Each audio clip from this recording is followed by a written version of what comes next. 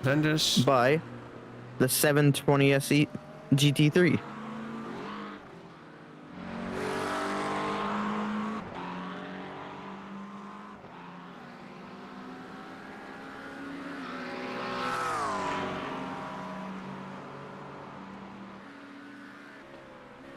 We don't have a modern LMP2 car time on here, so I can't compare that, which is a shame. Yeah.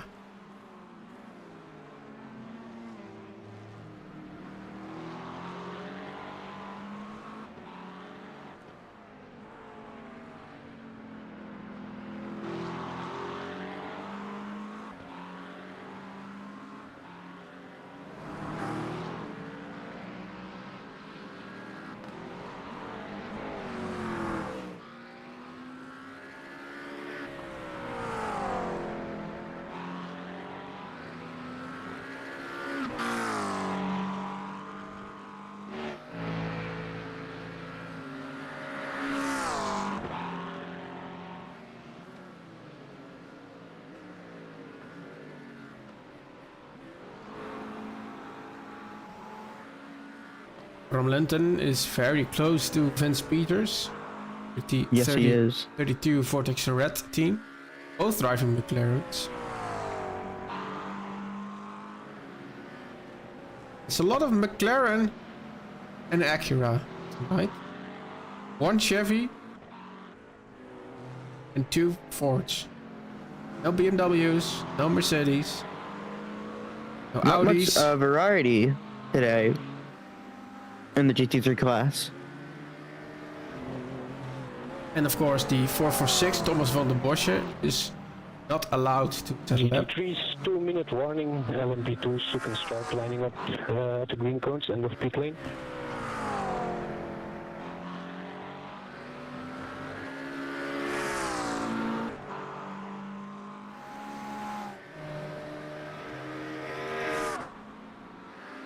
Outs.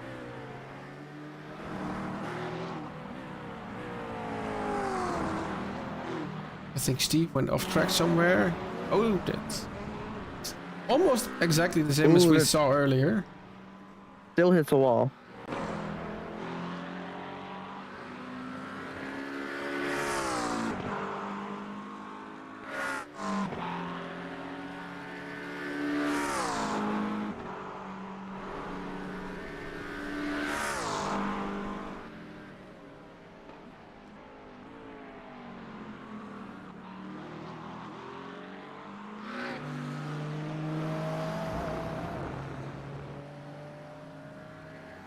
The Vortex Red team now in second position, Vince Peters.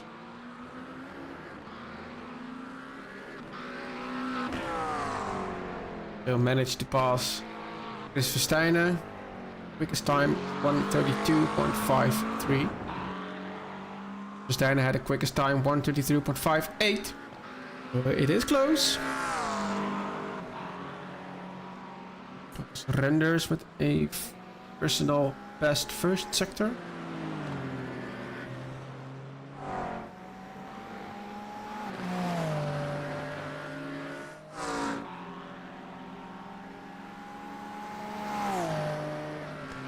Currently in 12th position.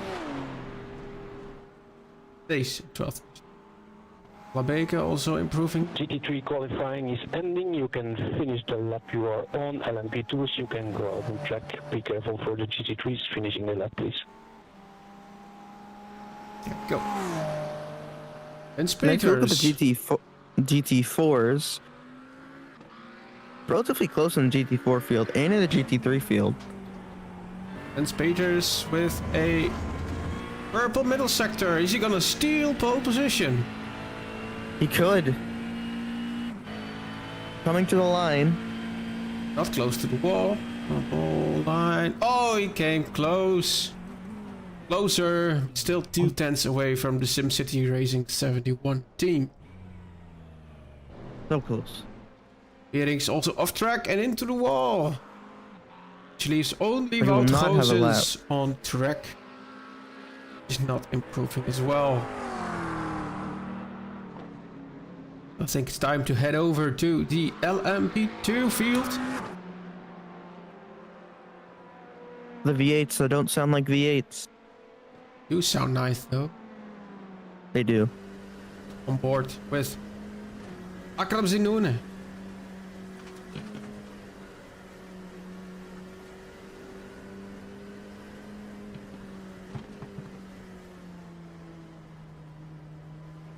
LMP2 track is clear. You can start your qualifying. And remember, it's still a newer tire model.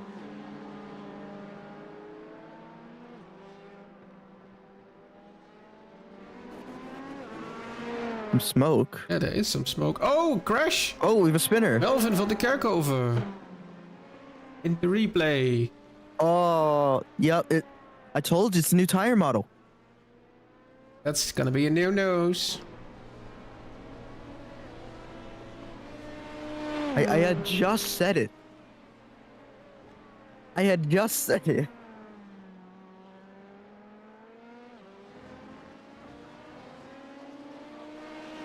I'm gonna do a quick reload from textures again. Well, that's my first commentator's curse of the year, I believe. Lopman is currently quick.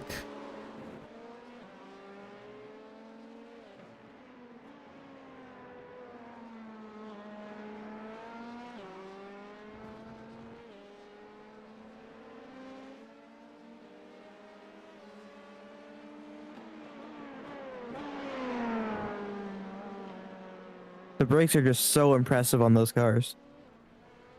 Is that off track? No, it's not. Barely. And barely Is that again. an off track? That's not an off track? No, that's not. First lap for Koen Klopman. This lap is gonna hold up. A 26. A 126.838. Parts cross the line, the 127 car. And on June Esport 58. 28 and 29 is the rest of the field.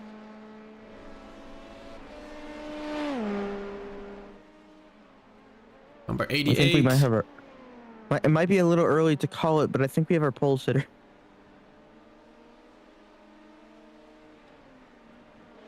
Don't think you can rule out Ricardo in the number 4 car. He is a really good driver. I'll give him that. There's a lot of debris there on track. There is. But I wonder if they're just doing laps to clear it up. Because aero wash clears off the dust. Lopman is improving on himself again. Running that outside line. Now we know ovals. That is one of the best tactics to get a great lap coming out of a turn like that. Would you look at that gap to P2? It's absolutely amazing. He's gonna go even quicker. My God. Setting the gap 2.1 seconds. A 126.240. What is ohms? The Dutch guy's on pole. For an improvement. GT3 Racing Team. And there's we got another guy in the 26. 26. 0.6 of a second. Here we go. Maybe I was wrong. Maybe this isn't our pole sitter.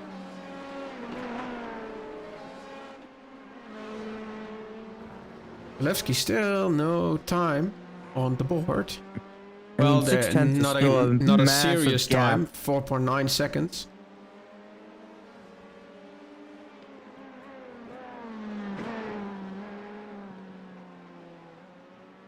This would have been Mika's home race, but he is not racing today. Because his teammate is currently moving. Okay. So yeah, it's kind of hard to race with a teammate that's not, racing. And he said he didn't want to do 4 hours alone. Let's see. Ricardo Michalewski to B4 he go. A 127.050. Well, that looked pretty loose going into the... Oh, spinner! Yeah, It was an eco car. much. Too much engine braking from the rear. Maybe too much engine braking. Oh, and maybe a little bit of impeding for the Moss-Speed car as well. Yeah. I don't think he really had an option there. He just wanted to get back on track as soon as possible. Probably didn't see him. Somebody crashed in F1. Hey, no spoilers.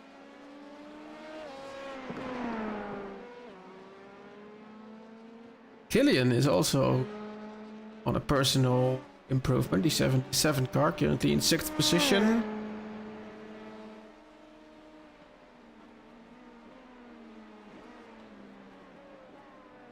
And it stays.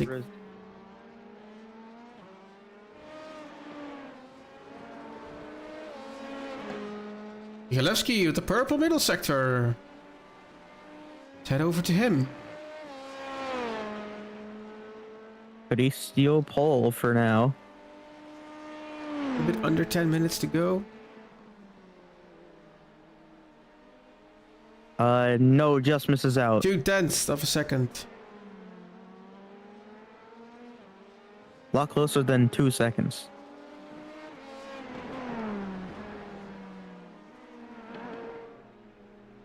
Gino van Lierde came in at 13th position. His first flying lap. We only have the 24 car not set a lap. I think there was a... Yeah, there you have a pit lane start, so they will not set a lap. Oh, that's an off track. It's an off track for sure, yeah. Patrick Rothard. 59 endurance. He broke off that lap. How about Roelands, the 88? 13th position. An unsponsored car. Yeah.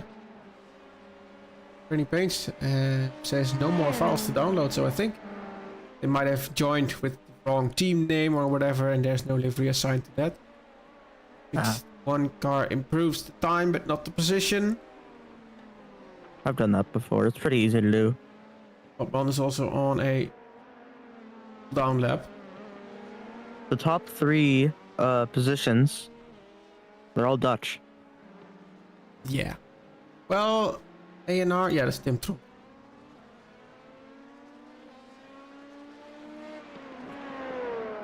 Had to be Zandvoort, right? I was gonna say, I have a screen right here that tells me.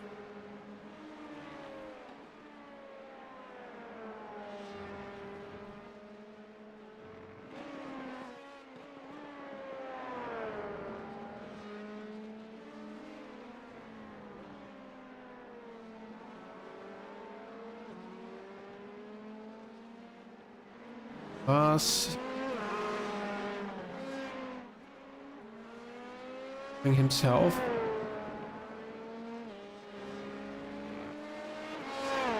And he improved from 7th position. He rides that outside line, close to the wall. Where does this put him? In 7th position.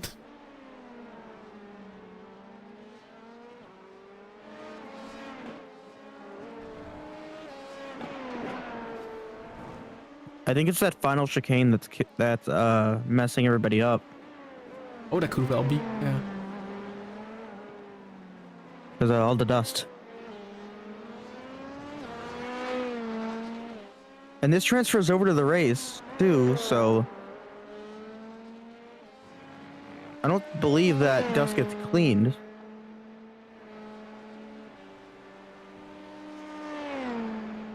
I think that's a setting, but I don't think they have it enabled. We have it on. Yeah.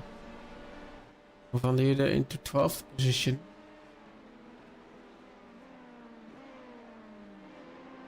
Five minutes left of qualifying time.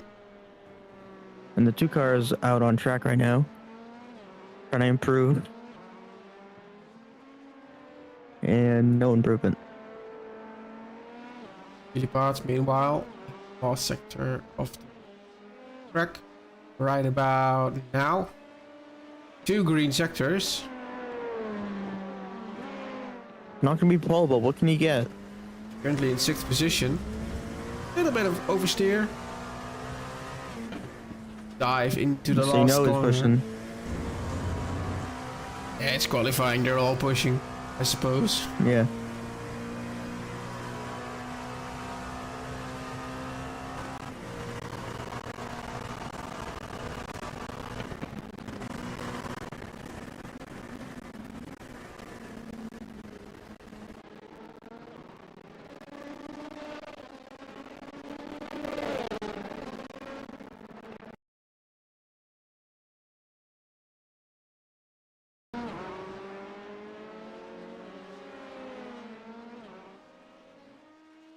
Koen Klopman.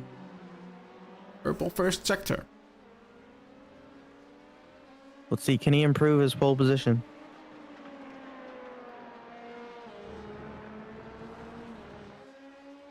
Gap is 0.2 of a second to Viraco Esports Team White. Still driven by Ricardo Michalewski. Is it gonna be an improvement? No. 0.2 off. He still beats Ricardo. Oh, Tony. It's not an off Keeps it track, alive. but not quick. Not a good lap Philippe anymore. 6th position, again an improvement. There's a big gap. Almost a second Still he a needs lot to of dust find. there.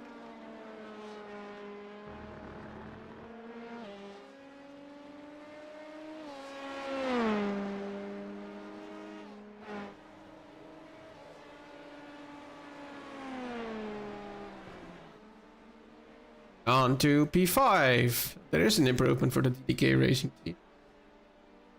I almost thought they were going to hit each other. Levski. Orange sectors. Getting quite close to that wall.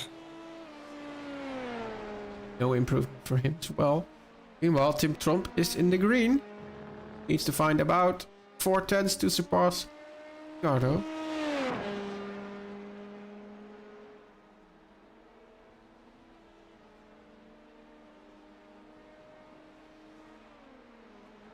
Just about does it. Just not enough. So close. Really, really close. Lance is improving as well. Again, a lot of dust on the track.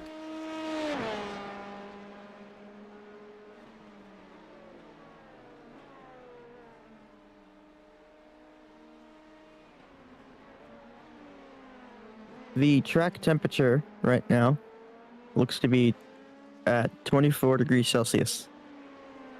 The Gorio Autosport team in 5th position is improving.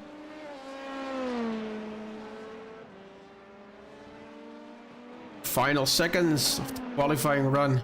Here, that's too much. The luck.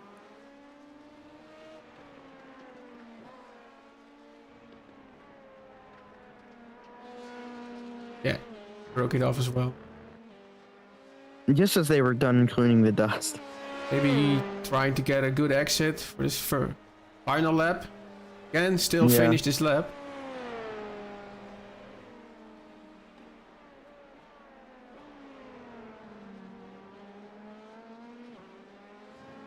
Van Kerkhoven is improving himself. He needs to find only 0.008 of a second.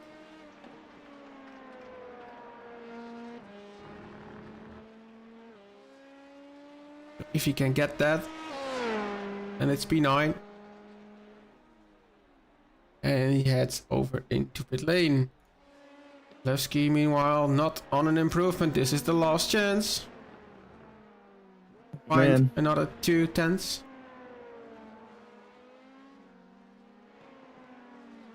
Akram also not the personal best first sector.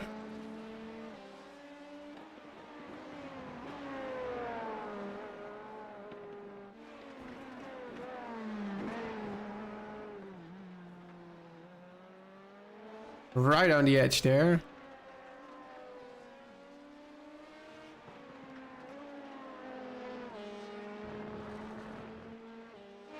A lot of dust kicking up right there. In class, into 7th position.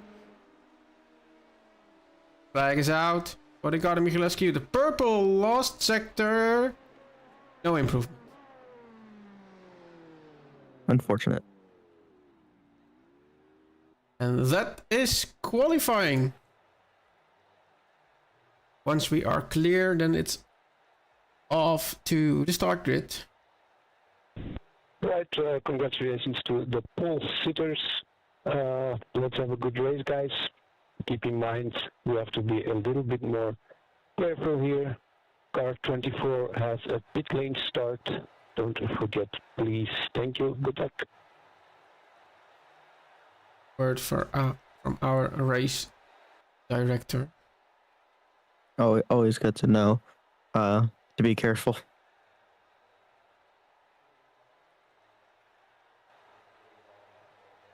For the session to finish.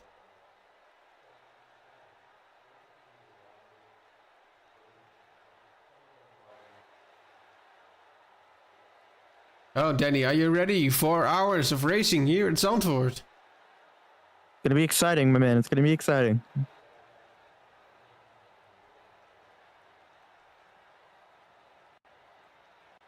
Here we have the starting grid. Koen Klapman in pole position. Followed by Ricardo Michaleski, Tim Tromp. Then Joris Ooms. Followed by Akram Zinone. Gilles Villipaat for the IDK Racing Team. Followed by Kilian Klaas and Gino van Lierde. Change the side text to black, probably. Because it says class. Yeah. But I can barely read it. Hans. Erik Johansen, Michel Halverans. Then we have Chris Lauwers, pole sitter for the SimCity Racing 71 team. Stijnen, Bram Lengte, Ruben Berings. Siem Dumoulin, Dirk Bouts, Melvin. Lea Snijder, Thomas Renders, Dieder de Vlaming. Jan de Bosch, Wout Gozens. Kevin Dekker, Steve Klees. Ibe de Smet, Thomas van der Bosje. 18 drivers in GT3. En Kim Punter, pole sitter in GT4 class. Recht Bierings, Ian Vlemming. Recht Goedhals, Justin Noel. Sander van der Brande, Hans Poelmans. That's our GT4 field. I think it's about time to head over to racing conditions here at Zandvoort. Oh man, gonna be a long one. On the shorter side of this season, but still a long race. I think we're about to hide the track map after the field is a little bit more spread out. Yeah. Quick You look don't want at my everybody overlapping. Quick look at my CPU status. All fine. Looks for now. This is good. Grading has started.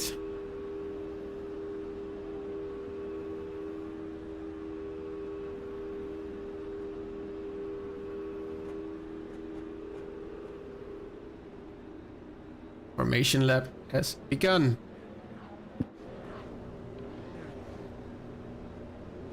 Now, we don't have a class break in this series.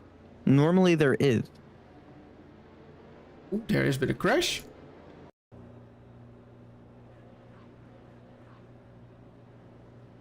No, no, don't do it. Really seems. Okay. Not much of a crash, but we'll see worse today. I hope not, but we will.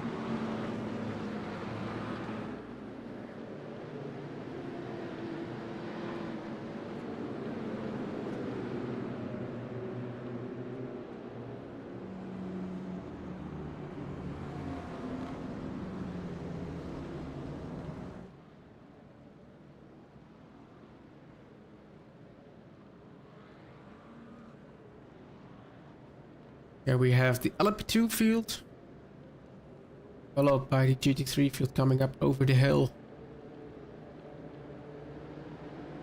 Love this angle.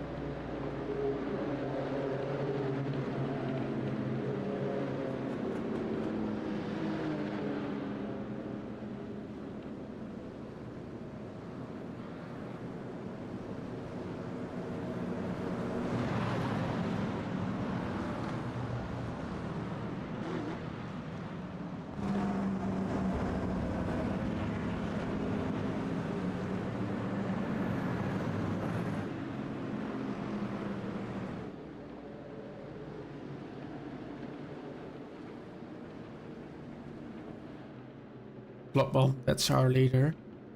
I think Stefan passed the start-finish line first. Somehow. Maybe got away first. Yeah. Timing tower seems a little bit confused. Yeah.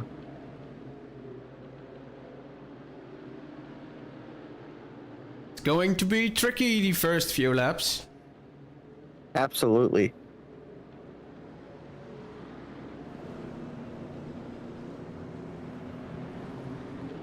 But hopefully these drivers can get through it.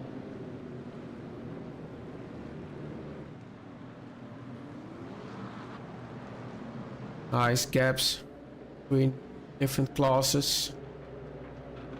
This is the mutual agreement, yeah. That's all that dust from qualifying. Yeah, it's still there. It's only gonna get worse during the race. I know, we're all gonna... people driving, they're all gonna hate it.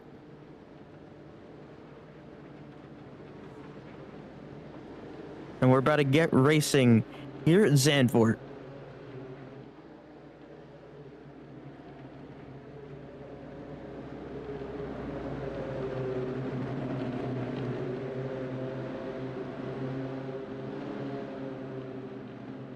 This always excites me. The last few quiet moments where it all Oh yeah. kicks off. Same here. There goes the And pace there's the car. green flag. It's about to come out. And...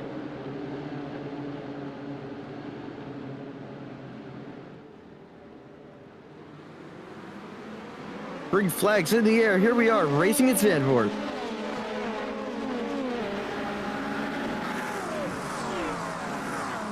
Whole field gets away.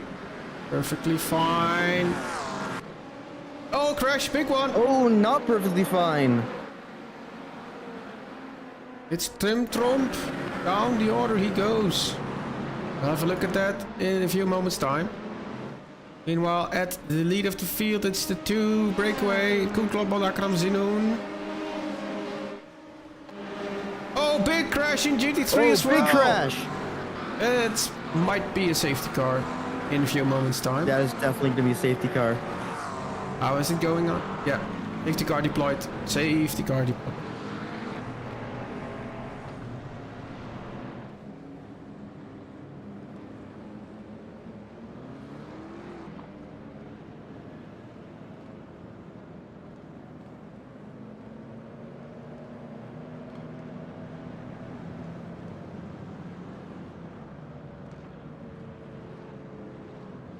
Put a message up on screen. There we go. So, how about This is those? going to be interesting. How about those replays then? Scrolling, Oh my God, scrolling, there's a lot of scrolling, replays. scrolling.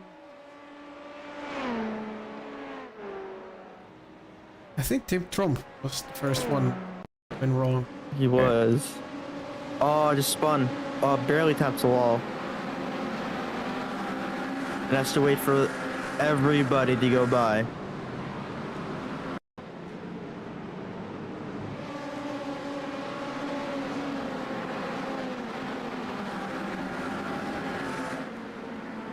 Absolutely. Okay, on to the next one. Here's Tim again, trying to get onto the track. Oh, and here is trouble.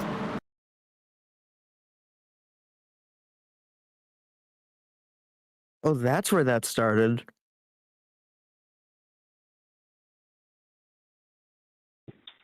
GT3 leader, catch up the safety car.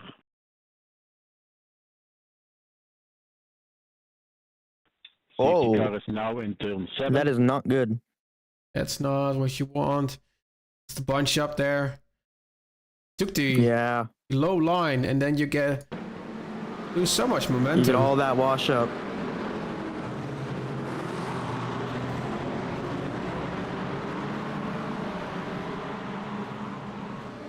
And then this is the exact moment the yellow flag has been triggered. Because that's a big, big, big one.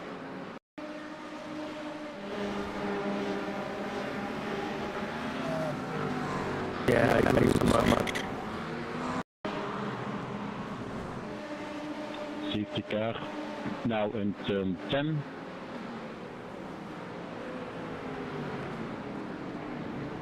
Did there happen? Yeah, big crash. There's David trying to get away. Well as the other member. The damaged Vortex car. Vortex Blue. In the grass. And there's another crash from Bavo. And I think this is called tires. Oh no, no, no, no, no, no, no, don't do it, don't do it. No, no, no. No. Oh, IG waits, he waits. That's the right thing. Yeah. We have another crash moment here. 88 car. I think he's also Brody, you're gonna just... give me a heart attack. No, he's just slowing down, okay. Oh, I think it's rapid deceleration. Yeah. Great, I think we're all caught up and back to the live feed. I thought it counted 4X's as a crash. But well, on a positive note, Danny, stream seems fine. It does. Other than one Yeah, thing. I do have a wood desk. I have a wood where desk too. Can knock off. Yeah, I know I have had the timing tower off a bit. No, timing tower's on. Yeah, the timing tower was on, but Reminder that pit lane stays closed. The one thing pit is, lane stays closed. If you didn't notice, I had to turn down my my mic gain. And I did. I slowly turned it down from 50 down to 30. okay, cool. And because I was listening to the live stream and it sounded a bit loud, and now I sound a bit better. It's great. Thanks for... So now when I talk a bit louder, when I'm excited, I won't, kill everybody. Yeah, I think the Discord channel is capped at minus 15 decibels. Yeah, you can't really put it much lower than that. Which is, it's kind of the same for me as well. Yeah. Well, during the preparations earlier this afternoon, I've had to reinstall the PC, Everything. so there are bound to be some issues. I have one. I have one computer that I've had for the past, 6 years now. Surprised it hasn't died yet. 'Cause I'm pushing with a 3K resolution on iRacing every time I run it. No, it's a surprise it runs. Okay, F1 qualifying has also ended, so I can end that stream. Focus on the incidents. Focus on the real racing that matters. Yeah, we do have another penalty. Let's see the penalty box. I'm copying it now. Pose. I see.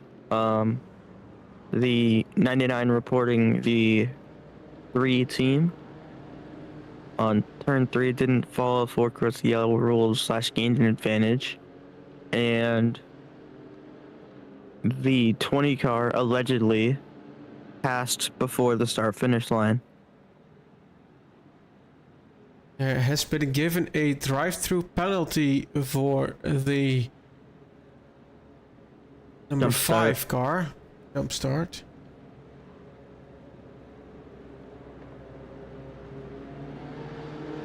My people getting drive-throughs. If you know, you know.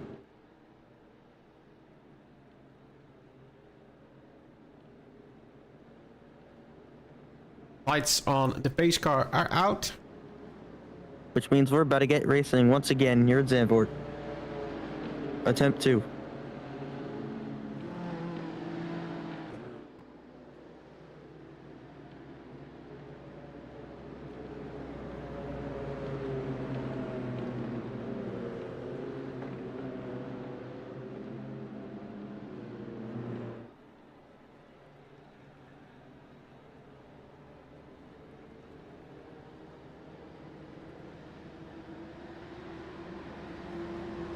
And the pace car heads into the pit lane for the second time today. And we're back green here at Zandvoort. I see some grass flying up. Hunter needs to defend from the Aston Martin. I think the Aston's gonna go around the outside. Oh, there's a whole bunch of crap going on again. Whoa, backwards on LP2 car. Is that gonna be another safety car? I heard a crash. Oh, the Viraco. That's indeed a crash. Full course yellow in 5, 4, 3, 2, 1. Full course yellow now, everybody on pit speed limiter. I thought that'd be a safety car. We already had a safety car. So now we are under full course yellow. I have to scroll down a whole lot again. Maybe this wasn't the best idea.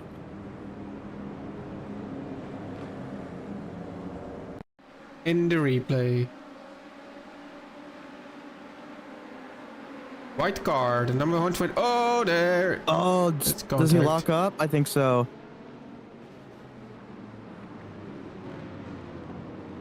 I'd rather just that off track than getting involved.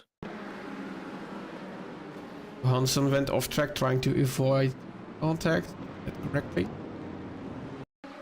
I would have done the same thing. Full course yellow ending in 5, 4, 3, 2, 1, go. And there we go. As they slowly go back up to speed. We have a new race leader. Koen Klopman has been overtaken by the Gorio Autosport Akram. GT3, it's still Brendan Tabon, followed by Ruben Beerings and Bram Lenten. And the SJS23 car is the it is new now- GT4 leader. Indeed, yeah.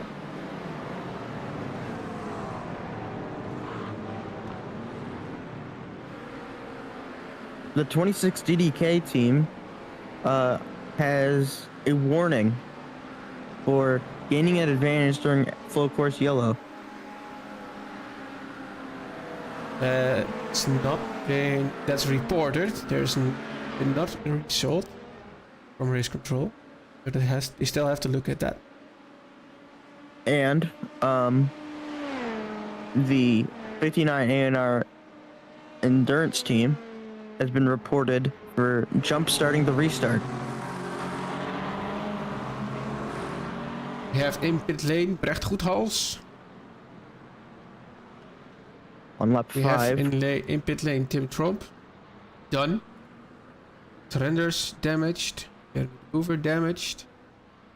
Alpha van Glabeke damaged as well. Heavy damage for that matter. This is our leader. Almost a second. It's not a Dutch guy, not a Dutch guy today. For now. Tabon trying to drive away from the 3 people fighting behind. Where Bram Lenten just took second position. Let's go back to the GT3 crash in the restart. I thought that was going to be a crash. Prior to this one to go. Whoa. Remember, an Acura. Brenda's losing the car. Loose. And then I mean, he was holding, weaving, so holding his brakes, but it's just too crowded then. yeah, too tight.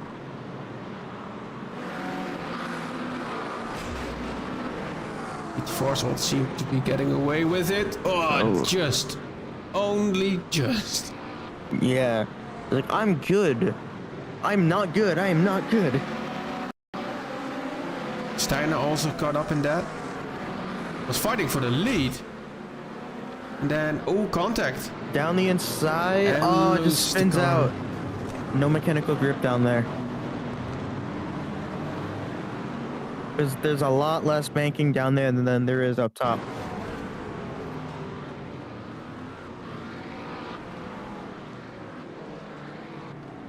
Okay, so that's about it. Let's head back to the live. Still fighting. It is now a little bit darker now. Killian needs to get through the field and head back to the LMP2 field.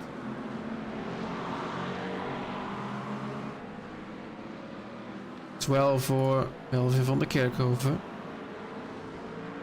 With no livery.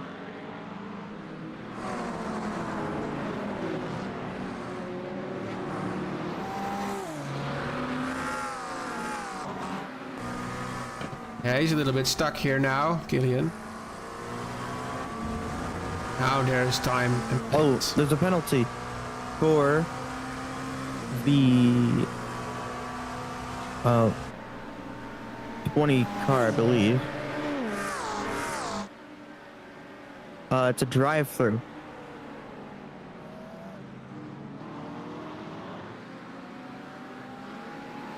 For car number 20.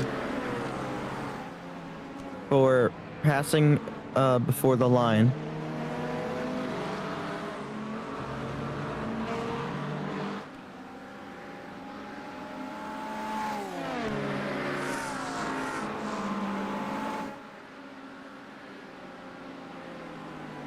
Yeah, we have it on We're screen. 15 minutes in.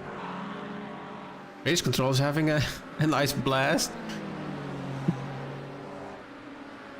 Kevin Dekker's driving Where with is a his damaged bumper? car.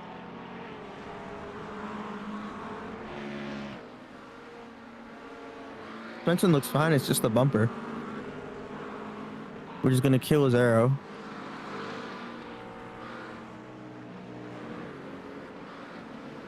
Alongside the GT3. Fighting with the GT3. That's fun. The car seems damaged though.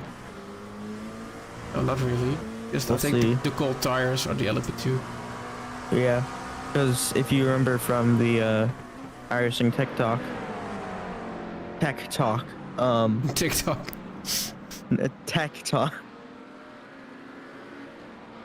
they said it would be Oh, you would be crash! wall. Tony van der Linde manages to keep it in the right track. Loses a position. Koen Klopman meanwhile got back Take a look at up. this I was gonna say let's take a look at this GT4 fight, but I think this is more interesting.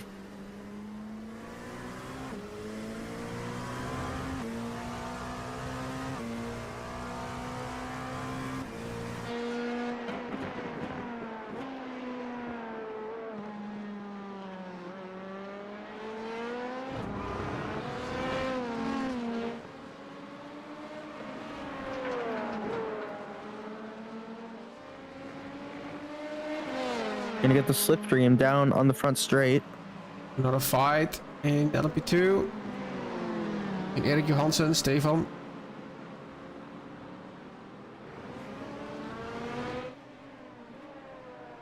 Going I'm back to the into lead fight. first corner. Not yet back to the lead. The lead fight. Back to the lead fight, yeah, indeed. Multiple fights happening now. There was one. Down the inside, around the outside, actually. And he gets the position. Stefan also gets the position. Around the outside. And now Bravo Fallon is through the whole GT3 field. Start catching back up.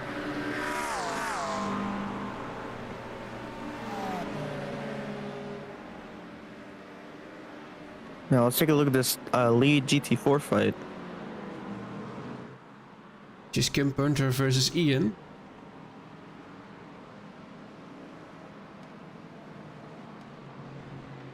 Because I was looking at the interval, I saw or an road, get within under 210. And in the slipstream, He does not want that to happen. a little bit behind. It's even closer with Justin Noel, Lande van der Brande, Dimitri van der Bosch. Down the inside goes the Mercedes from SJS Racing. Well, side by side Maintain the position. Yeah, gets out in front. with plenty of room. Well, they're still side by side. Great fighting here at Zandvoort. Higher line means more exit speed, and there's the position. Yep.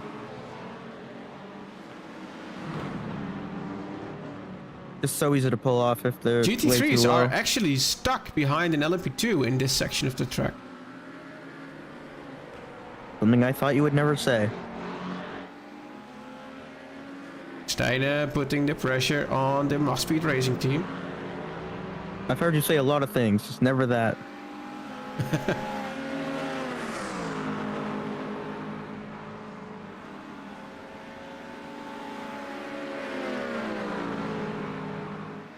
Squeezing a little down the inside, he looks.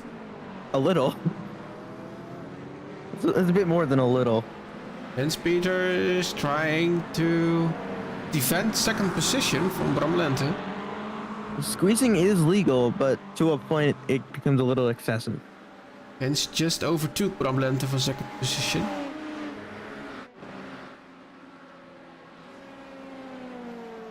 And the 20 car has served their drive-through.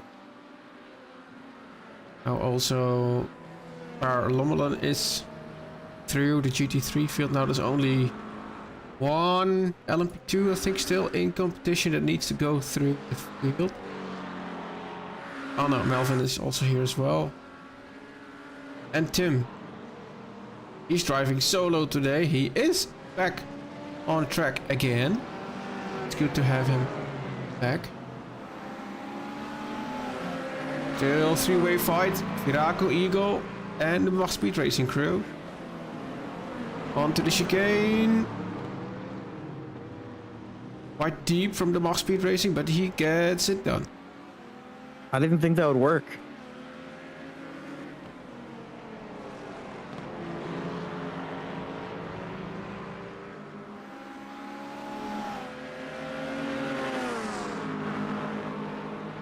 We're only 20 minutes in.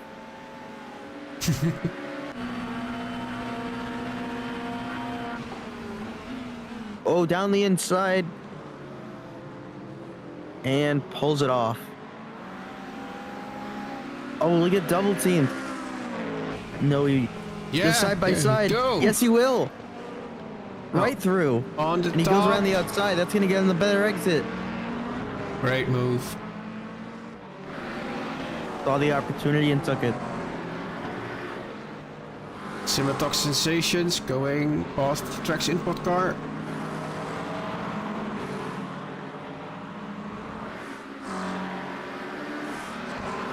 These guys got to be aware of. They have to block the outside there. Yeah, absolutely, Davey. I'm very glad the stream issues all seem resolved.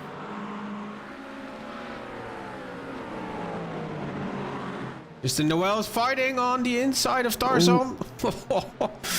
Still. Which means, yeah, he's fighting for 4th position in class. Kevin Dekkers went off track. Let's see what happened there. With an already damaged car. Oh, too much. Oh. And Too much down rotation. the gravel trap, the long way home. And placing more dirt on the track. Melvin. Oh, that's the Mach Speed Racing crew. Off track as well in the last corner. Keeps the foot down. That's an opportunity for And then the Mustang Verstappen. get it? Yes, they do. Yeah, he goes around it, absolutely. The momentum just carries him. Covers off the inside The nicely. 59 team has a drive-through penalty for jump-starting the restart. Oh, Kim Punter crashed. Let's see what happens here. Oh, that's with an Oh, LMP2. almost No, no, no, no, four no, no, wide. no, no, no, no, no, no. What Yeah, happened they're going here? four into Oh four into no! one What corner. did the LMP2 do? And then your guy takes the lead in GT4. 4 into 1 doesn't work. C27 car. It just That could've been dives prevented. into the inside wall. That could have been prevented. That's Yeah. going to be a penalty. You know it will. I know it will because I know those SJS guys are going to complain because they were leading. And now they're not.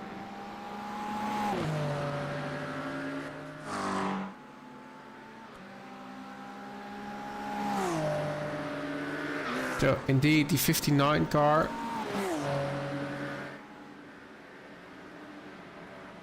Also, a drive-through penalty for a restart infringement.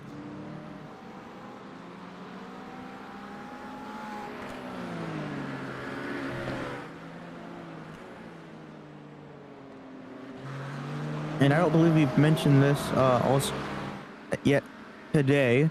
QR code is on screen that can help you donate and help these kids in the Netherlands with And Belgium. their wishes.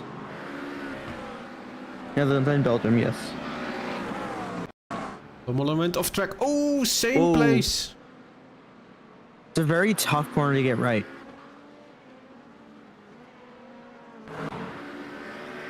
Good etiquette, leaving all the dust on the outside. Brother to 59 in pit lane, serving his drive-through penalty.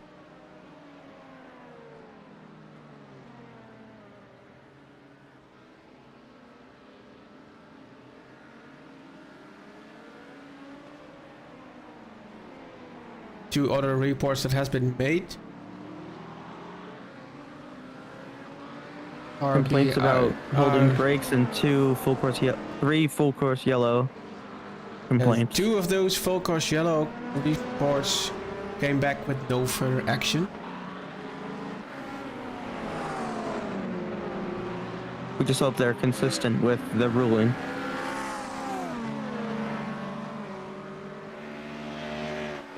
Right for P5 in class.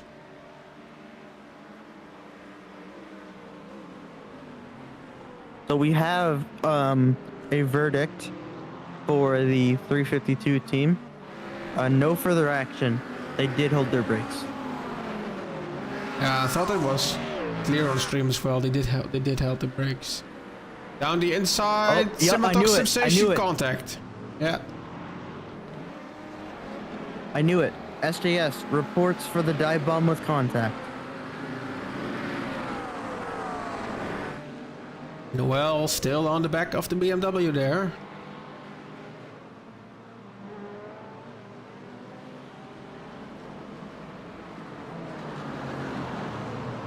Meanwhile, Kim I Punter. think we both knew that the SJS team was gonna report it. That was a dumb move if I ever saw one. Yeah, To from put the P2. LMP3 3 wide on the inside. 4 wide. 4 wide even, yeah. 3 into that doesn't fit. 2 into 1 barely See fits. if Justin can 4 do into 1 something this time definitely does around. not fit. That is going to be the easiest penalty that these stewards are going to give out. Better on the exit. If you can keep alongside, outside on the... No contact! Oh! No, there wasn't contact. You just got loose on the exit. Just got loose on the outside. Sure about that though? Yeah, you're right. Saw that correctly.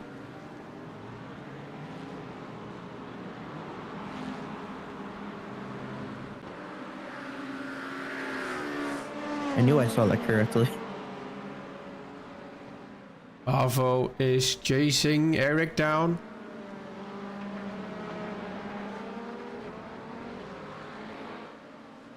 Kevin Decker's had a moment in the chicane. That is definitely a moment. Ooh, that was close to Yeah, I think he's contact still with the P2. suffering for some aero damage at the front there. Oh yeah, there's no bumper. He also doesn't have headlights. Oh, loose with the Mercedes GT4 from Brecht Pierings. Very Attack- loose. Attacking And second position drive now. through from the drive through for the 20 car. Again. Yeah. Yep. Full course yellow issue. Oh, it was too late on the limiter. These drivers, they try to push that limit, but if they push it a bit too far, then, well, that's what happens. Penalties. Penalties, penalties, penalties. Erik Johansson still being tracked down. I think this is the most penalties we've had in the first 30 minutes. A bit of a different line there for Bavo. I think he's trying something new. It worked a bit too well. He would have gotten too good of an exit.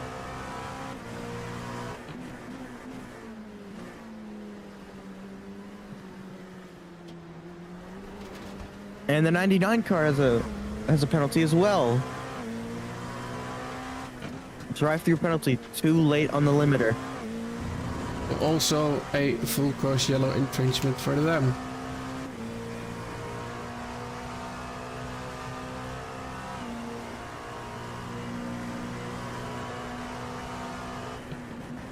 And the 348 gets a penalty, too late on the limiter. That's the Mod Speed Racing crew,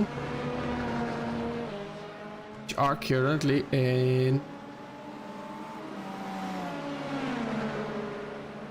I think, yeah, Melvin here. P5. Ooh, moment. P2 And the fight. 321, too late on the limiter. That's Diddy track.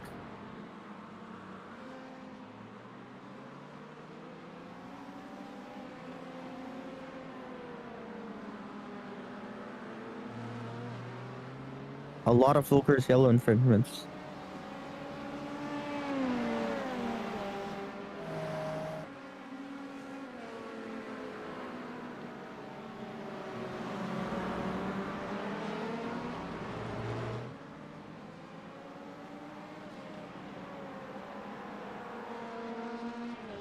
And now they're gonna get to a dive bomb with contact, the one we've all been waiting for.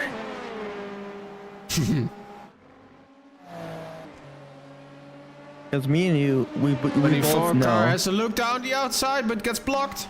Oh, so close. That could have been a crash. But it's racing. They're gonna go side by side into turn one. And makes it work. Switch back. No. Makes it work indeed. Absolutely. There's the track map. Yeah, I think the cars You'd are probably now make the spread out enough. Yeah, the You probably circles make the should. circles a bit smaller, yeah. Yeah, but then the numbers get a bit smaller as well. So Yeah. Also, I would on a smaller screen than what I would be watching on it normally. So.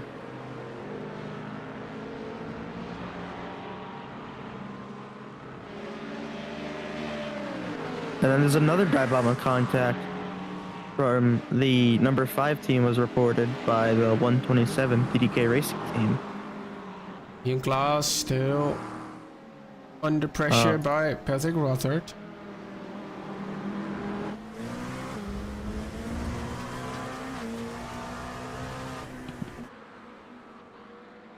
We look through the clouds here at Zandvoort. If you remember the last time we had a cloudy race, like last year, you remember that, right? Yeah, that was the 8 hours of Le Mans. Exactly. That was a really good race. Yeah, that was really fun. I popped in every once in a while, and now I've popped in permanently. You full timed. I am. Other than Road America, but I had something I didn't know about. Yeah, that's stuff that can happen, right? Yeah. Can't really change the race date because they trained for weeks. at least weeks. Because I know when I did this series last year, I trained like the upcoming track. I trained for it exclusively. Recht bearings in the move. No, that's just traffic. Alright. I'm going to try to drive away I mean, now. it can be a move if you really want it to be. Seconds. Then we have GT3 leader Brandon Tabo, 2.9 seconds advantage. And Akram. I mean, Jordi, it can be a move if you really want it to be. Absolutely. Now there's going to be a little bit of traffic with the LP2 fight. With the GT3 and a GT4. Ooh, That gets tough. That's a little bit scrappy, yeah. After takes a look down the inside. No, he's too far back.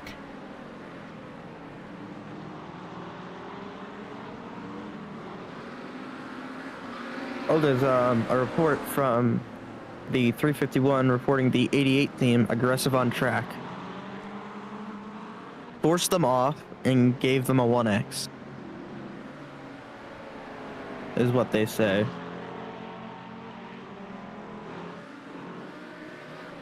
That's no rear wing or front bumper. Oh, crash! Killian! Off he goes! Contact! Oh, wow. And way up Keeps it into as the a gravel wall. trap, yeah. That gravel trap does its work there. Now it does. Thank God for that update. Heartbreak ago. for the 77 Eagle team. They are still alive. The 2 team was reported for causing a collision just now. We're 35 minutes into this race. Race control's having a busy night, says Alex. Absolutely.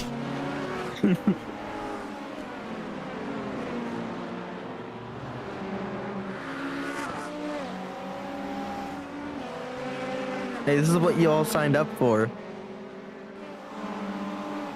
Oh, You very signed up high. Is there gonna be a move? Race Control signed up for this. He did. Can he get the around outcome. the outside? Yeah, he can. Great Drive-through move. penalty, 72 car. Causing a collision.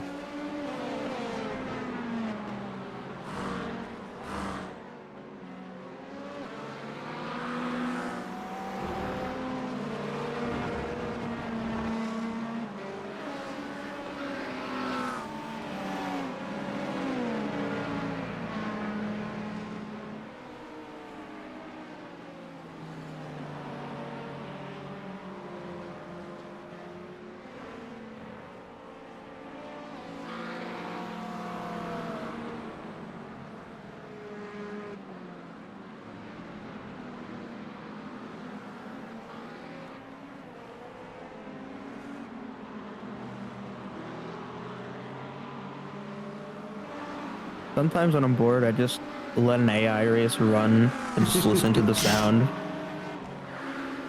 From Lengte. Third position. Tony van der Linde entered pit lane. That's the 72 car. Serving his drive-through. That's the guy that. Oh, Pwah. ooh. Got a little loose there. Go too wide again with the LP2s. 127 gets in front. And the 111 was reported for, you guessed it, Porco's yellow rules.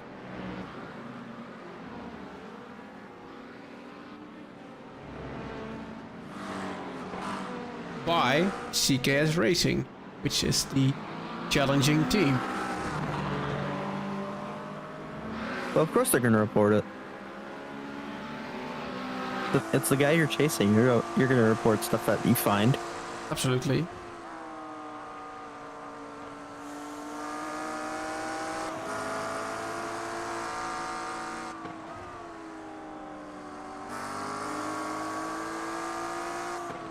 Down the inside. We get the momentum. Now it's the outside. No. Drive-through penalty number 5 car.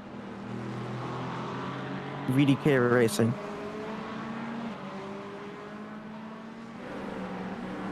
Also for avoidable contact. It is, yeah. I don't think we saw that crash.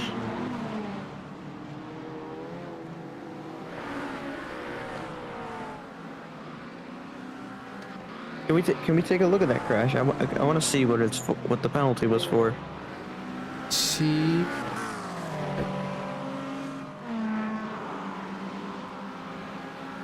Car number 5. Yeah. Then, hey, yeah, Elvis. Here.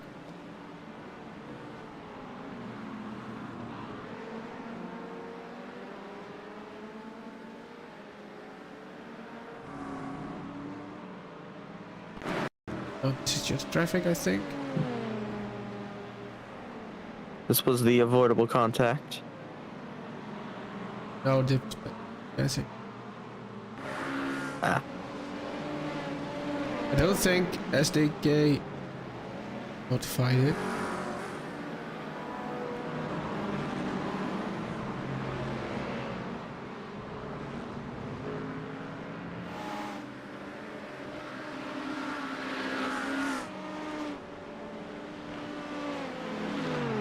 I can search. Yeah. Did you not know this? This is where you went off track. What? Dude. I think this is practice. No, this is not.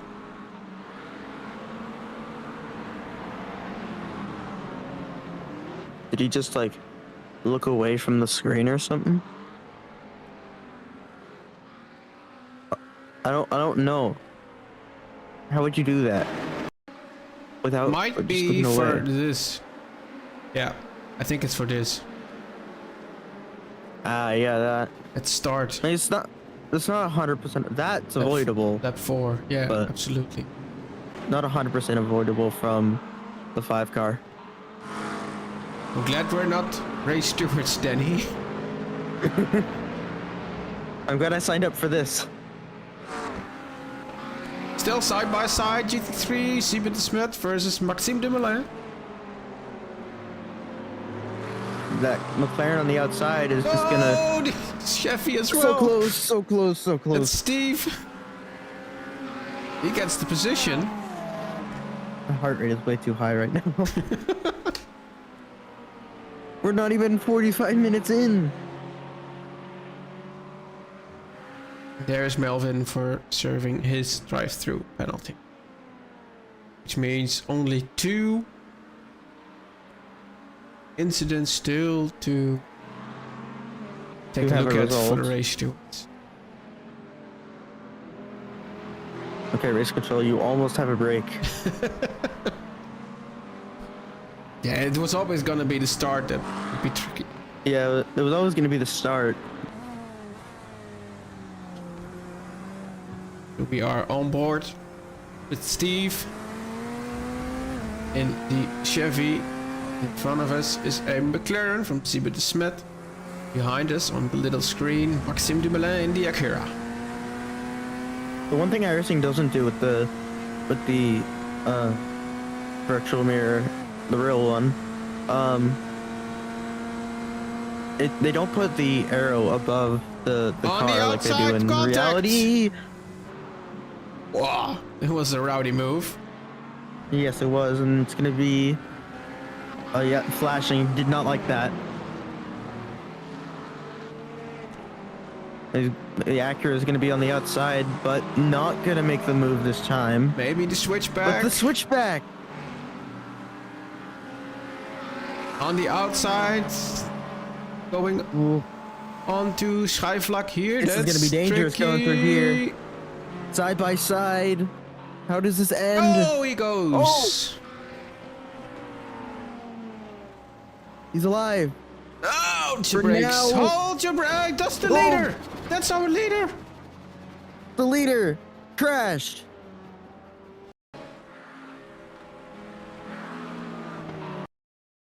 Well, race control, you might not get a break. He loses it here on himself, I think. I think he just felt a little too loose. And did he hit the wall? He hit the wall. Yeah, he was done already here. Then this is absolute heartbreak. It is. Because he tried to avoid it. Because he thought, oh, he's just going to hold his line. Just be predictable hold and the stand brakes. still. Damn it. Yeah. That's how you take a leader out of the race. Like he just did. Oh no. Meanwhile, the number 2 team is having a drive-through penalty. That's the CKS Racing team. They are the current leaders. Drive-through penalty for causing a collision. Well, that's unfortunate for them. They just got this lead. Yeah, and now the lead's gonna get handed over to the Virago Esports Team White. They're probably thinking, how did we get here? Yeah. How did we get here?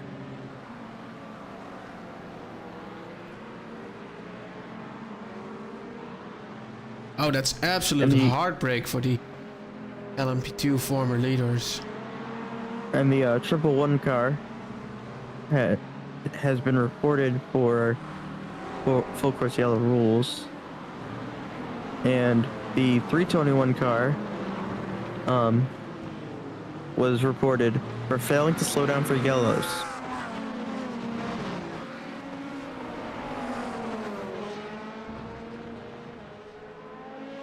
Dylan trying to get past the 2072 car. There's by Tony van der Linden. And there goes Koen Klopman for his drive-through penalty. Right? We were around the pit stop window.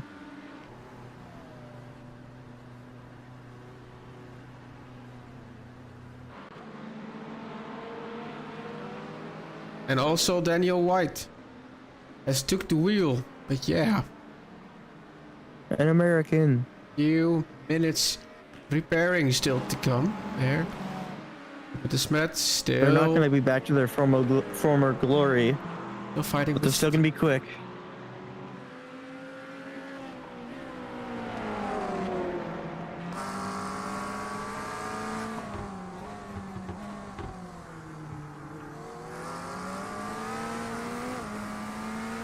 A little loose there.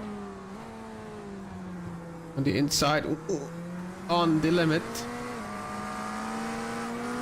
And the 111 car drive-through too late on the limiter. Yeah, they have some repairing to do as well, so Not the most of their concerns right now.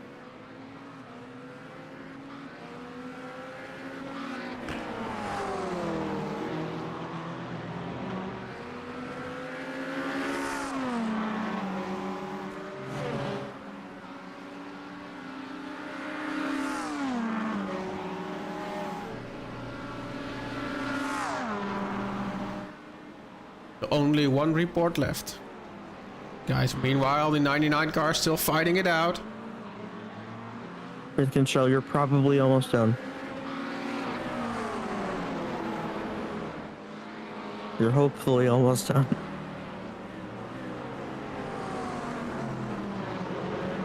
Several fights on the track now.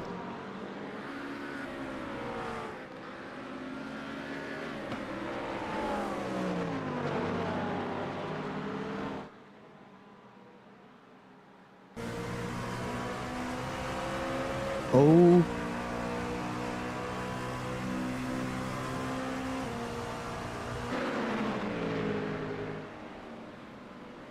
Have a look down the inside. No. Not while in traffic. Two Virago cars there. Second and third in class. We're not even an hour in.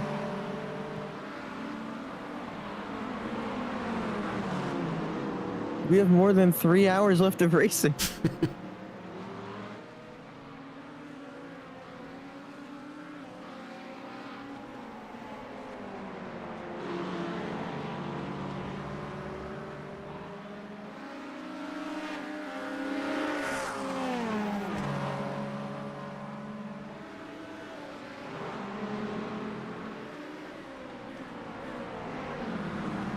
There's the 5 car.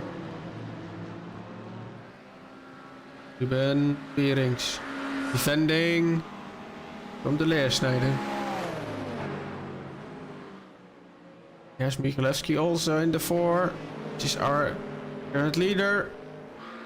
Drafting his way through traffic. Oh, late move. Late move, but it worked. Barely. And the Leersnijder with the move gets the position.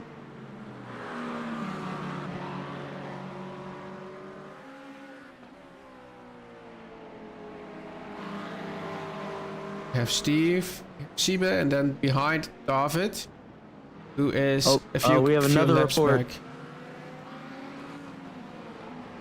It's the 347 car got reported for aggressive driving.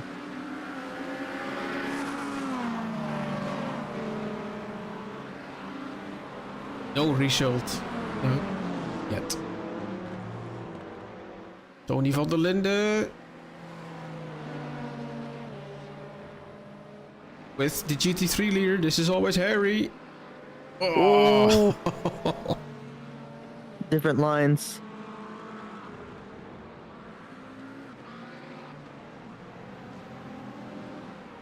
De Beerings in pit lane.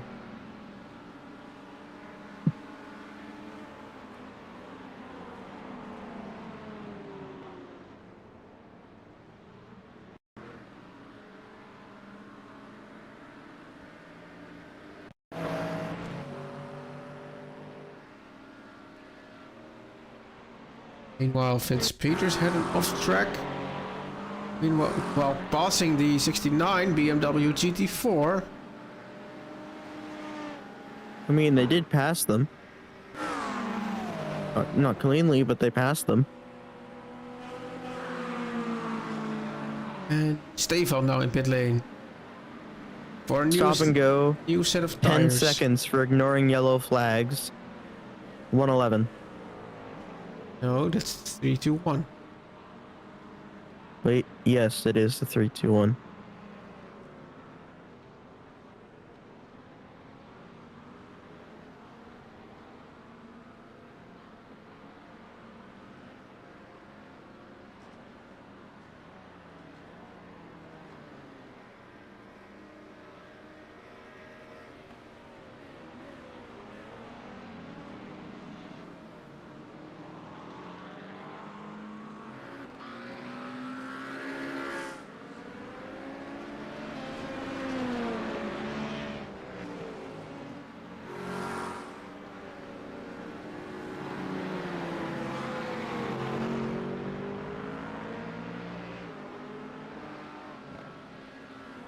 Oh, down the inside, Steve.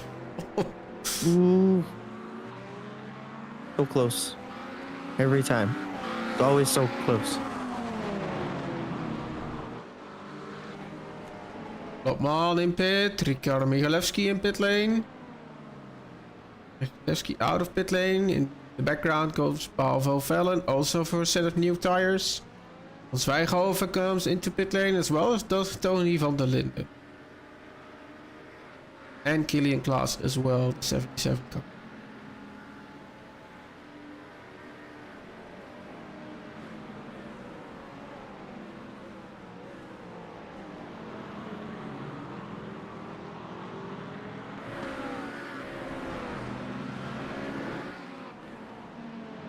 Steve still down the inside.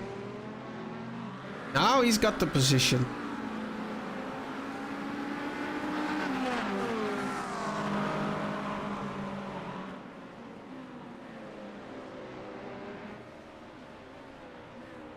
Busy in pit lane. LMP2 pit stop time. Killian Roy Maas now behind the wheel of the 72 car.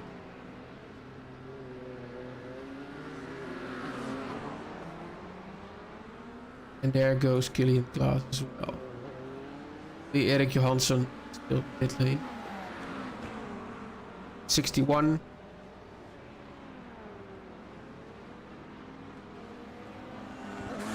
There he goes on his merry way.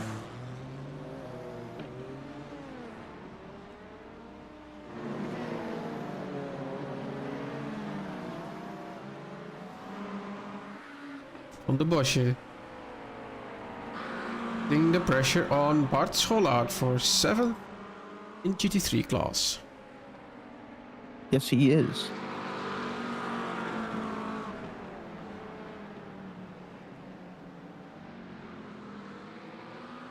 The 321 car, it's a warning.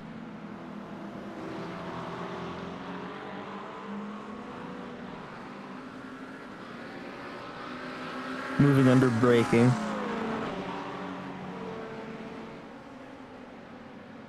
Which is not a penalty, but it's a warning. That's the same screen, so... Yeah. Can you change it, or? Yeah, I can, but then I forget to change it for the next one, so... Yeah. And there's some credible dive bomb, and then there's just warning. Lopman Warning. now back in 3rd position. Warning, avoidable contact, not penalty. Yeah.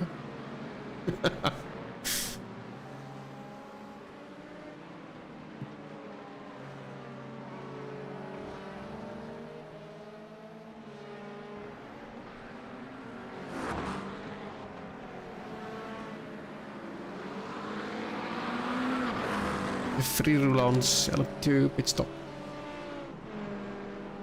Patrick Rutherford still changing tires.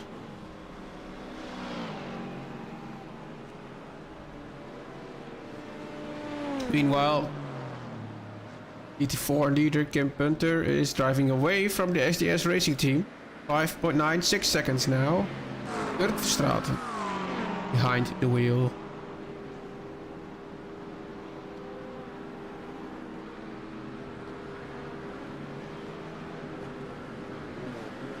Rather, Thankfully, it's calmed down a little bit. yeah.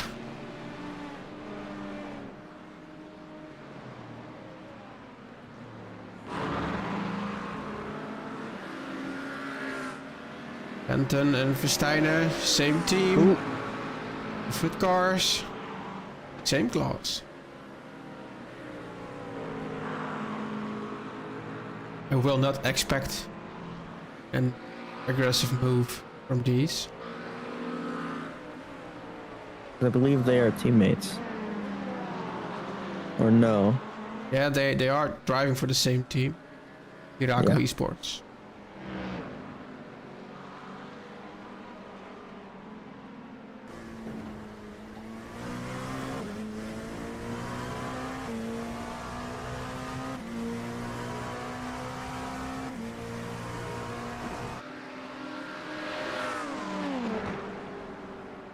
Stuck behind the GT3.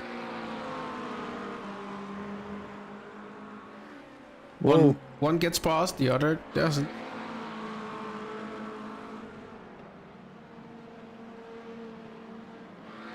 I know the feeling of turning in, and then there's someone magically there.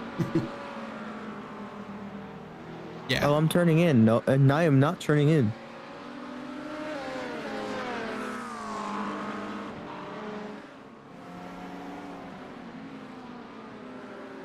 Schollaert went off track. Have a look at that. The track cars. Import specialists team. Yeah. Oh, Straight But, through the DRS sign. none of that here. We're all for real racing here. Yeah. None of that push to pass. Ranken van Vortex Gold in pit lane.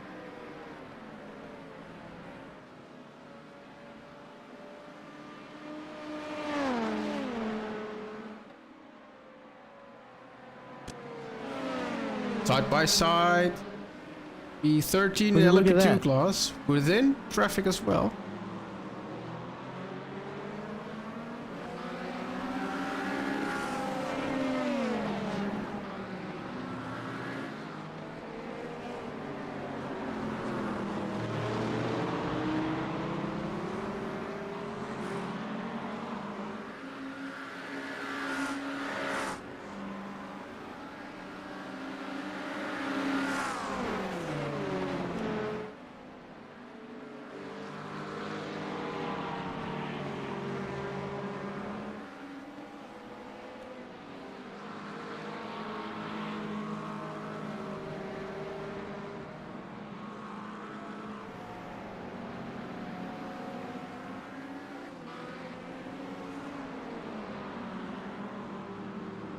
Bravo. Now past the A&R Endurance Esports car. GT4 in the way. Not for long. And not really in the way, just also there. Yeah. Depends on how you look at it.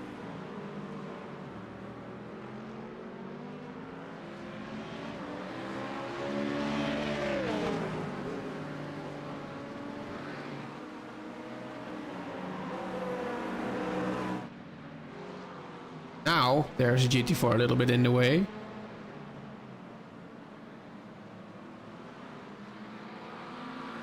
Just the DDK Racing Team Mercedes, and there's the SJS Aston.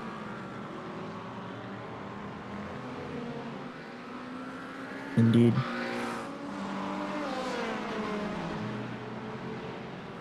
Meanwhile, the fight in GT3 is real.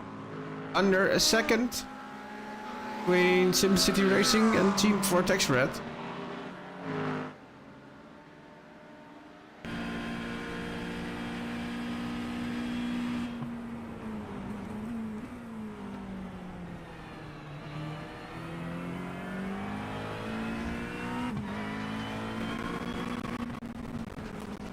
There goes our sound issue again.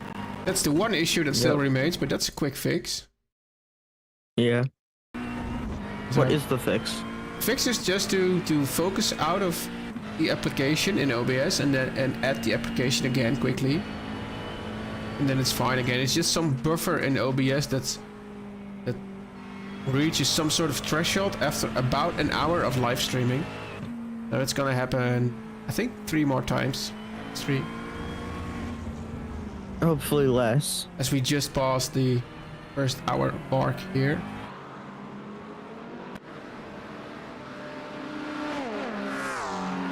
That's how we mark our hours, not the ORNL side by side. Not anymore. No, the change of overlay program made it a little bit difficult to do that. I am still working on it, but I think it will be next year. To have it all worked Next year? out. Alright.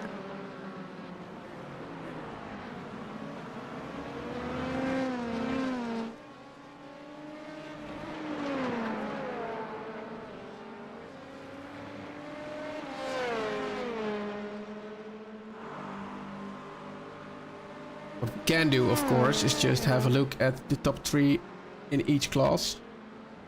Which is Ricardo Michalewski, driving for Viraco Esports Team White.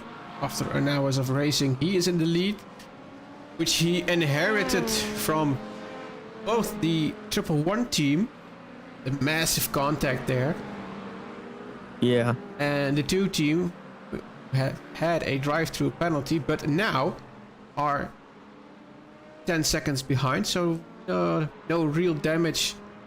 Permanent damage still, which is here. Good Klapman. There he is, the number 2 car.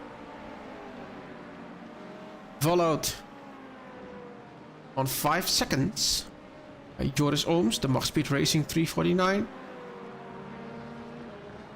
Then if we head over to the first place in GT3, it's Brandon Tabone. He's driving from the start. He now has 1.2 seconds, so after an hour racing, only 1.2 seconds on Vince Peters here. That's not a lot. And a little bit further back, but not that much. There he already is, Chris Versteinen in the Mustang. 3rd position. Followed closely by his teammate Bram Lenten. Then over to GT4, the ORNL team, driving by Kim Punter. A nice lead, 9.7 seconds. On Ian Fleming, she's driving for SGS Racing 23.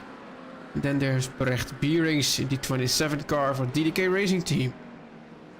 He went off track in a few moments ago. Let's see. Oh, contact with LP2. Turned in and there was already a car. Yeah. Makes That doesn't work. Makes his way back on track. Siebert is met now in pit lane. There we go. Does that kick off GT3 pit time as well? The Leer Snyder is in pit lane as well. Sharing a pit box with the 69 car. And there is Melvin van der Kerkhoff. Late pit stop for him. And the fight in GT3 for P6. 3 more reports have been made, but no results as of yet. Maas way down the inside. Oof. Move made by Gilles Villeparts, but not succeeded.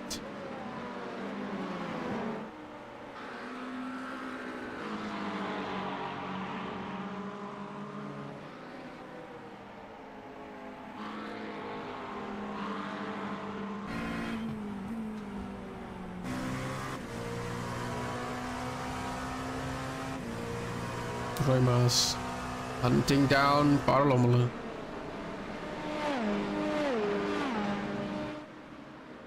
These 4 cars in your screen are all fighting for position. Which is impressive for us here today.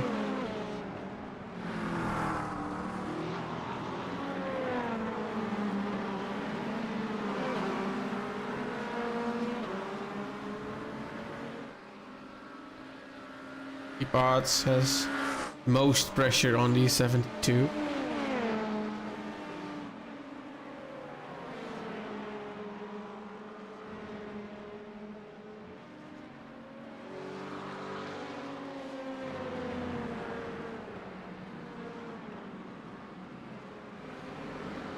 GT3 getting out of the way.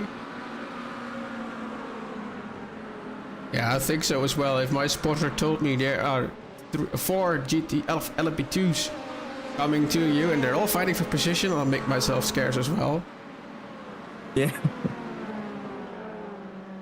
Seems that Lommelen got held up a little bit, so now 72 can take advantage of the drag.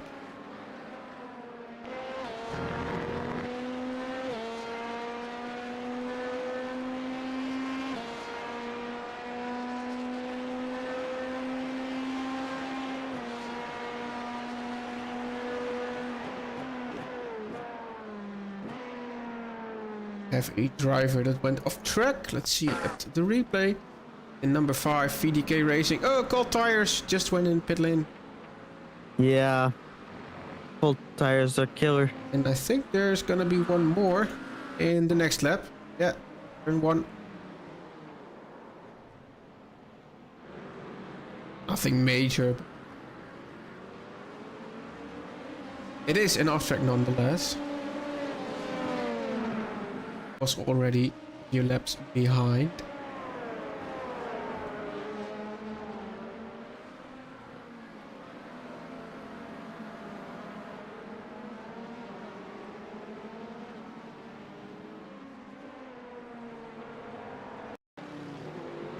Ooh, there was Steve with a little bit of a moment. Getting passed by his Mustang teammates. And I know you love those Mustangs.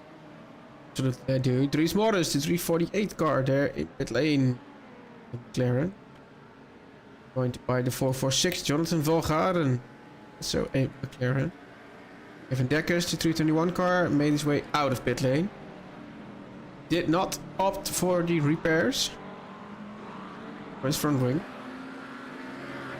Chris Versteinen on pit lane from 3rd position. I would have opted for the repairs.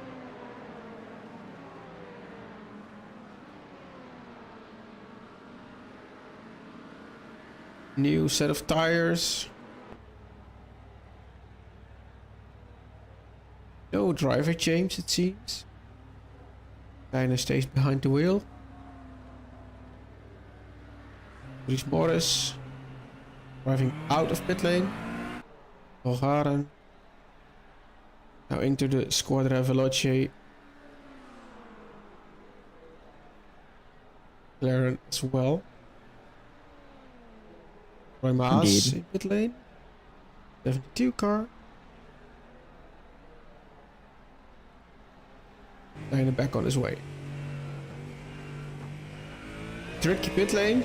Very easy to run wide here and over the yellow to white line. Get a penalty. GT4 first stopper. Lengte van de brand. We always hate those drive-throughs after just going to the pits. Oh, a little bit too far in pit box and a driver change. Now Kenneth Franke. Leader in GT3 in pit, Brandon Tabo.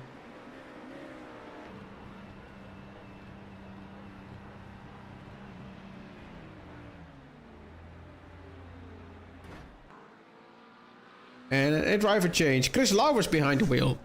That's also a fast driver. They're all fast.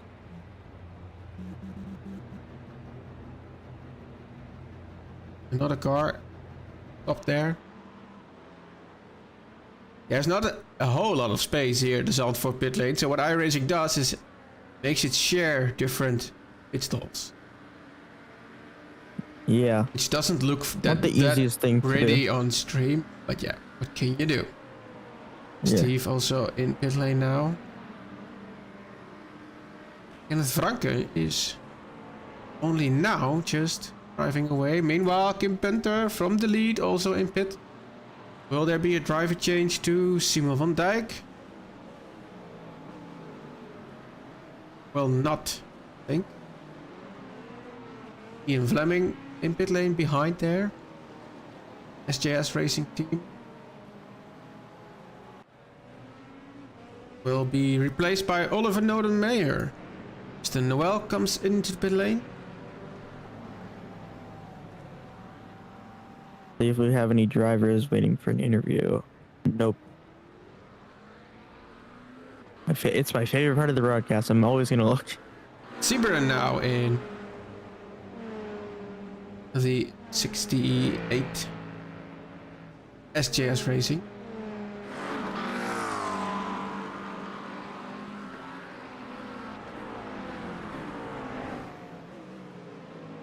GT4 struggling on its tires a little bit.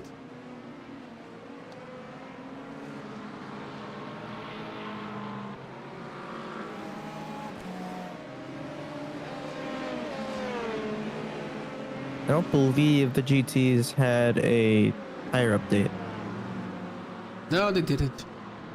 Yeah, they did, but not quite recently. I think it was a year ago. Yeah.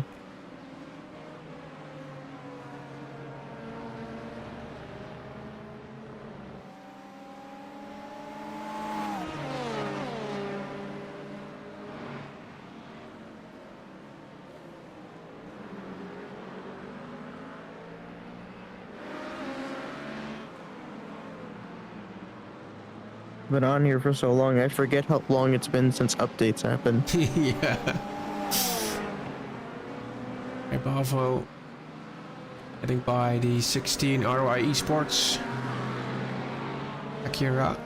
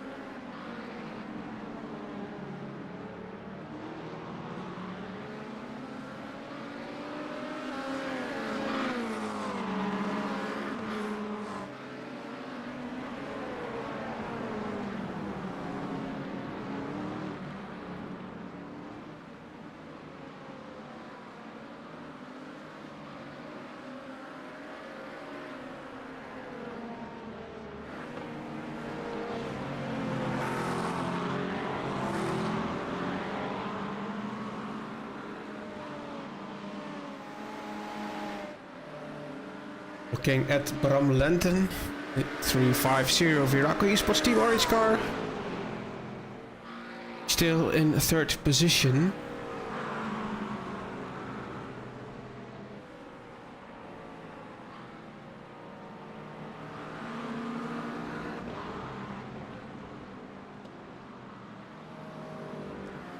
Closest fight on track is here between Brecht Spierings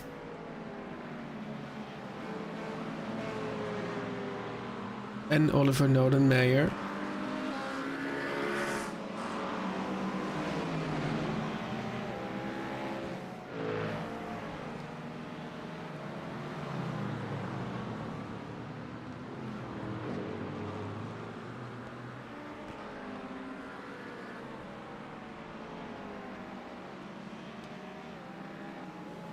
Brecht Spierings does seem to have a little bit of a pace advantage.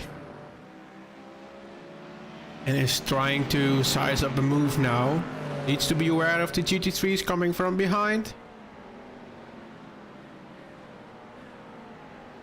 Makes use of the draft. Viraco Mustang takes a look around the outside from Tarzan. Can he hang on? Nope. Still side by side. And hello, I've returned. Hello, Danny. We are still side by side. Now not anymore. And the 16 R.O.I Esports car can safely pass.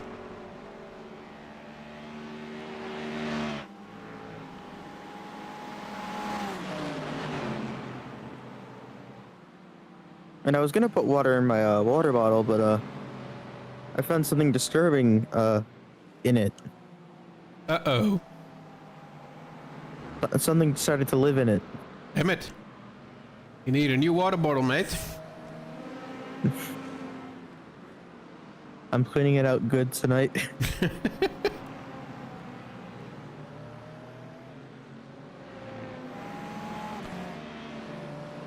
Well, I got a plastic water bottle for now.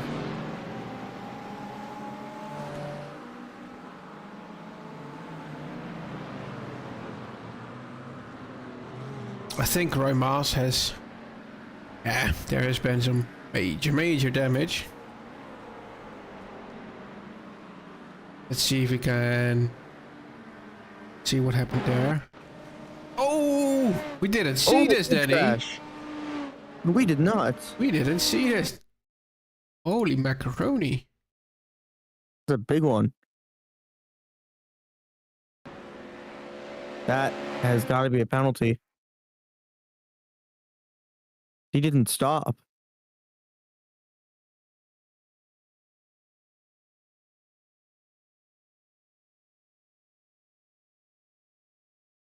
On board with Roy Maas.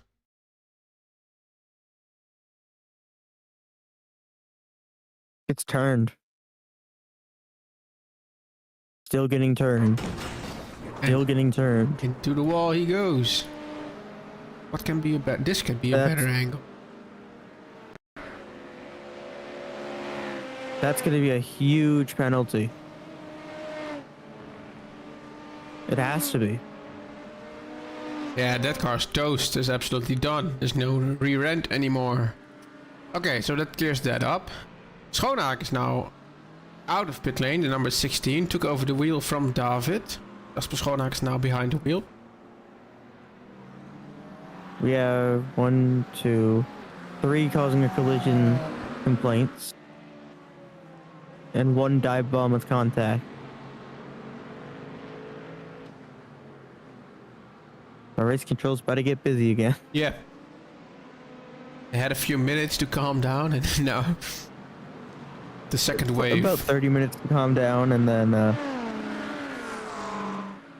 then these guys just said no. You don't get to calm down anymore. So it's the 777.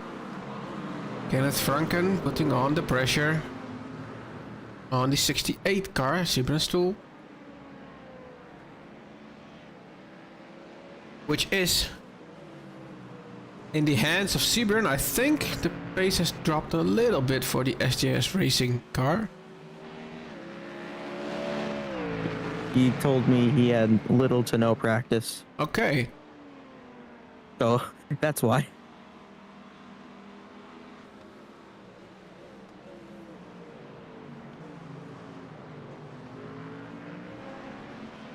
Tim Trump in 58. I know a couple of people that did the Sebring 12 hours, and apparently they found someone from the Wishful series. That day. Yeah, they did, but it wasn't a very good experience. Oh. I'm not gonna specify who did what. I don't want to get anybody kicked out.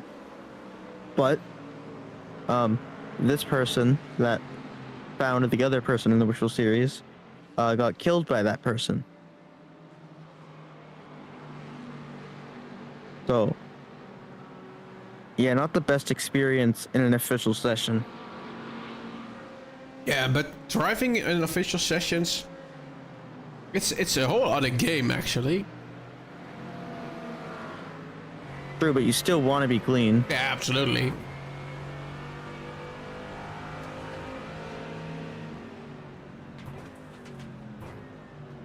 Oh, it was a late move from the 88 again. Very late.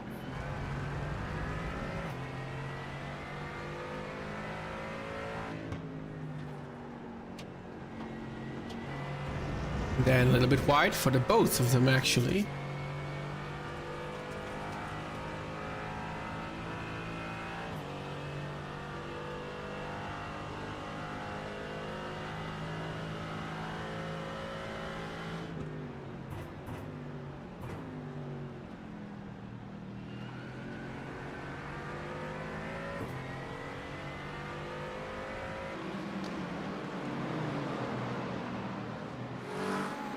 And Trump needs to carve his way through traffic. Yes, he does. He is almost at the GT3 leaders. He is quite quick. Johansson, one of his teammates, I think, is in pit lane now. Yeah, there we go.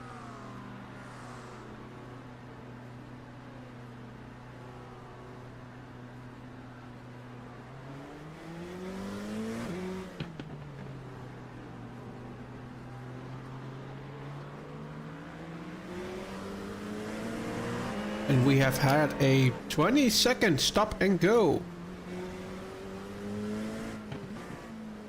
That's a long time. That is for the number 321 DT Tracks EP.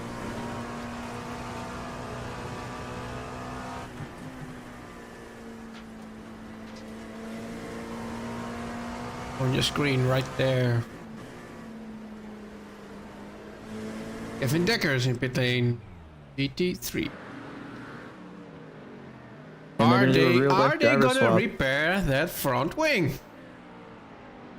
Probably. Front wing, front bumper. And they may do a real life driver swap, I think. Yeah. But name Kevin Dekker's will remain because they are driving with two drivers, two Kevins. Kevin Dekker's and I think Kevin Daniels. I mean, if you only had first names on the screen, it wouldn't really change. It would be fine, yeah. Recht Goedhals now in pit lane. On this racing team, bravo. One of my teammates that I raced the Spa 24 with last year actually did the same thing. He and his friend both raced together, and it was me and actually Mika who raced Oh yeah. as well in the 911 GT3 car, because of course we did. That's about the only GT3 car I don't have. You don't have the 911? No. I'm actually surprised. I have both of the Porsche Cup cars, the old one and the new one. I only have the new one. Well, you knew this because I prefer last year. I prefer the old one.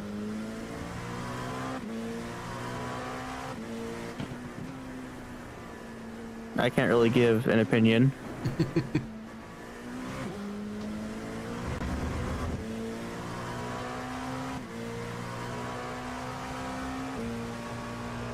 Oh, we have a stop and go 10 seconds for 61. the 61 car, yes.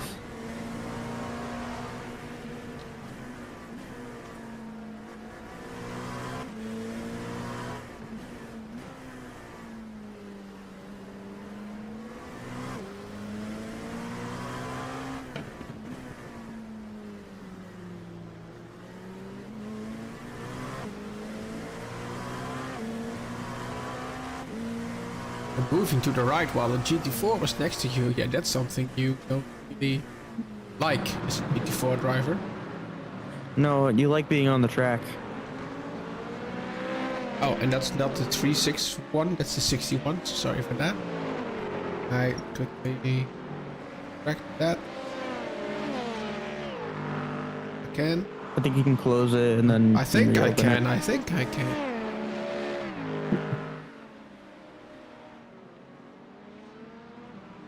Pedal outside of pit exit for the 61. So they did their stop and go. Lost the position to Kurt Verstraat. I decided to look into ATVO because I like overlays too. Yeah. It's a lot more it's simply complex. Like it's complex but it's also simple. You know what I mean? Yeah.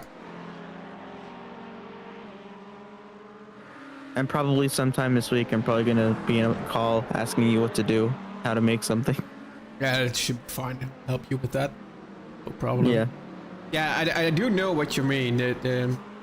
Especially the SDK overlay. It is great. You can do pretty much anything you want. But you need to have Yeah. a programming skill.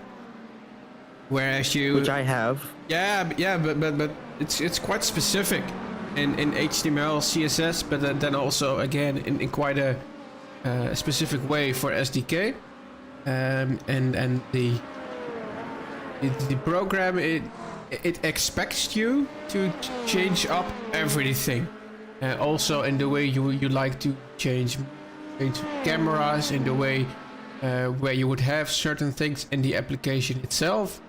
So it expects you to just take a lot of effort, and that's something that a lot of broadcasters really like, including myself. You can just change everything exactly how you want things. But then there are overlays like iRacing TV from Marvin Herbold, which is also the creator for Marvin's awesome iRacing app, which is the all hot new force feedback app you keep hearing about. Little fun fact there. I actually haven't heard about it. Yeah, it's cool. You should try it. And I might. I'm free all week. So software like iRacing TV and ATVO, it seems to be a little bit more intuitive, a little more out of the box working, and it doesn't expect you as much to change everything to get it personalized and working. Yeah. Which I do like, for just like, oh, this is cool, let me try it. Yeah, I think for just to play around with it and get familiar with the concept of broadcasting races and trying to streamline that for yourself as a skill. And then I think ATVO is really a cool tool to also have the ability to do that personalization and make it yourself, and then make it a great broadcasting tool. Because let's face it, iRacing itself doesn't use it because it's a bad tool. It's absolutely a great broadcasting suite. I thought iRacing used ATVO. Yeah, iRacing uses ATVO for their streams. They used to use SDK, but not anymore. I'm assuming it's because of the skills needed to change everything. Oh, yeah, I don't know. I can't fill that in for them. Yeah. And Let me drive 40 minutes. Let me ask them personally. Why did you change your software? I think, although SDK Gaming also has a possibility to work together as a team of broadcasters, I think ATVO is a little bit more advanced on that field. Because it starts out with a free price tag, but if you want to do like more official broadcasts, like this, you can pay. So if you just want to play around, it's free. Yeah, and that is why I cannot use it. Because I'm not using it as a free user. I'm not using it to just play around with it. So if I'm using it, I'm gonna broadcast with it, and I'm gonna do these types of races with it. But then if I wanted to pay for it, they only accept enterprise level customers anymore. So I don't think I fit in there Not yet. as an enterprise level customer. So yeah, okay. Oh, contact Steve! Oh, Corvette around. Steve Clays into the gravel trap at Schijfvlak. So you can actually pronounce the corner names.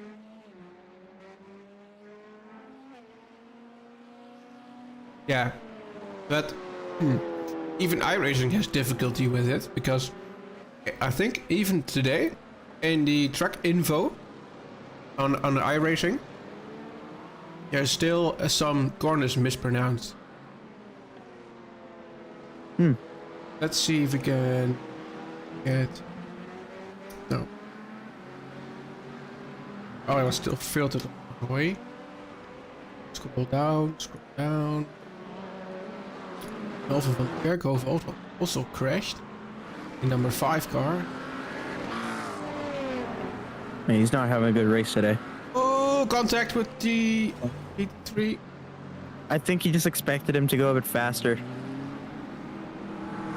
And then let's have a look at the moment from Steve. Yeah, just on the outside of Oh, I Schijfvlak, just got loose. on the marbles and way up into the gravel trap. Actually, if you look at it in person, if you would stand there, the track really is lower than the gravel trap. I think it's about 5 or 6 meters that the gravel trap actually inclines.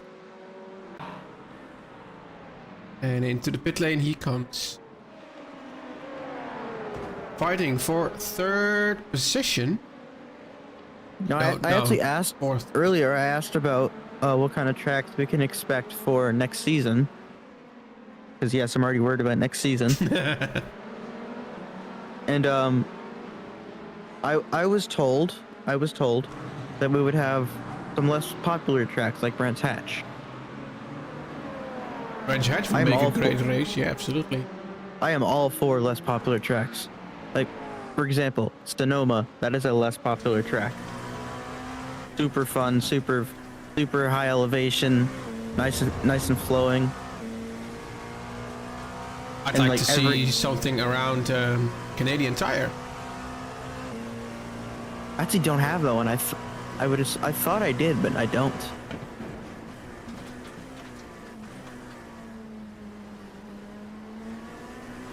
Chicago Street Course could also be a good one. Chicago Street, yeah, but also the Detroit Belle Isle. Oh yeah, that one too. Long Beach. Oh no, Long Beach is popular. That's fun. It is fun, yeah. As is the Indy Road Course.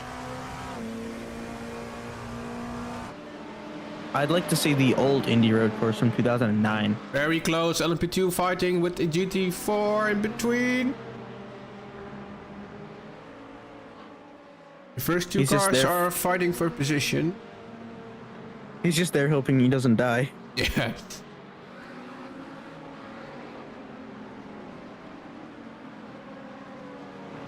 Oh, stands out for now.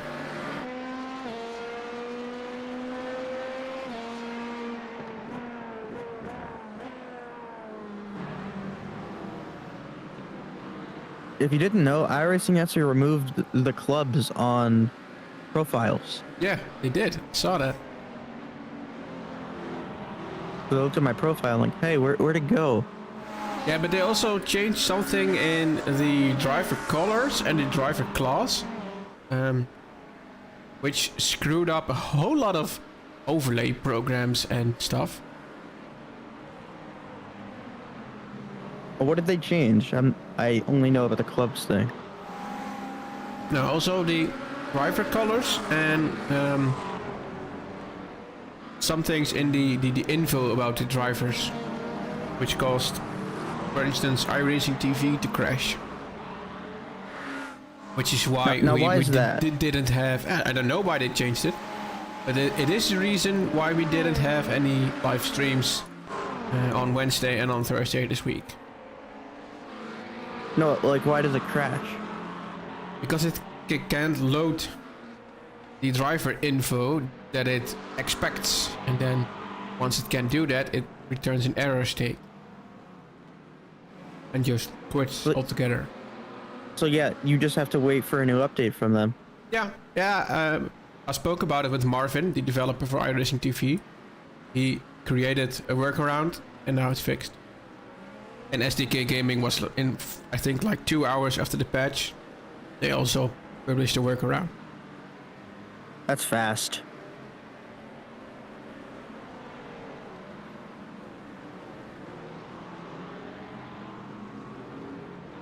Meanwhile, another round of pit stops in LMP2 field kicked off. Mihalewski went into pit lane. Klopman! Oh! Contact! Ooh, he's On alive. the pit exit. I want to see that again, please. Oh, we got loose. No contact. A little bit of contact with the wall, and then I think he just about got away with that in terms of not getting a unsafe pit exit. But I believe it's only if you cross the line it's unsafe. Yeah.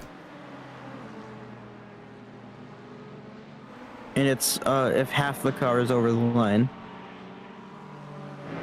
Gillian Glass into pit lane, as is Michael Haverans. Took over the wheel from Bavo Fallon.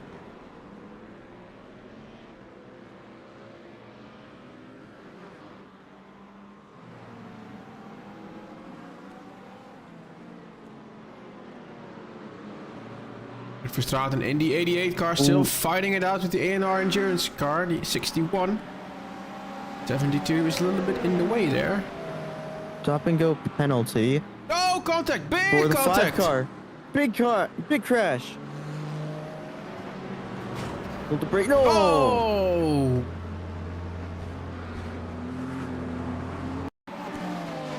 That could have been avoided. So the 88, I think, just outbrakes himself, touches the 72. Which turns him around.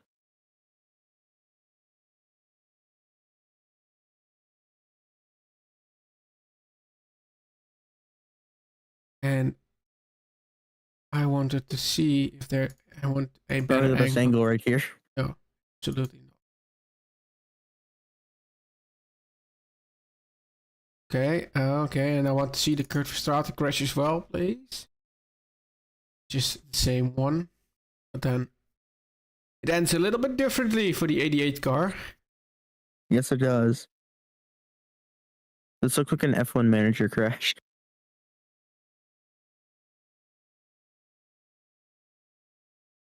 I think he just tries to salvage it.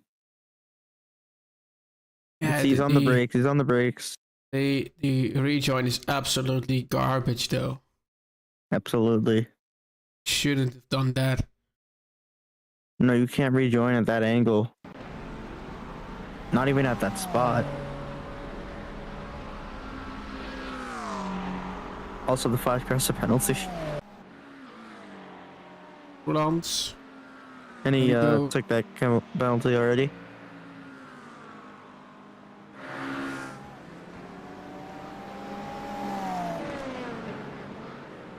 Advance pit lane.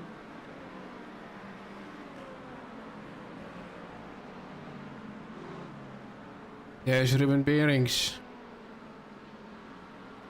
The DDK Racing team. The victim. This incident. Rick Johansson coming into pit lane, 61 car. 49 Max Speed Racing on its way again. Mullen in pit lane, there he goes, the 19 car.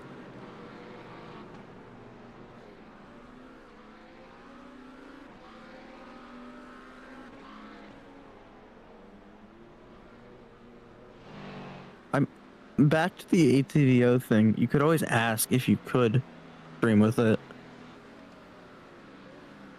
The worst Yeah. they could say is no.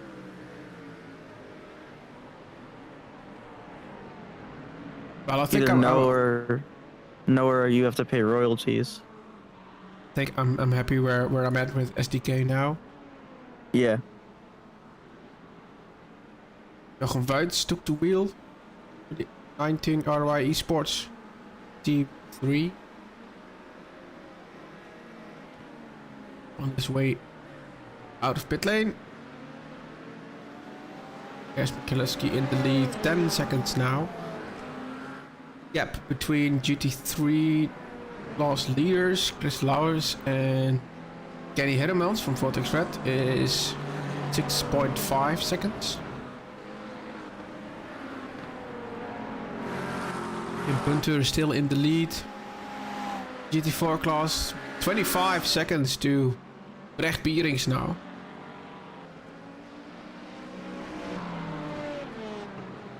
With Oliver Noden-Meyer in third position for SGS Racing. I think that's the highest he's ever been in this series. Yeah, he just inherited third place from Ruben Bierings. Had the contact we just saw. Free Roelands, the 88 car, is in pit lane because of the contact. And it will be in pit for a little bit longer.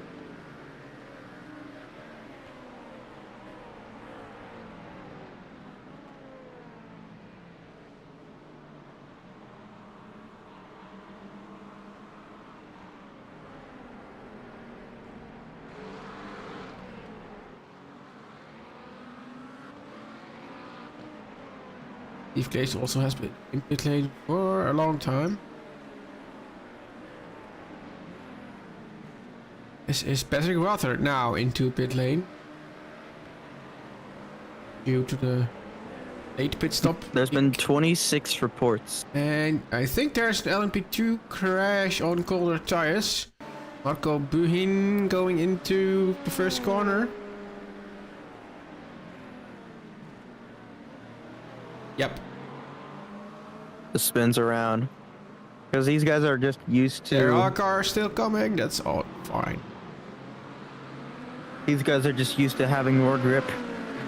And also Wout Goossens went off track, which is... Ooh, he's been helped a little bit.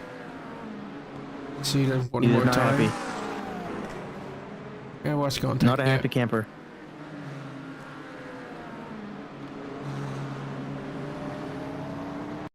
Leaving all that dust on the bottom there. This is where Arne Vaas overtook Mitchell Dobson in pit lane.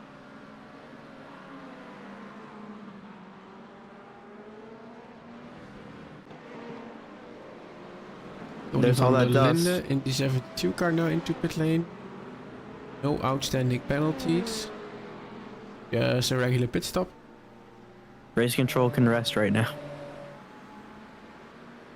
There's been no reports for a little while. Slowers firmly into the lead in GT3.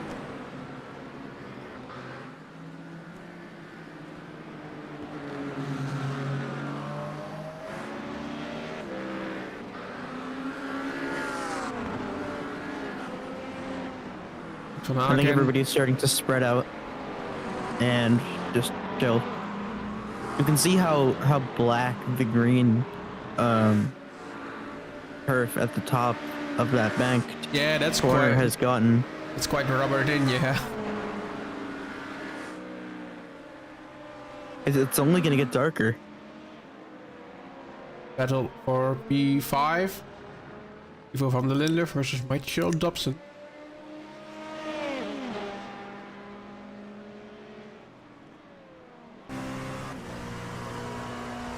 On board with Ivo. Having a little look through Tarzan.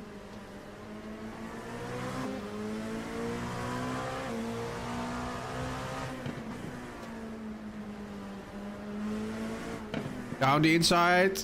Onto the debris. That's not gonna help you. No, it is not. It's only gonna make the turning in worse.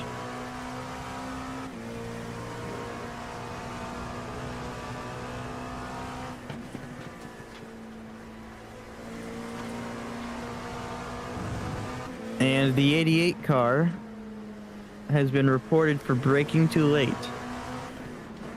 Oh! There's a GT4 as well there. And the 88 has a drive-through. Also, Oliver is not happy. a crash reported from Tony van der Linden.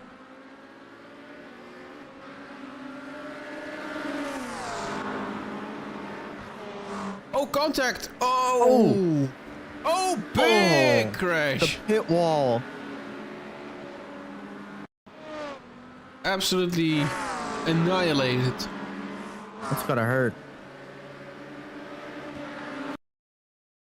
In Just reality, this would hurt. No, I'd like to see that in the replay. Slow-mo, because that's a big, big, big crash. Flies into the air. Absolute insane. I'd love to see the onboard of this. Good. It's not gonna be fun for him. No, it is not. As a driver, you're looking everywhere in your mirror, and then you just get turned like that, and then Boom! Yeah. bam. You just really don't see it coming until it hits you. Into pit lane, Jochen Buits. R.O.I Esports LMP2, followed by the 88 car for their penalty. We're not even halfway through.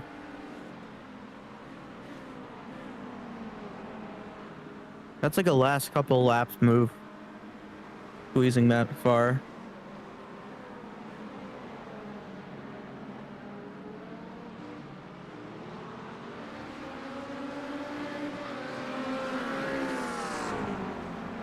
E2. And the 88 car has a drive-through.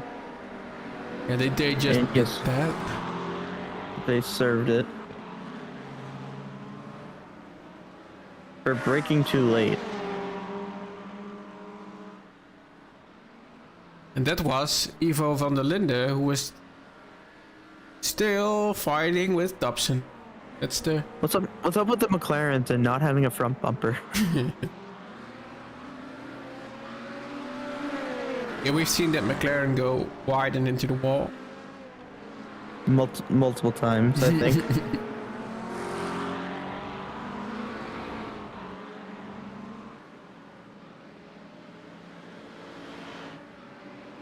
That's the same wall that Daniel Ricciardo broke his wrist with.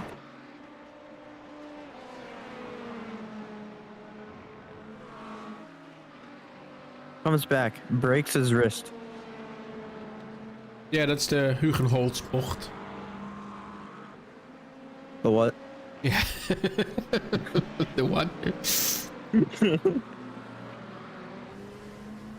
Now, GT4 in between them. Head to the Hans Ernst Brigade.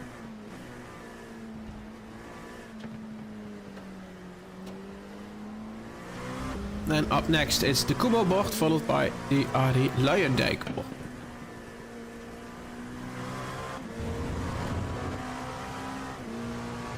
We are now and on to start-finish straight again. From Lentens, a little bit of a squabble. Very dusty over there. Kenny Hermans, yeah, a lot of debris on track.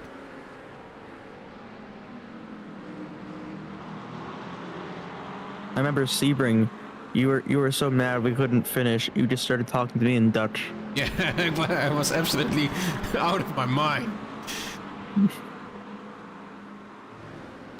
And I didn't understand a word you said, so I didn't say anything back.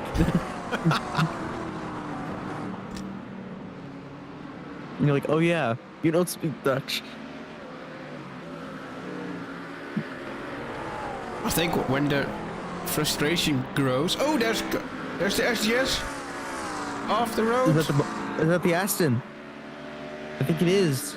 It's the SGS Aston, yes. It is. It is the Aston.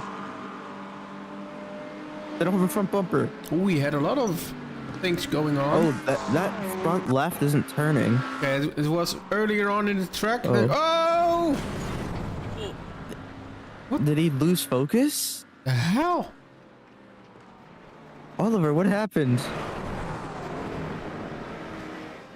I think it came together with Sibren. That's No, teammates. this is another incident. Same corner. And then a couple of moments later, it's Oliver. Indeed. In the same corner. Yeah.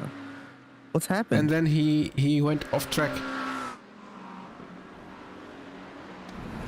I think he just lost focus, or his screen turned off. I don't know. I've had my screen turn off mid-race. I ended up. And went off track It was here a- again. For me, I was lucky when my screen went off mid-race because it was critting. Oh, the GT3 just about gets away with it, and now he's entering pit lane.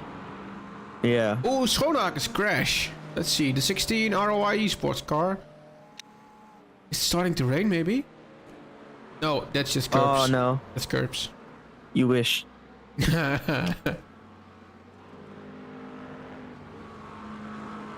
Like I said in practice, you don't want to hit that sausage curb.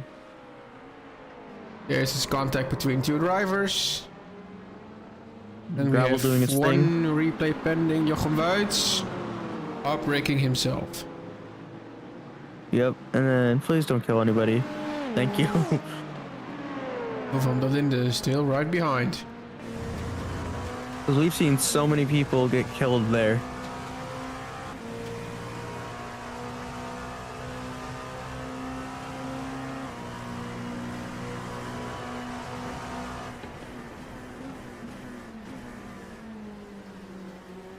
Very close to the back. Not quite But there yet. these drivers, they trust each other to do this. Oh. They must trust each other quite well. I don't even trust my friends this well. Lengte is also right on the back of Hermans. Well, mainly when I'm racing with my friends, it's for fun. And he gets a little bit out of position there in...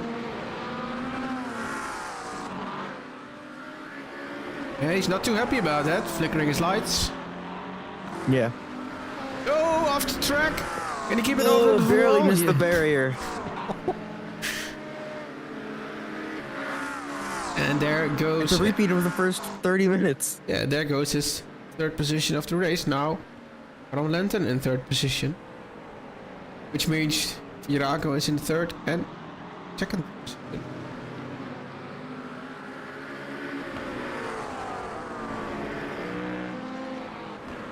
Don't need to look at the replay from that because we were there live.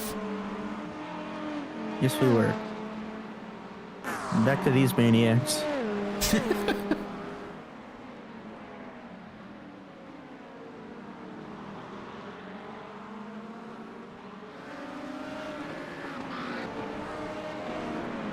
I think we are coming up to another pit stop window with GT4s. I believe so, within the next 5 minutes. The punter has been driving 2 hours straight. Gap 27 seconds. Timo van Is he Dijk. solo today? Timo van Dijk, his teammate, needs to bring it home.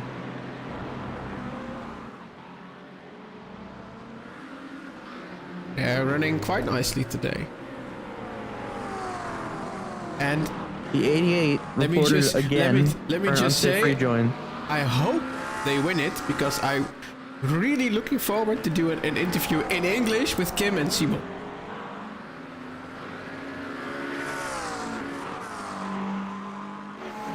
To see how he does. Yeah. That's gotta be fun if they win it. Because we have spoken to this guy many times. Yes, we have. But if we'll speak to him again. And still, these guys, Daniel White and the Goya Autosport LMP2, not on track anymore. Absolute heartbreak for them.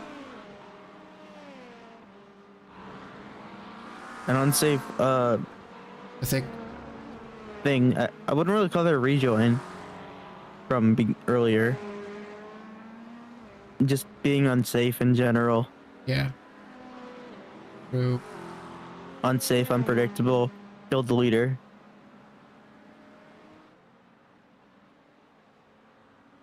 Hans is still on it. No, it's now in pit lane. Getting a set of new tires. Oliver is still in the pit lane as well.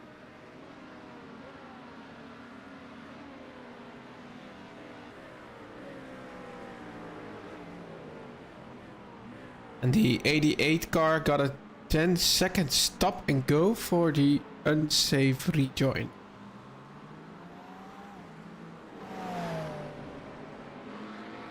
Which they are serving now. He's not having a good day today.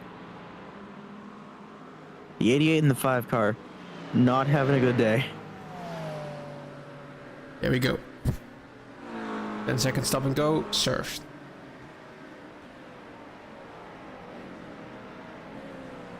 Oliver in pit lane after the contact.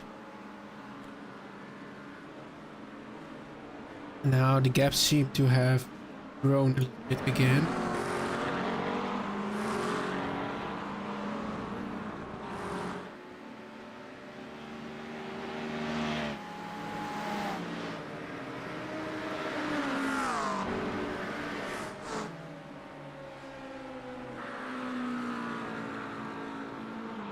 As we are almost at the halfway point here, Wishful 2025 Series Race 4 at Zandvoort. Almost at the halfway point. In the halfway point. Yeah. Race 4 from 6. Next up is the big one, Danny. Yes, it is. The 8 hours of the Nürburgring. From The Wishful. 8 in the morning here in Eastern time. For you, it's a normal time. For you, it's the afternoon. Yeah. It's nice and have a good lunch and then head on to the broadcasting suite and For me, it's pancakes. Pancakes for breakfast. pancakes.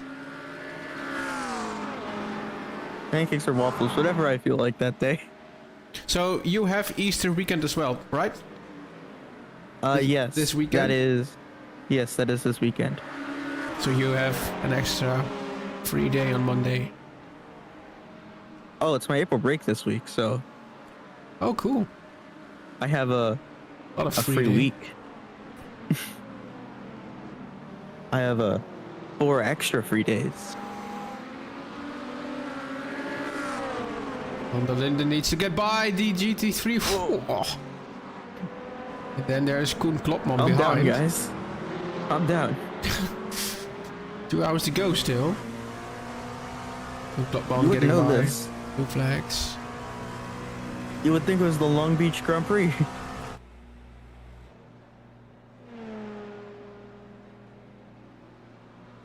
Well, actually, the IndyCar race at Long Beach went completely green.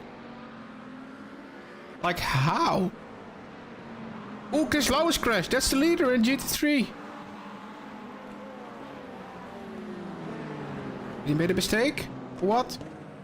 Spin! Oh, Spin! just spun on the gravel. Only a spin and hot brakes. Their lead was big enough to still be in the lead. But that's gonna kill their tires. Yeah, kill their tires and kill their advantage. 5.9 seconds. to Viraco Esports Team Black. Joffrey Roelands had a moment. And the 88. Oh, he got turned around by the 4. That might be a penalty incoming. I think it will be. Yeah, I don't think it know. was just a little- I don't really know if it's the 4 or is it I think it was a nudge, an accidental nudge that went to maybe a a turn. little bit of oversteer. Oh, I'm glad I'm not the racing steward. And these guys are still going at it. I'd hate to be a GT4 car. Siebren went off track. Let's have a look at that. That's in Schijfvlak. A little bit of rallycross. Again. Yeah. Actually, the gravel trap is banked there, so you can kind of do that. Tires will be dirty, and the track's going to be dirty, but if you're going for a dirt track. Van der Linde needs to get by the traffic in order to stay in touch with Mitchell Dobson. There's Kim Punter into pit lane. I got an answer from Oliver on what happened to him. He said he hit the bump on the inside at a weird angle, and the brakes didn't help the matter. I also have an update on... He's extreme. He's so upset. And he should be back on track real soon. So Simon van Dijk now behind the wheel from the 880 I believe he is on track now. Road. And I have an update on the incident we just witnessed between the 4 Viraco Esports team and the 88 Eagle Speed Academy team. The LMP2 LMP2s there. The report is it's the Viraco team accusing the 88 team of braking I can't on read that. corner exit. Yeah, but the people on stream not. Yeah. Chris Lauwers, another contact.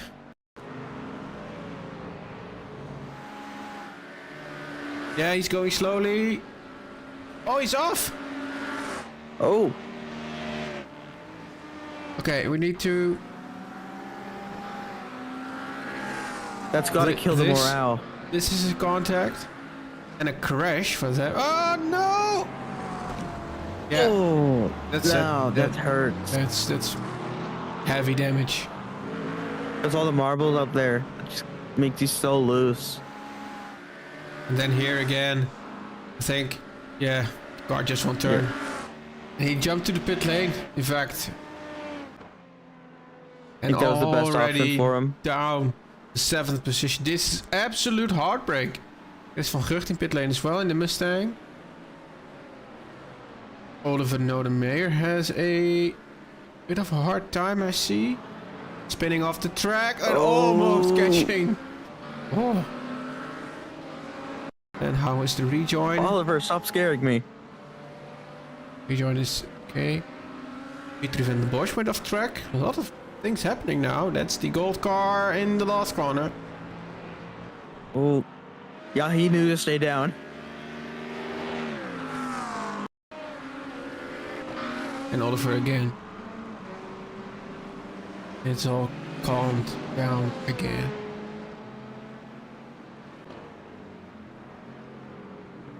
'85 getting out of pit lane, fighting with Dries Morris on pit exit. Morris gets the position. You can go half a car width out of the line before it is not legal anymore.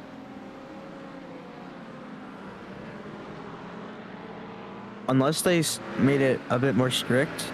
Buits that's- off track. That's from my experience. That's the 19 LMP2 going straight Oh, across locks the up. chicane. Yeah.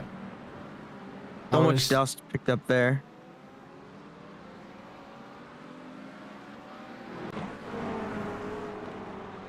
Melvin Kerkhoff, this is live again.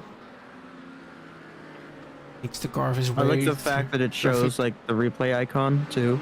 On the Linden now, side by side, 3 wide with a GT3 3 wide. 4. Oh, door banging.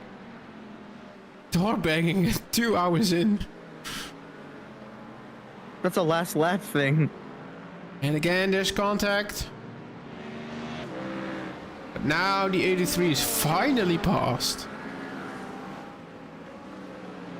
Must be so relieved. You can see all the marbles up there too.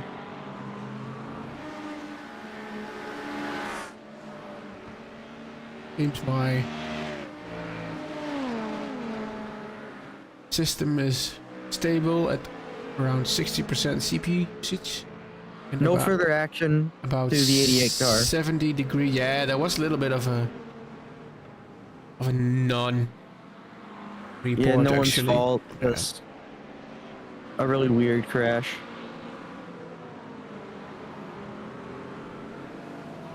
Now the inside, Dobson goes.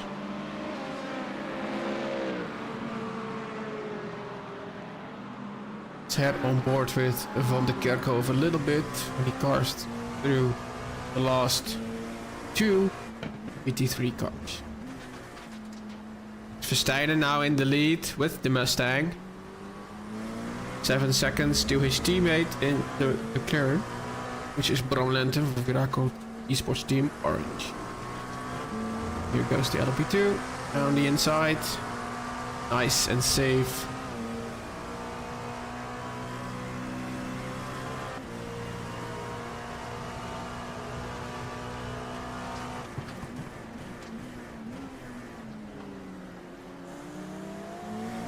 Also in GT4. Gap between two on the front. Bearings there.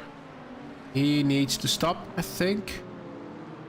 Let me see if I can get the pit lap in the... Yeah, there we go. So they stopped in lap 40. And Orenel stopped in lap 69. There's bound to be a stop. I think I like the car logo better. Yeah. And then Tabon took the wheel, but that car is not repaired. Not yet, anyway.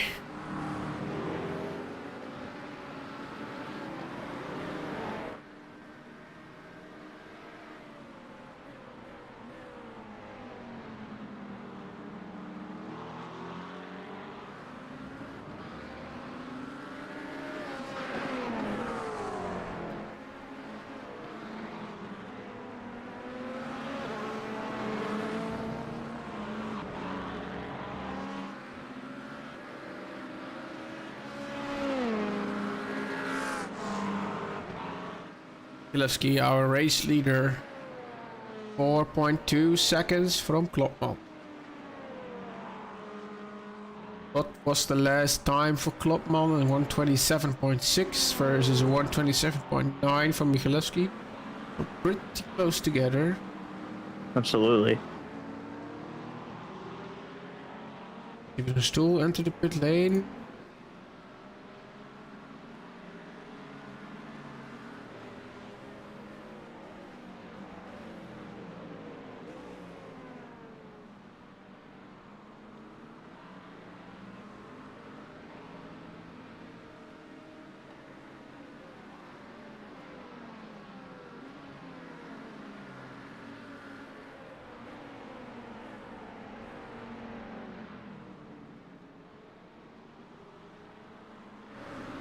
Just well now behind the wheel there.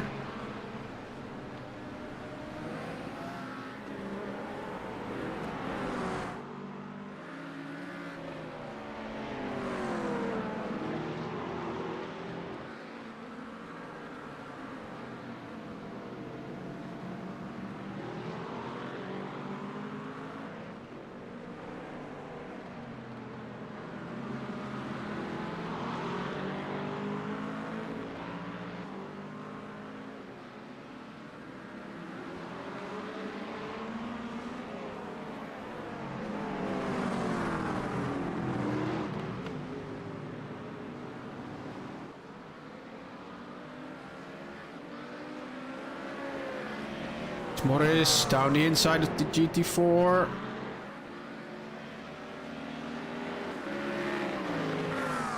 van Gucht. Of course. Battle for P5 in GT3 class.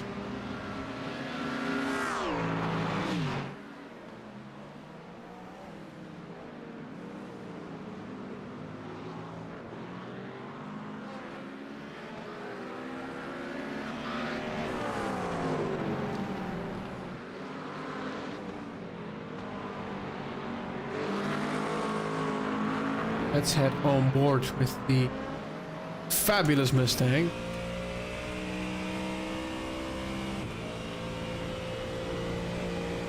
I love the sound.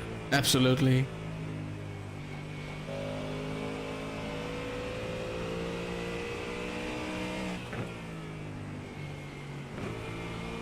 I also really like how the rear lights look in the new lighting system in iRacing.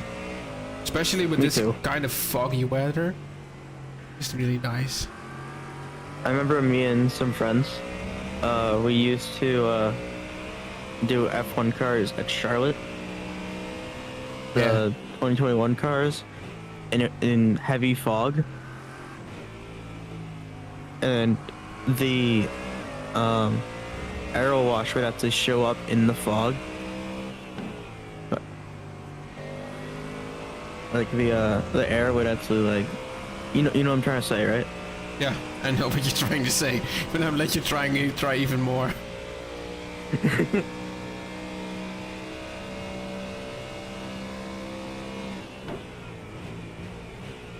We saw Dries Morris peel off into the pit lane, as does Chris Versteiner. So we kick off another round of pit stops in GT3 class.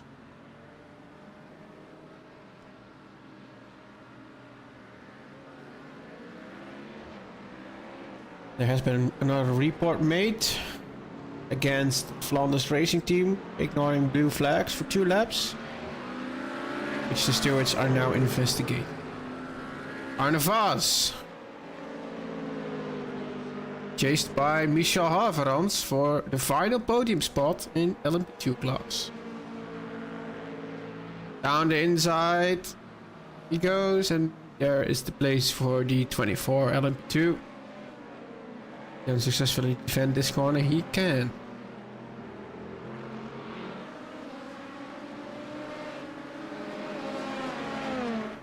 .348 Marco out of pit lane. Very close to the white line. Meanwhile, Justin Noel comes out of the last corner onto the straight. Hey, another hour has passed. I wonder how you figured that out.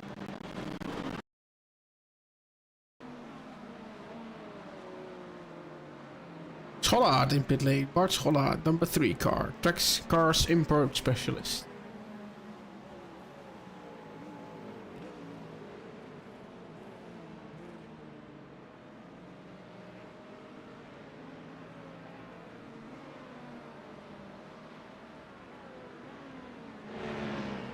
Haverans and Arne Vaz.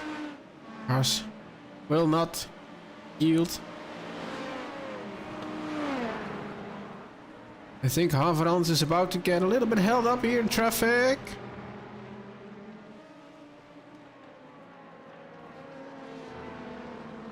There's a left car in front of him, which gets out of the way. As good as it gets. A little bit loose there. So much out of the way.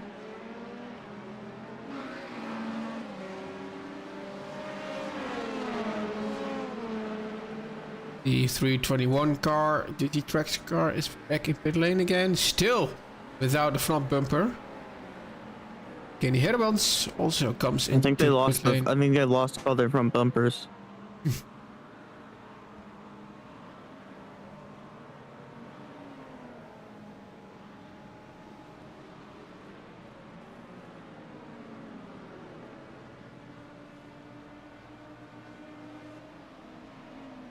The 127 car is still in front of the 24.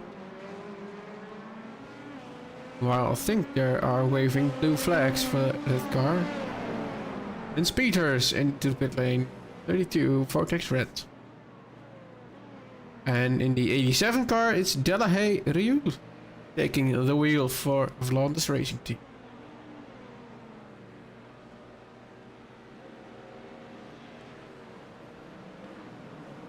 Haverans is close. Haverans is very close. Oh, there's contact. He's getting a little bit frustrated there. Absolutely. Now Navas closes right up.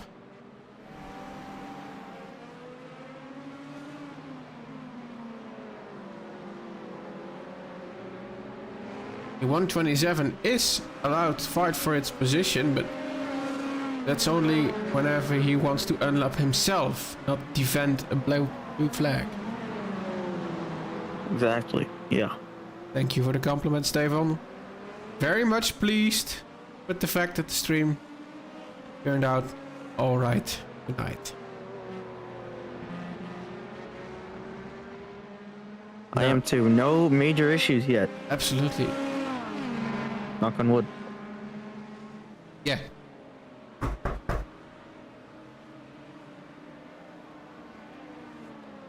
Kenneth Franken in pit lane for the 777 car, which is kind of the first for the GT4 runners in terms of pit lap.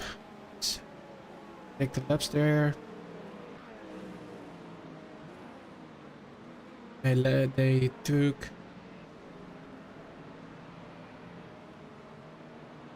the new tires now.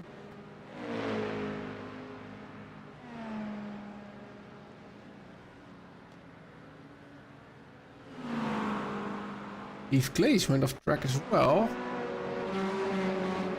Been in pit lane for a long time, and this is not helping. A lot of debris on track once again.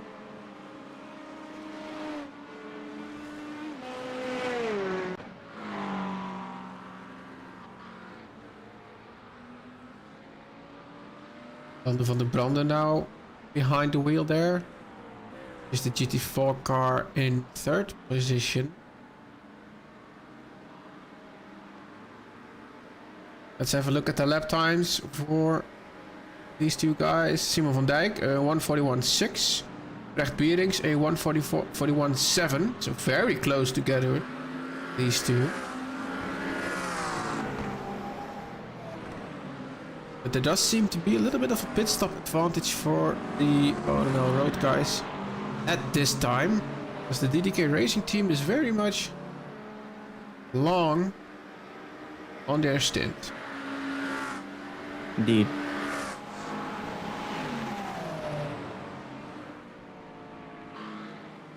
Yves Klees back into pit lane.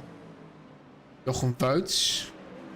A little bit of an incident. Again, the chicane. Saw him do that once more already tonight. Koen van der Woestijnen also in pit lane now. He took the wheel from Steve. Go. Or dropped to the ground. Brecht Bierings, our leader in GT4 class, now in pit lane. Will there be a driver swap there? And there has been a drive-through penalty for the 353 Viraco Esports Team White, and that is number 4, the leading LMP2 car. That is not good. Really could say, huh? Good. So that's gonna be noted as a number 4 car. And it's gonna be a drive-through penalty.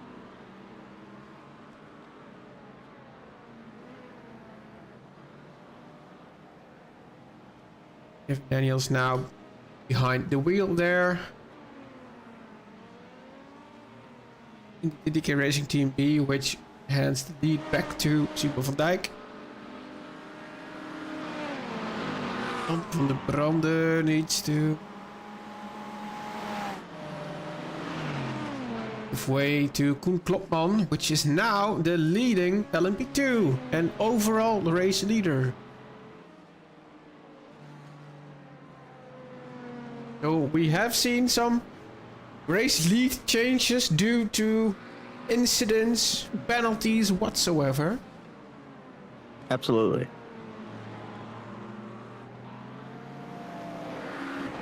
Zandvoort seems to be a controversial place in terms of penalties and incidents and stuff.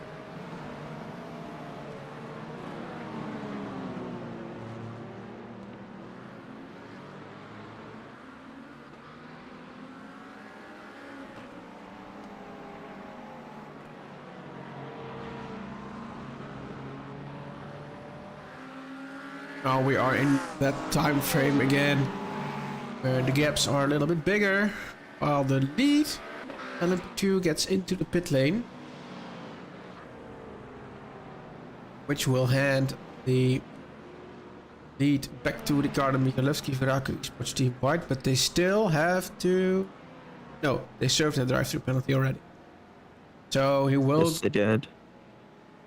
get into the pit now for his scheduled stop as well. And also the number 2 CKS Racing, which is our current leader, is under investigation for a dive bomb with contact. Well, that's a very common incident today. Yellow Straat in pit lane for the Squadra Veloce Alpha.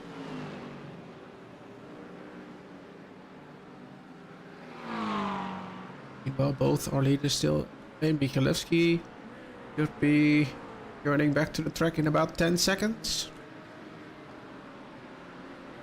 There we go. Dieter de Vlaming took the wheel. Gave the wheel up to Jeremy de Boever. Say. Lengte from the lead in GT3 on to pit lane he comes.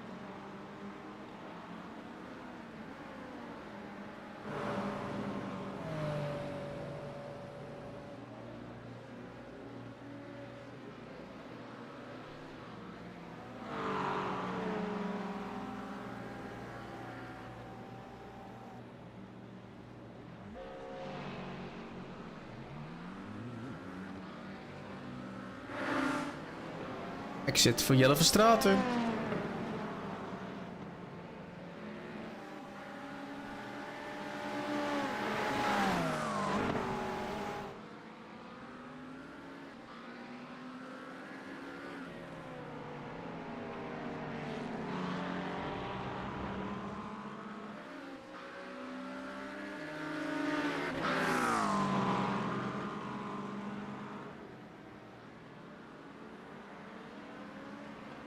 Was having a look into Discord, Wishful series, the Academy Discord, and it all seems calm.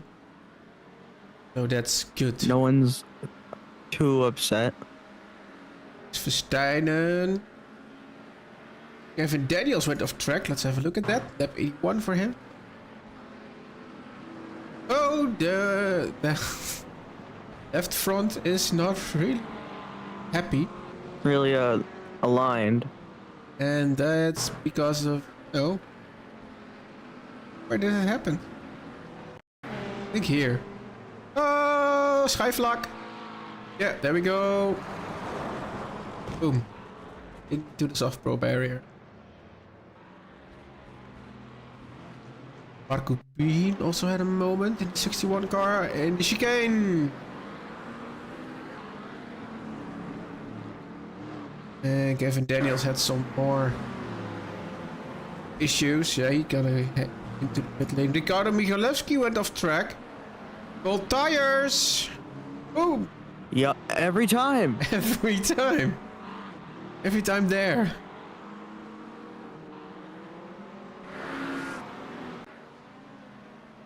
What does that mean for the lead? Yeah, Veraco Esports Team White now 2.4 seconds back.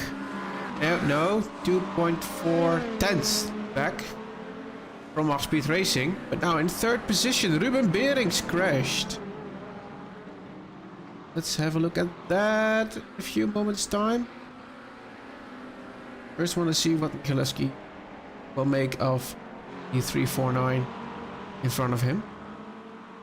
Pace wise, he shouldn't have too much difficulty there.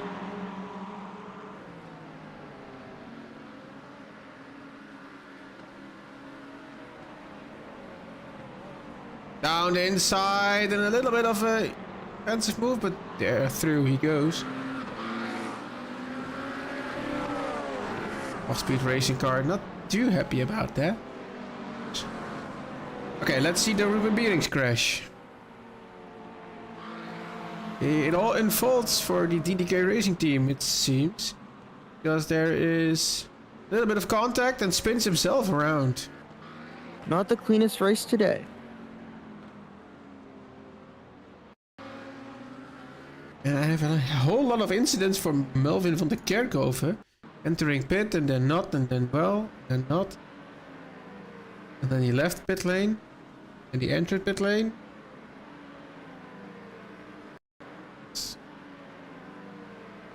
Really. Ooh, Simon van Dijk. Our leader in GT4. Ooh, keep it clean. Keep it on the black stuff.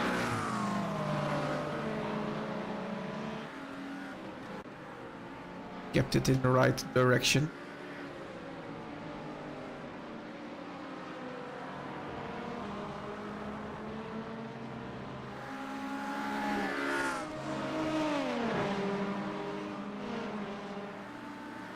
Kevin Daniels is in pit lane. Saw that earlier, and that's what I failed to mention then here is that this was the current fight for the lead in GT4. Well, that's a big thing you forgot to mention. Yeah, a little bit. Thomas van der Bosch putting the pressure on Delahaye, trying the short line. Can he get the car in front? Yeah. There will be a little bit of overspeed for Not Delahaye. seeing a lot of people do that. No, indeed.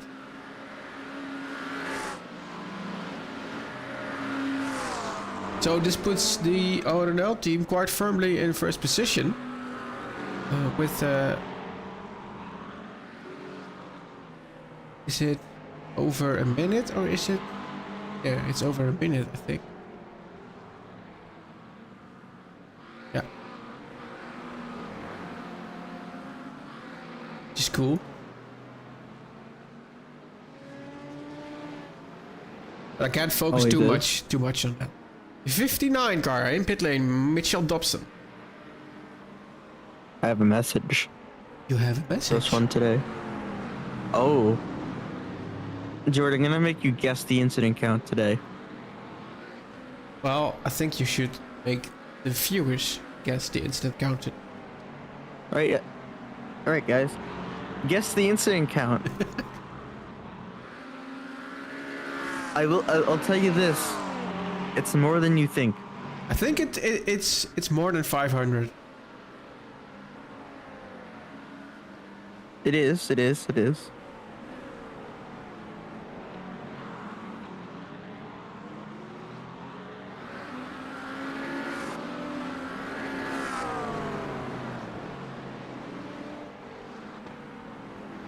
Which, to be fair, is already quite a lot. A lot. After Yeah. two and a half hours racing. Only 2.5 hours of racing.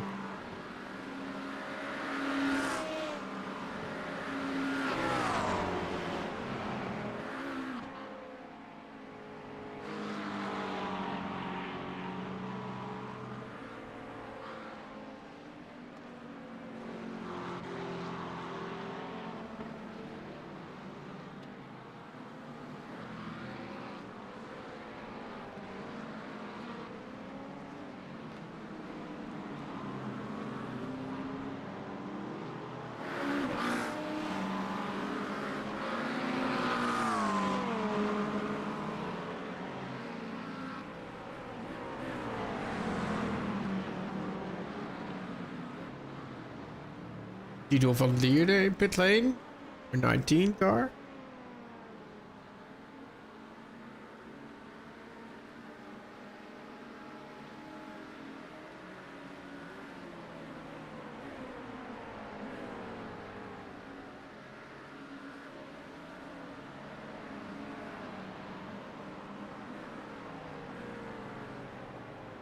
There's no chat activity. No one's guessing. Well, what is it then, Danny? Release me. 550. Ah, I was close. Cool. You were.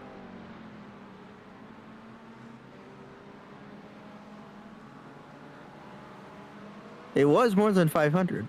Melvin van der Kerkhoven crashed. I think on cold tires. Too much. It's not Gravel. really, no, it's not a crash. Save. It's a good one. Een Buits in the 19 off track. Which is also cold tires. Boop, there we go. Marco Buhin went off track in the same place. Also cold tires and a spin around. Yep. Always cold tires. De Boever. Went off track. That's in Schijfvlak. Oh, saves it.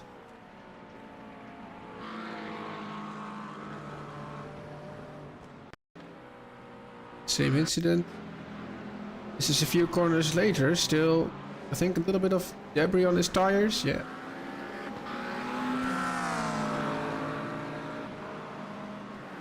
That's the box. Van der Kerkhoven went off track again. Ooh, that's on the grass. You're gonna feel that. Yeah, you are. And Simon van Dijk is making fun again. Also off track. And the last incident that we have is the bearings went off track. Keeping his foot down.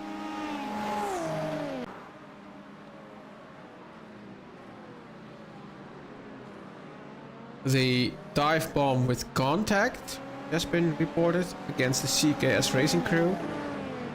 Resulted in a no further action. LMP2 was already next to the GT3 as the verification from race control. Michel Dobson again with Ivo van der Linde. Seen that before, haven't we? Yes, we have.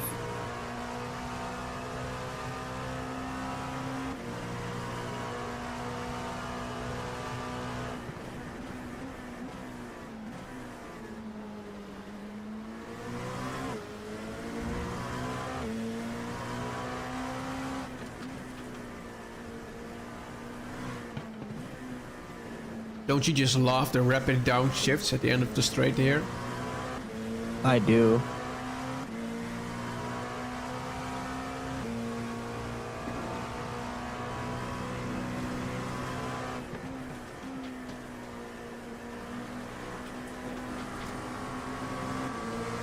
Pretty close with GT3 driver there.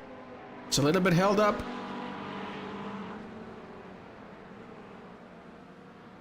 Dante Olivia went off track in GT4. Tire marks were already there.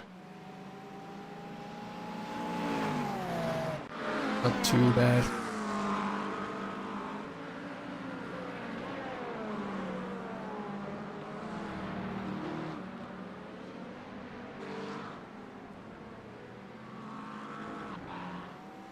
I've seen screenshots from other drivers in chat, Discord, where this car has a livery which is not black. I don't really know what's that all about. Yeah. But I'm not gonna investigate it now. It's already going so well.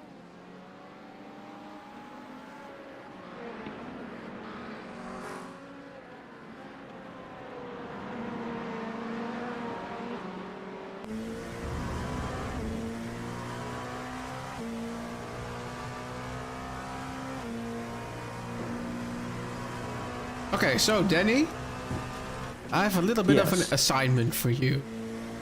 Oh boy. You see that little screen in the center of the LMP2? Yes. What's it for and why is it not a camera? Here's the thing, Yordi. I know the answer. Well, then it's a quick assignment. It's for. It is. It is for the safety car. It's the safety car screen. Tells you when there's a safety car. Okay, cool. I only know this could have been hosted with cautions in an LMP2. I'm cultured. On the inside. Always looks a little bit more tight than it really is on camera, but Viraco esports car is not too much happy about that. Angelo Lawes is driving that car now. And why it's not a camera, I don't know. While making his way back through the GT4 field.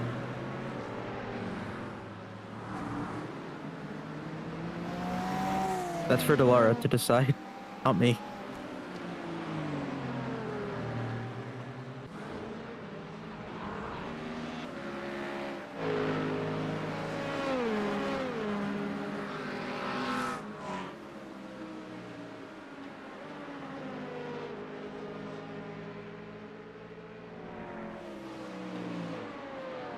I feel like these two have been fighting for like, well, 2 hours now. I mean, they probably have been. But let's be real here.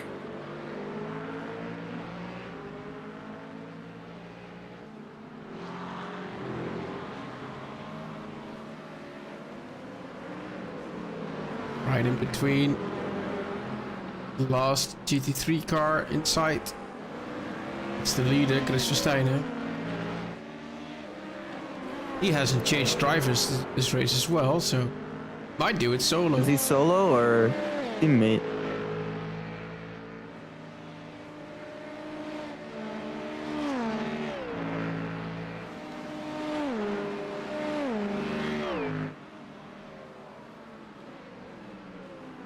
Donation-wise, we are still at 2,800 euros. Come on, guys, we gotta get more money in here. There's always the QR code on screen.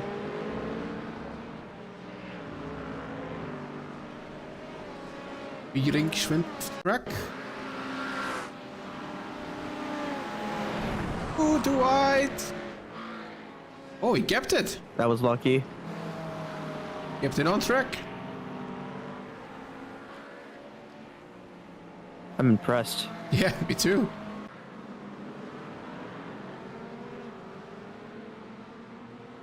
Seems like Dobson is driving ever so slightly away from Ivo van Pin. Now there's traffic. First up, GT4. GT3.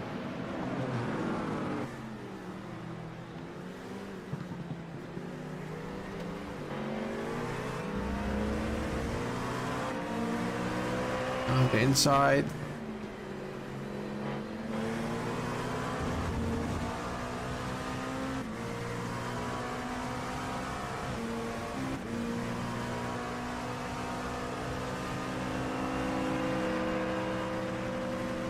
Can you see hear the Mustang scream from the inside of the Louder LMP2? than the LMP2.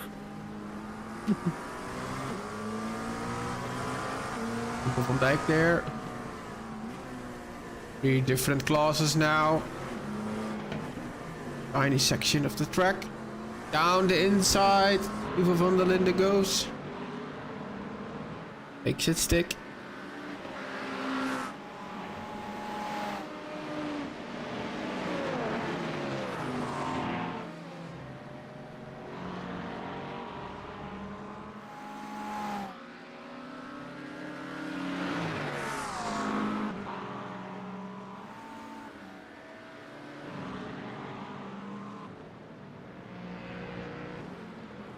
Dus Van Gucht has Tim Trump behind him for position in the race.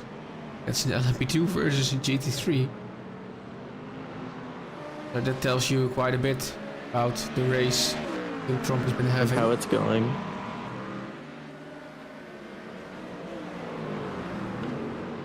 The I think I know who's gonna beat the GT3. 71 SimCity racing car is under investigation for dive bomb with contact.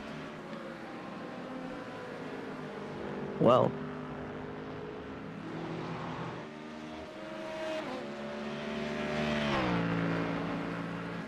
They are currently in 9th position and 1 lap down. I don't think they're really challenging for much here. But finishing is what matters. Gotta get those finishing points. Here is Brandon Tubb. Because here, you get points for doing laps.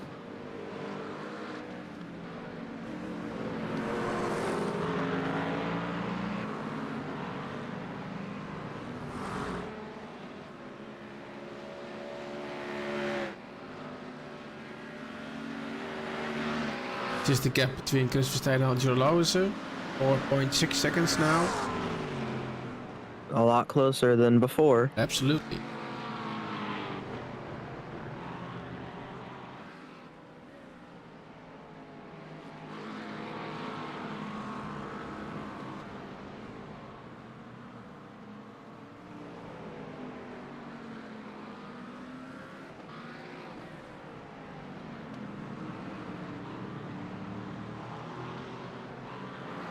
SGS Racing 23 car. 6th position now.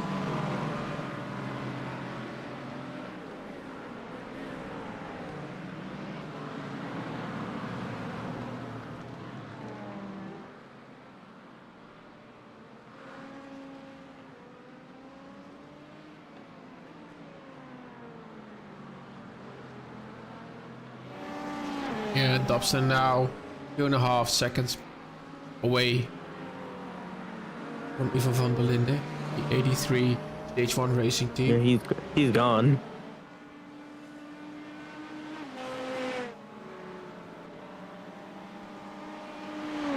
Meanwhile, Koen Klopman continues to extend his lead on the Viraco Esports Team white driver Ricardo Michalewski.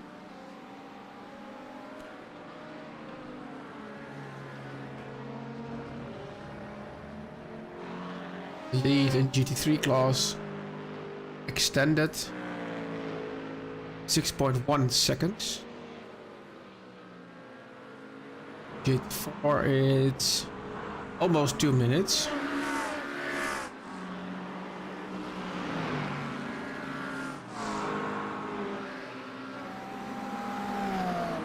Diekman,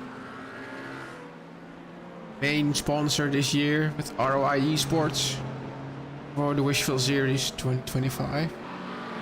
And we are very grateful to have them. We have a crash, Oliver.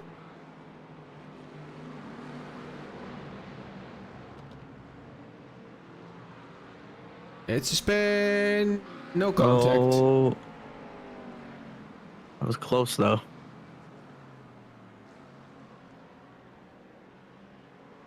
Waits nicely. Cars.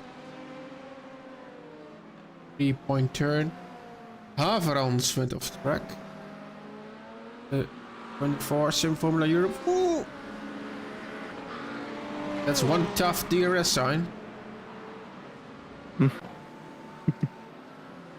Taking some punishment today. It absolutely has.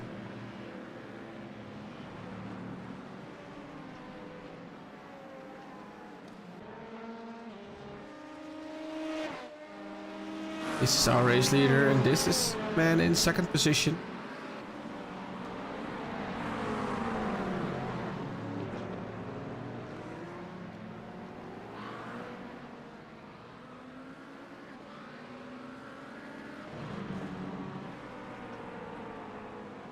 One getting a little bit stuck behind the GT4 there. Now he gets clear.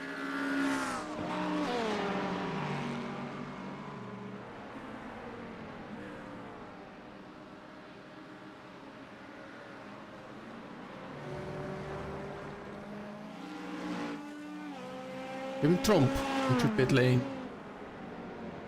The 8 car. The 71 SimCity Racing crew have received a warning for the dive bomb contact.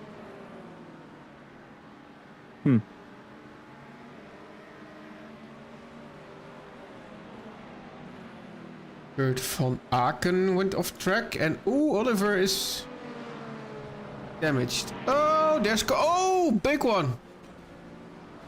Oh my god. Yes. But that is a big one. Go a little bit back.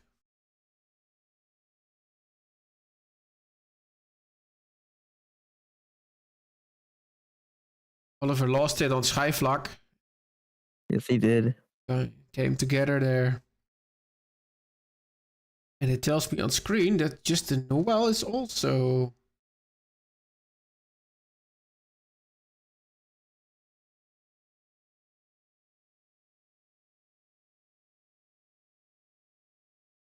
in there.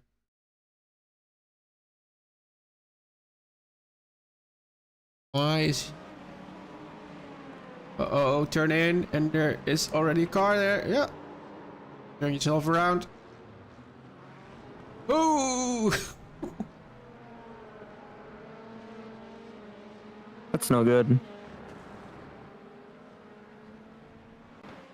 now Kurt van Aken is in pit lane with massive damage, as well as Oliver. Raten also in pit lane now. Heading back out again. We have someone in the broadcast waiting room. Good evening, Par. Hello. Hello. Hello. How's it going? With me, fine, but I think I aged a bit thanks to the race. Yeah, it's been quite We all something. have. Yeah, absolutely. So tell us, how did your race start? Well, I was the one that probably was one of the factors that caused the full course yellow, because I was spun after the big bend. Well, not the biggest bend, the turn 3. After turn 3, I was spun around looking towards all the cars coming at me. We've seen that indeed. Not the best feeling. But I'm glad that they, at least the damage was minimized by a full course yellow, so just waited till everything passed by and then just resumed under my speed limiter and then just started climbing back to, I think it was P8 after my second stop. Let's just see if I can fetch the replay for what happened in lap 4 indeed, yeah. A lot brighter than it was. I hope my iRacing...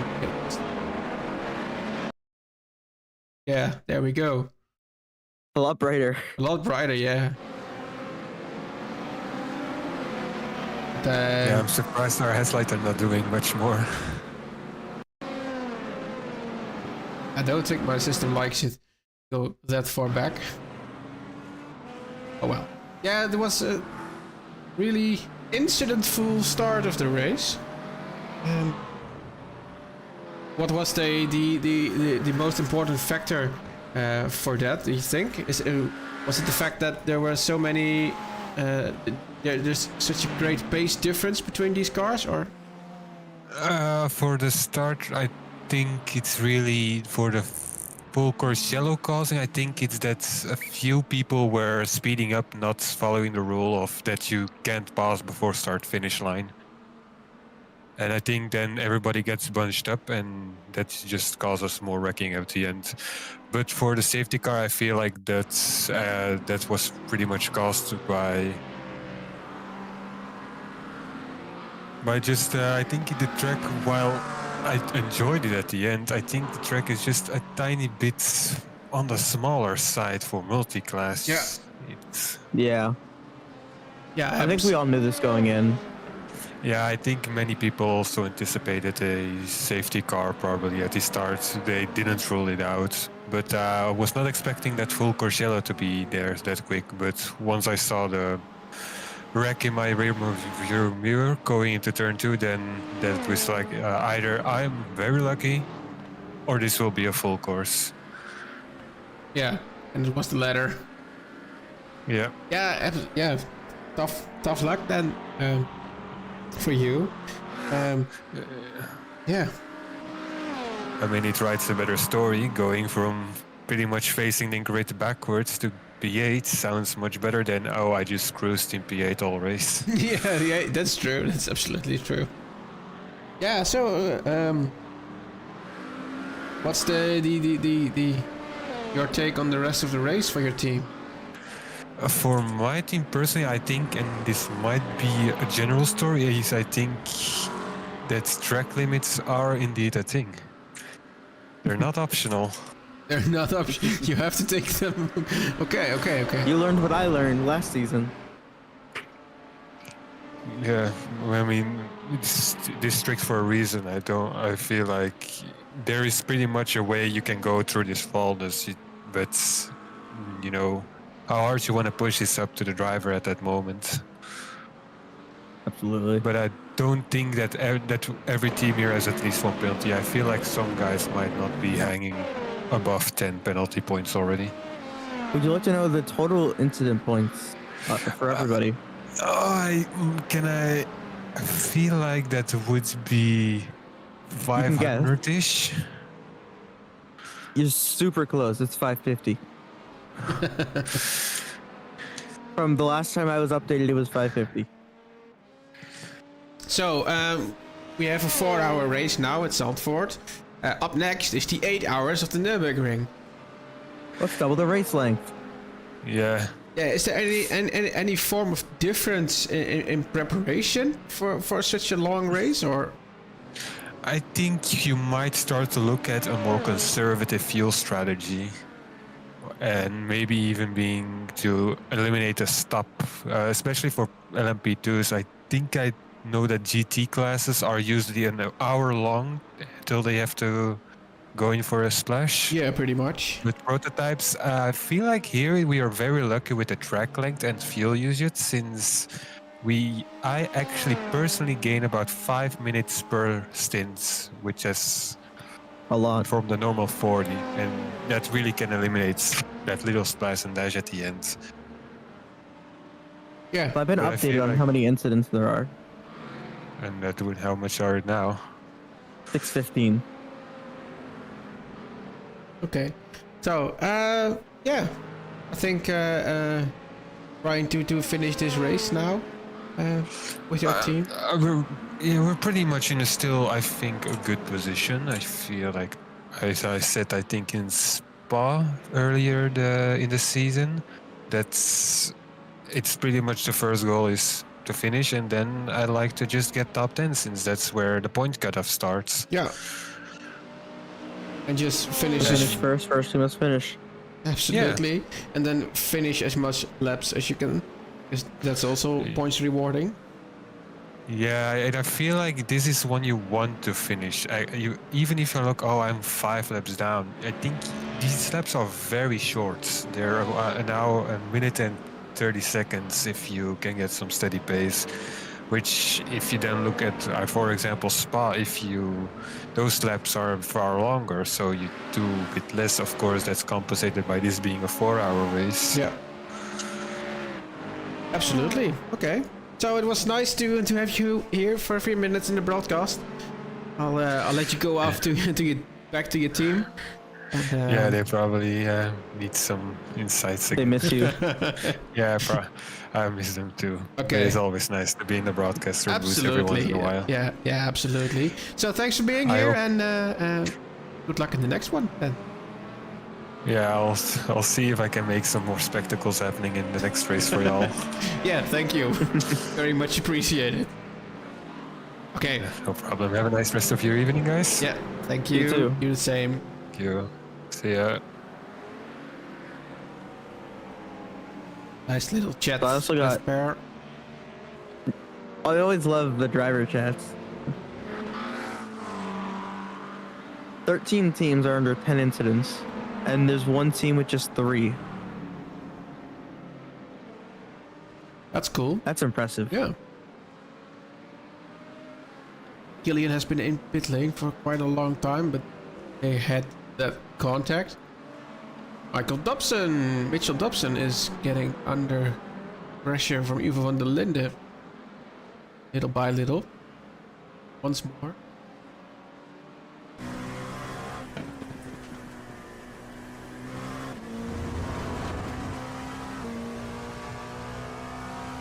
As we are now almost 3 hours into this race. Almost to our third audio bug. Yeah, I think that will come in around 3.5 hours into the race. So it we should have it one more time. There's been loads of threads filled on the OBS forums with this incident, but it's still not fixed. Like 6 months now. The Trump is to get through traffic. It's been a little while. That's busy in front of him. I like the rear end of that Chevy. It's nice. It's much better than the rear end of that Mercedes. Yeah, it's kind of boring. As a rule, I don't particularly like a round on the back of a car. Yeah.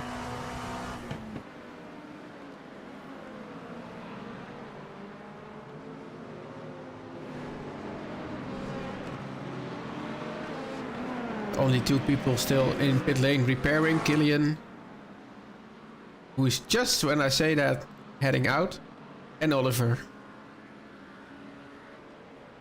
Oliver is not You having can't work your magic twice. Oliver is not having the best day for SGS racing. No.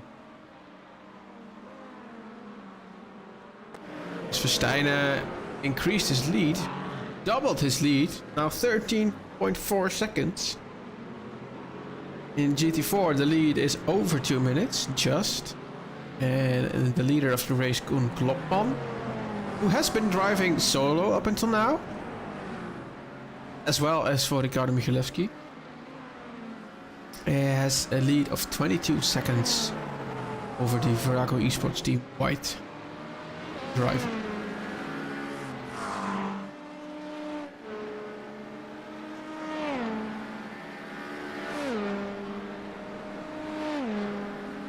I think it's time to hop on board for a lap with Koen. We go Absolutely. to Tarzan.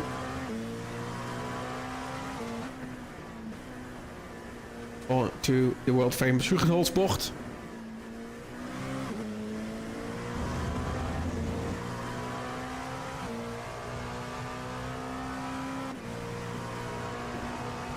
De opsloot te maken richting schijfvlak.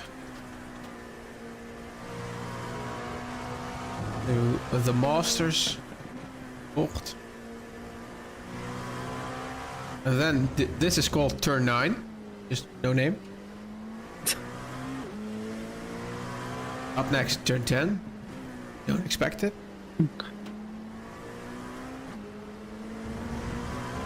It just appears. Just up here is the Hans Ernst chicane.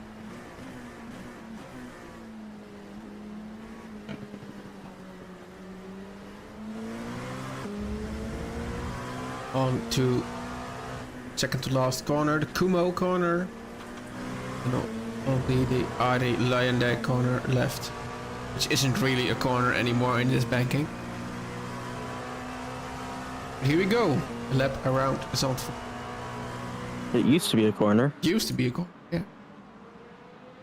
And it might be a little bit controversial, but I like the old Zandvoort better.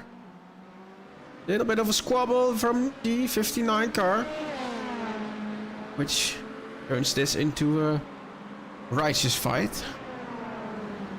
I didn't really get the chance to drive it, the old Zandvoort, or really to see it. Again, still.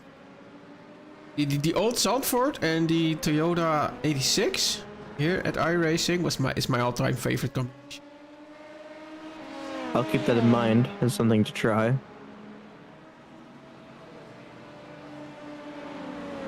I've raced Jack Doohan in that combination, and I won. So, I think it kind of Might be a suits little me. quick. Yeah, it's nice.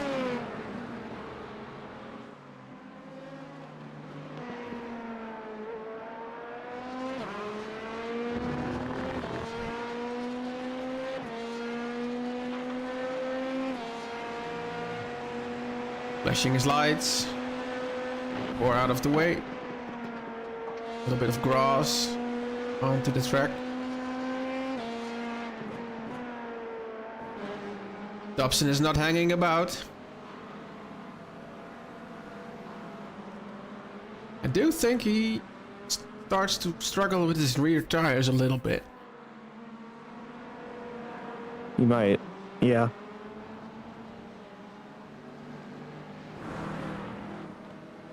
Schollaert entered pit lane. Dylan Mettler entered pit lane. There he goes.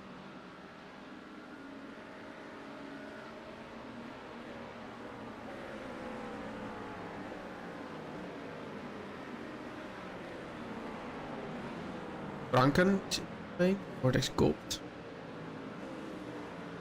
And Wout Gozens now behind the wheel of the track cars import specialists McLaren.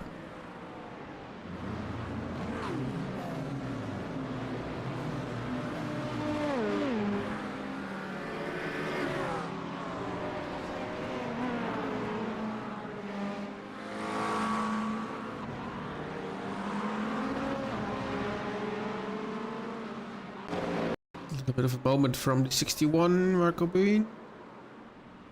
That's gotta be gold tires. Yeah. You know it. 88. It's always cold tires. The 8 of Kurt Verstraeten. Once again, back through the GT3 field.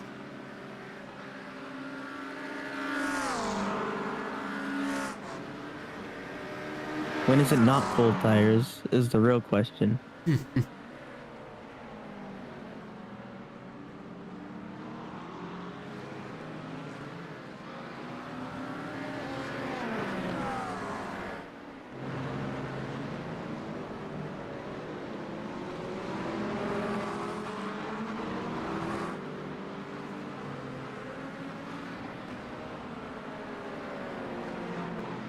Maybe even Van der Linde can get a better exit with the traffic in front. It's pretty close now. Go side by side. Gonna be side by side at turn 1. I think the Corvette backed out. Alevski into pit lane.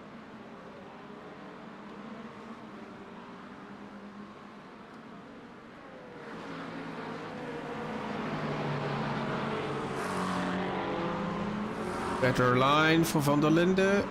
Lost by traffic.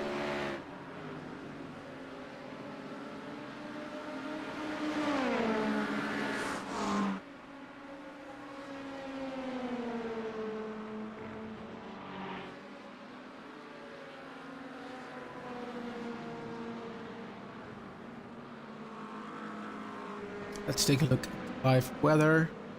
Still 19 degrees. Amazingly consistent. Now, change from cloudy to overcast. Means there is no chance for the sun to come through. Michalewski now in fight with Sim Formula Europe after his stop. He is on cold tires. That's gotta be something to look out for.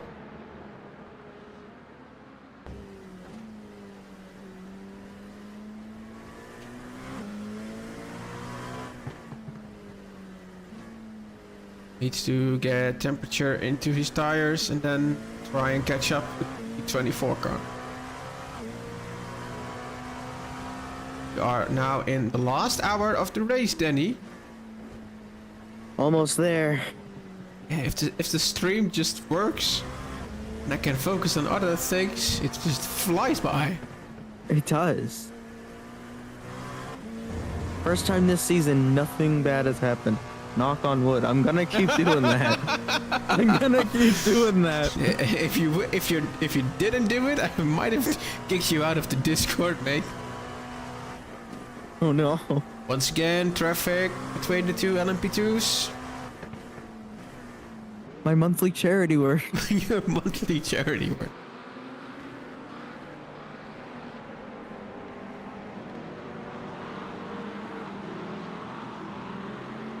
You might be able to deduct something from your taxes from this charity work.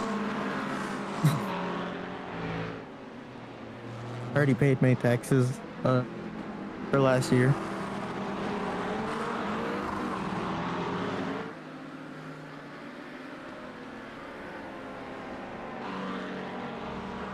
Hobson now not get the most out of the exit there. So Van Linden can try again. Goes for the outside again. It's a little bit squeezed, but there's enough room. It's hard but fair racing, and that's what we like to see.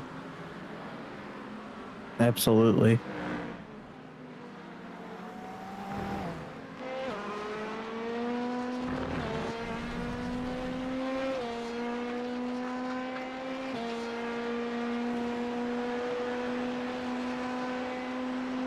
You can just see the sparks from the car bottoming out over the hill there.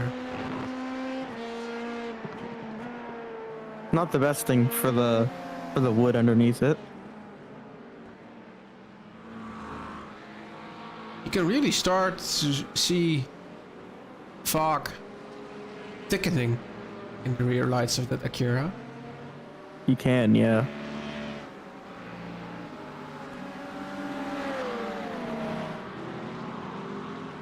Gillian also needs to go through GT3 field once more. Timo van Dijk is in pit lane. What could be his final stop for the day? Let's see. Michalewski went off track. On his cold tires, there we go. I tell you, every single time. Marco Buhin crashed. Hello, Alex. Hello. Hello. Are you tired from race control yet? No, now we have a little silence in the report form. For now. It was an eventful race. Absolutely.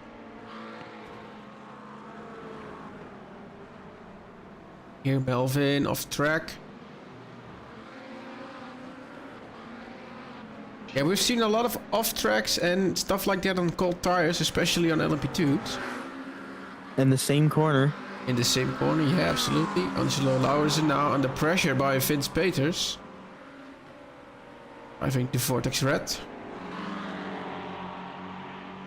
Klopman, our leader, is now in pit lane, which means might hand over the lead to the Viraco Esports team white car. He has a little way to go still. And it gets held up between two GT4s here. There he gets by.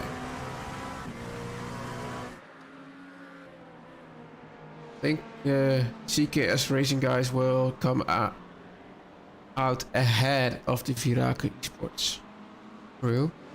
Milewski needs to make half a lap. So Alex, I can't tell you how relieved I am that the stream seems to be working fine this time around. Yeah, it's, I think you have no problems totally, so it's very good. Finally. Absolutely, absolutely, finally, yeah. After all the hard work that you did. So we've seen some race-altering crashes today, starting with the 1111 car from the Gorio Autosport crew. The 1111 car? The 111 car, thank you very much. Which at this corner actually lost the lead and therefore the whole race. Are those incidents a little bit heavier for race control when it's the leader of the race effectually losing the race? Yeah, we try to watch every incident of it's the lead car or the last car on the same opinion. Yeah. But yeah, it's always difficult, especially with multi-race, fast cars, slow cars. Who is at fault? I'm glad that we are today with 3 persons. We watch and then we discuss and then we make a decision. Okay, so yeah. Take me through the first few laps, because we have a start, a big crash, and so the pace car gets deployed. Then we eventually have a restart, and in lap 4, it all goes wrong again. Yeah. And then race control We have full decides course to yellow, have a yeah. full course yellow, because that is the rule, right? The first incident is always a safety car in the first lap, Yeah, yeah. and after that it is a full course yellow. Yeah, then we decide to have a full course yellow because like we see in the 24 hours of Solder, the pace car is a good thing in iRacing, most for ovals, because with road racing it's sometimes difficult with the pit lane, and then we have black flags, and that's why we decide only the first 3 laps, as everybody is in the lead lap, to do the safety car, and then the full course yellow. And also it seems like people need to adjust to it a little bit, because I've seen quite a bit of drive-through penalties for people too late on the pit speed limiter and stuff like that. Yeah, we have a couple of cars that when we say now, there's 5, 4, 3, 2, 1 now, that are on the pit speed limiter, but we have seen cars that when we say now, then they push the pit limiter, and then you are driving too fast. The most of them are reported from other teams, so it was good for us, because when we say now, we take a screenshot of the current speed, and then we can decide is it okay, and we rewatch the stream. So yeah, absolutely. And these are points that are well documented and also well spoken after in the driver briefing. Every race again, I hear Stefan, now is the key word, and stuff like that. So yeah, Absolutely, it kind of amazes me that it can't be more clear. No, but then I think it's interesting to see what a little bit of competition does to a human being, because if you're gonna have that half a second advantage, you're gonna take it. You're gonna try and go and get away with it. Yeah. And then it's a good thing that there is stewarding. We have Melvin van der Kerkhoven going off track. He's just been into the pit lanes. That might pull tires. We've seen a lot of cars going way up into the gravel trap on the Schijfvlak today, Alex. Yeah. Well, we saw it also in the practice session. It's difficult there, but all after all, we can say that we have a good race. Zandvoort is not that easy circuit, especially for multiclass. If we compare it with Road America, the 6 hours, we had 1,200 incident points. Now we have 650. So but hey, and in my opinion, we have a good race. Me and Stefan said earlier this week that it's going to be difficult, multiclass, Zandvoort, that we're going to see a lot of crashes. Okay, the first 4 or 5 laps, we saw a lot of crashes. But after 1 hour, it's a normal race with normal incidents. Yeah, I think especially the first 30 minutes were quite eventful, and then there has been fights all over the track in all the different classes for a few hours, and now it's calmed down a little bit. But if you follow the different strategies, I think some cars will get together towards the end of the race again. Well, we just got a notification for a crash from the Kerkhoven once again. Yeah, he has a meatball. Oh, that's hot. Oh, sausage curb. Yeah. Into the wall. Hard. And that's the new damage model for the LMP2. Yeah, that's... I think that's done for the day. We head over to the leader in GT3. Now in pit lane, Chris Versteinen. May well be pitting for the last time today with 45 minutes still to go. And there's a driver change, Rutger Gerritsen. Took the wheel there. Joris Ooms is also into pit lane. for the Mach Speed Racing 349.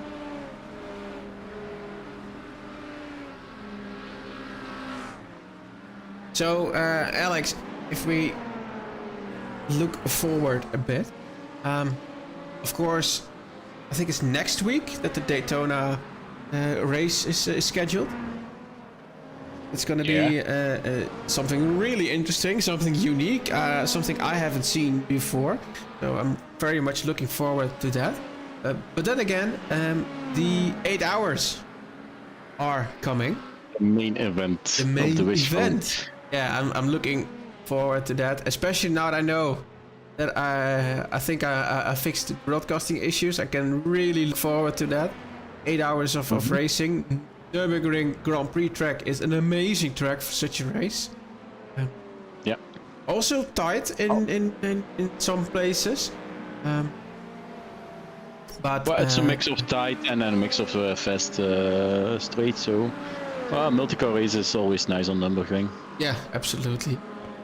I think some drivers are a little bit disappointed maybe that the full Nordschleife is not there. Yeah, But I've heard complaints from that. yeah, I've heard complaints, but I think it might be just a little bit too difficult for such a race. Yeah, because not That's everyone a bit knows. annoying. Yeah, Because you have an 8-minute track then, and with 45 cars or 40 cars on track, yeah, then you have gaps of 20-30 seconds. And if you take the GP layout, then you have always battles and passes from the different classes. So I think it's more eventful on the GP track than on the Nordschleife. yeah, absolutely. And if you crash on the Nordschleife and in the first part of the circuit, then you have a tow of 5-6 minutes and then it's your race over. So yeah, Pretty absolutely. much, yeah. Yeah, so the main event last year at Le Mans, this year at the Nürburgring. Can you already tell us a little bit about what's planned next year? next year we hope to do the same. Yeah, I think 6 races, same format. I think maybe different cars. Again? We always try to renew everything. Last year we had LMP3, GT3 and GT4 pickup. and the pickup. Sorry, yes, that was a little bit too tight. Now we have a nice mix, but yeah, maybe next year different cars, also different tracks. So. Yeah, maybe the tracks that not are most popular, that not the usual on a suspects. regular basis, Yeah. like for example a Brands Hatch or something. We discussed it with Danny already. And indeed, a multi-class race for the Wishful series at Branch Hatch would be awesome. Yeah, it's also nice. There's no nice Watkins track. Glen. I'm upset. Yeah, he always cited Watkins Glen. Maybe the 24 hours of Watkins Glen. It's cool as well. Yeah, it's nice to I think would want to about. race that. I'm just pleased that there are plans to do this all again next year. So that's something to look forward to. Yeah, if we have competitors, if we have the broadcast team, if we have the sponsors with us, then we go also in 2026. And yeah, maybe we try something different next year. We must discuss everything with you guys, and it's not only me and Stefan and me that do the Wishful. It's a whole team, broadcast team, sponsors. Absolutely. If we don't have that people, then we have no race. Also, if you have no teams, you have no race. You can make a good league with good races, but if you have only 5 cars, then you have no race. Absolutely. Yeah, I think that's absolutely correct. Yeah, the most important people are the teams on the track. Yeah, and this year, there have been some incidents, but all in all, I think the racing is really hard, really fair. Yeah. If we see the evolution of the Wishful, we can say, okay, the first 2 editions was only one race of 8 hours.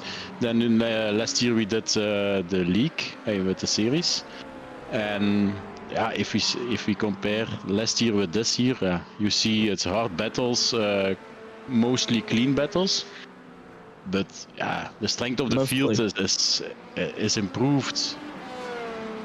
Yeah, and I think you're really starting to see that the people know each other. Yeah, the things you only see when you're driving in a league with each other for a longer time, because people are fighting here in this league on this track like you wouldn't fight in officials, because that's gonna end up badly. And here you see people going side by side through the Hans Edsbocht, the Hans Chicane, or side by side through Hugenholz, and they come out alive, both of them. So yeah, that's just great to see. That just doesn't happen in officials. No, it doesn't. That's your question. No, we have a good league this year. We have always new people that must learn each other. But the old ones, how you can say it, the seniors in the league, they know each other. So we know what we have. If we race against the Virago team, we know they act like this, and they not do stupid things. You have always contact. That's racing. Yeah. Absolutely. You can kind of predict how a drive from a certain team will behave itself on track. Absolutely. So, we have about a little bit less than 40 minutes to go. And then we are over halfway with the current 2025 Wishful series. Yep. Donations are still at 2,800. They have hit a little snag, but I think it's mostly because we started with such a big number already. So, As you see it also, the first races, the donations are massive, and then we had a little bit stop, and then last 2 races. I think mostly the main event will be. Rob Lupton spun himself around. Yeah. I donated to the wrong place, then the right place. Yeah. That was my fault. I had the wrong QR code. That's right. 2024, but it's the same. The money goes to. You owe me 15 euro. Yeah, but it goes to Make-A-Wish. It's only a different QR code, so no problem. I received this morning also a new wish that we have completed, so that's nice. But I can't share it because it's private. Yeah, but on the subject of Make-A-Wish sharing those stories within the Discord, I think that's really nice to effectively show that this is what we do. Yeah, that's what we do, but we can't share everything because we have privacy rights. They told us, from you did the wish for that child, but you cannot publish it. So we know it, but we cannot publish it. And I think from the start of the Wishful till now, we have 14 wishes that we already granted. So that's great. Absolutely amazing.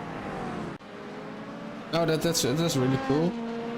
And we talked about this on stream at the start of the race a little bit about the wish that was posted in Discord a few days ago, I think, about the kid to Disneyland. Yeah, that's just absolutely amazing that we as a bunch of people doing what we like online can realize that for a kid.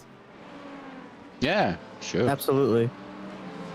And if you see the entry fee, it's only 15 euros each driver. Then you have a good league. You have more than 40 hours of racing, 24 hours race. And we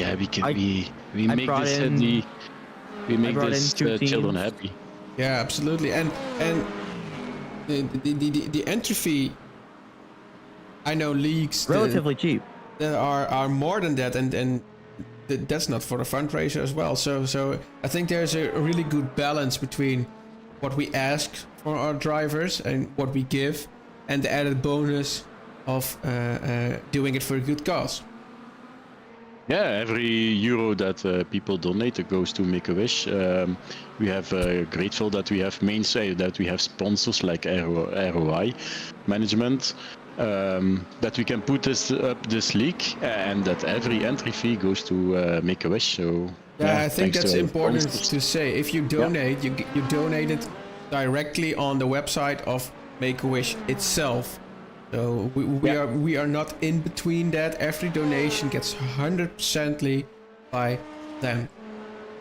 Yeah, and they guaranteed us Make-A-Wish. They guaranteed us that every euro that you send to Make-A-Wish, it goes 100% to the children. Also, no for nothing for administration or something. It's all for the children.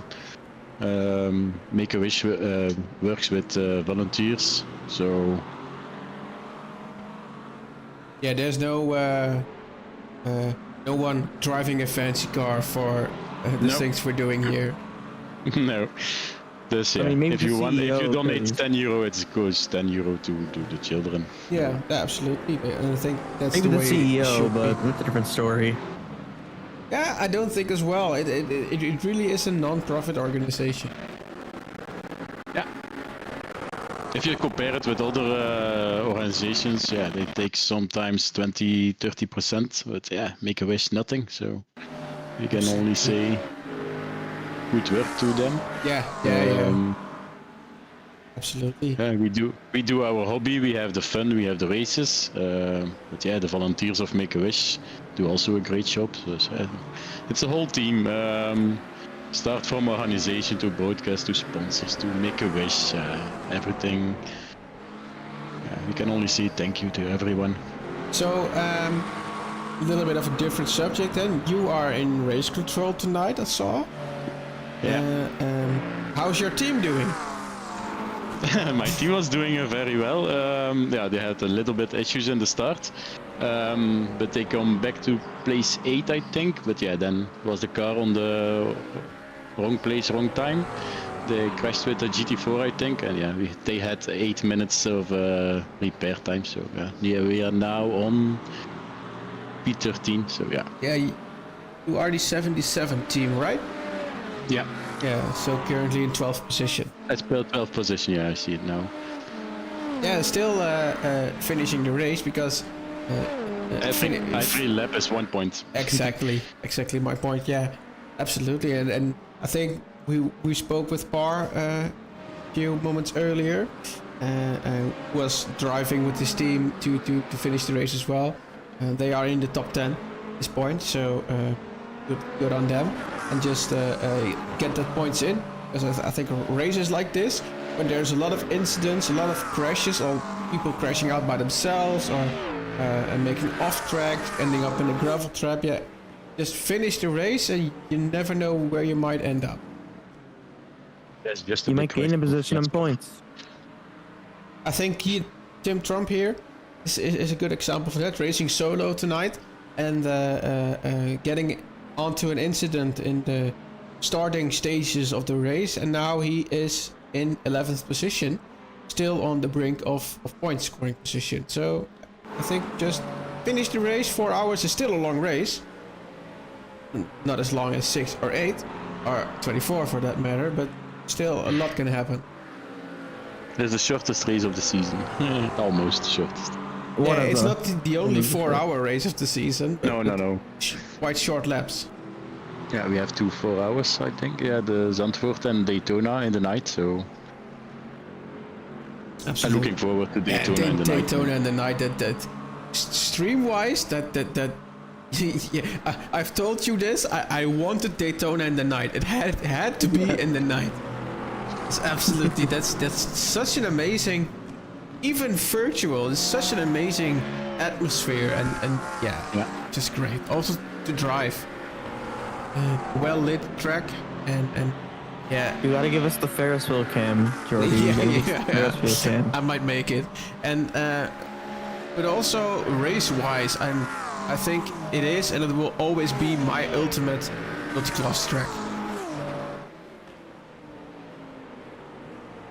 Okay. You can do the broadcast from inside the car. Yeah, I might not do that.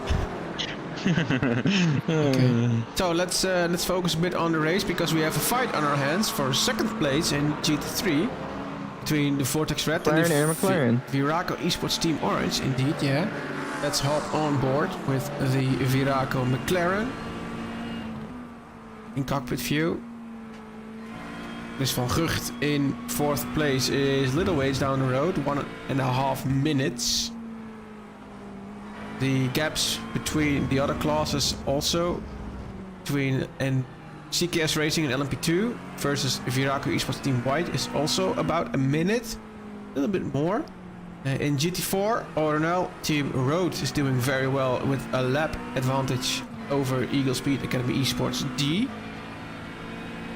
So it seems like the top places are a little bit locked in, except for the GT3 class, but you know never what might happen with a little bit of a pit stop or an off track or an incident or something like this, where Lengte has a little bit of contact with an LMP2 and needs to try it all over again. 1.5 seconds is the gap now. So it seems race control is a little bit more silent now. No outstanding incidents. Nope. Everything is cleared. And I think in a race like this, to have, what is it, 36 incidents reported. Yeah, I thought more, actually. I thought there was Me too, actually. more. Yeah.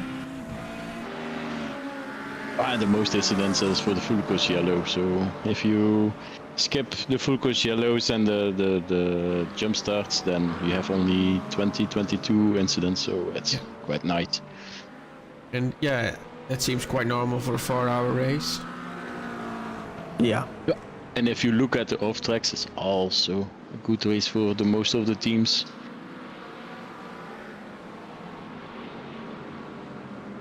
Yeah, there haven't really been black flags handed out by iRacing for incident limits, I think.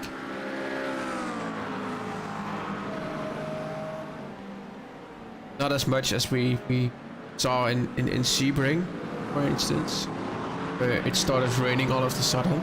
I don't think there's any rain on the way here at Zandvoort, right? Not anymore. Oh, no. I think now it's a dry season. It was only 7% to begin with, so it was never really a chance. I don't really know why the 88 car is black on my PC. I've updated training panes for like 10 times now. It's still black. You drive incognito. Drive incognito. Yeah. You don't get livery privileges. These SimCity racing guys also didn't have the best second half of the race. Plagued by incidents and off tracks, and now down in 9th position, while they were leading quite comfortably first half of the race. Meanwhile, there's still a fight going on.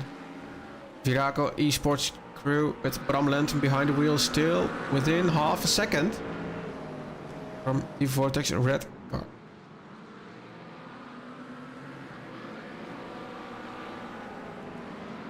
So we have the 321 car, Alex.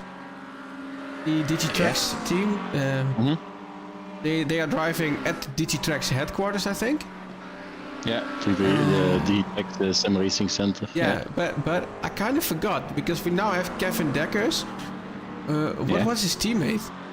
It was also Kevin, right?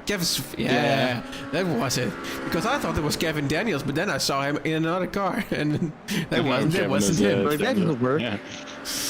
Yeah. Okay. Cool.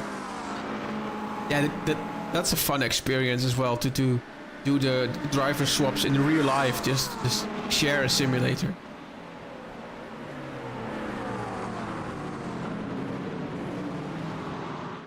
So the 24 hours of the Nürburgring Nordschleife is also coming up as an official. Is that something that you're looking into driving? Yeah. All the special events of iRacing, we compete with the team, mostly with one or more cars. So yeah, we already won them 3 years ago. So always nice to do the same.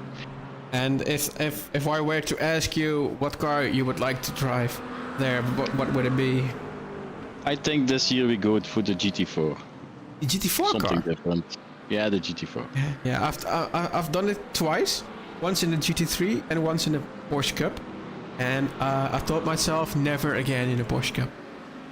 Porsche Cup is difficult. Yeah, it's absolutely difficult because that's a little bit of a story because my teammate has had a very difficult stint at the last part of the race.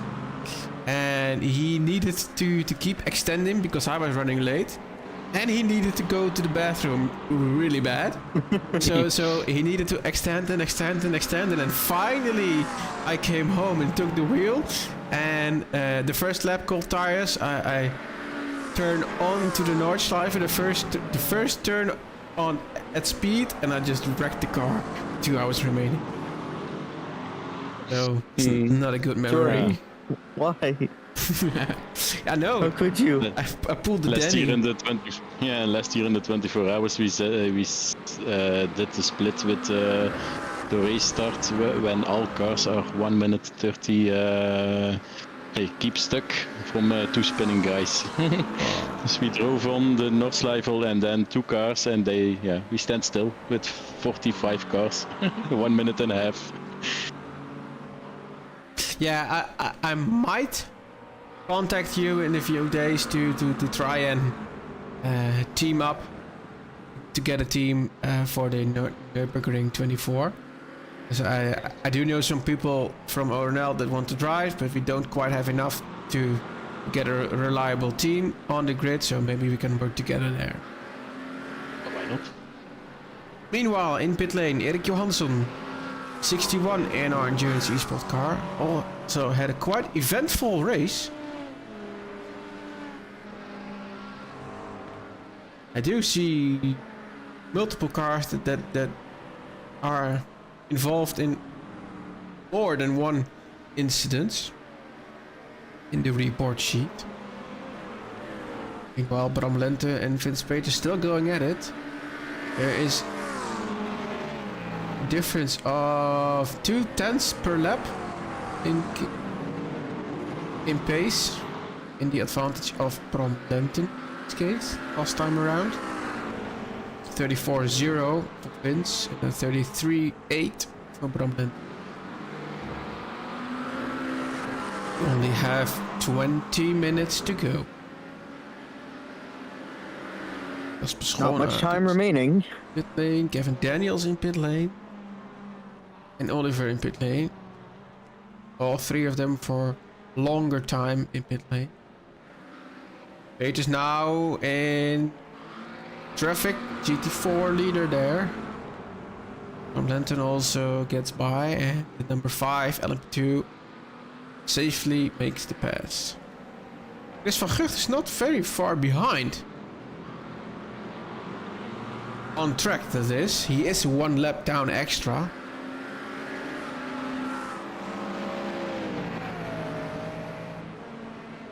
It's actually, it's not too bad to see after 3 hours and 40 minutes of racing that there in 2 of the 3 classes there is not a lap behind from P1 to P2. Pretty good. Did the Vlaming went off track? Watch the replay. In the last corner. How many times did we see this, Danny? 20 times? Too many. too many. Absolutely. Stefan in the 147 car is tracking down. It's tracked down by Joris Ooms, I need to say. The Must Speed Racing 349.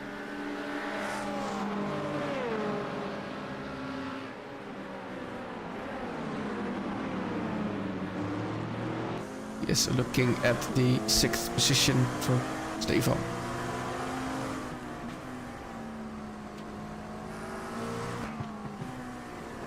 stuck behind the GT3, goes down. Hugenholz. Now there's clear view onto his target.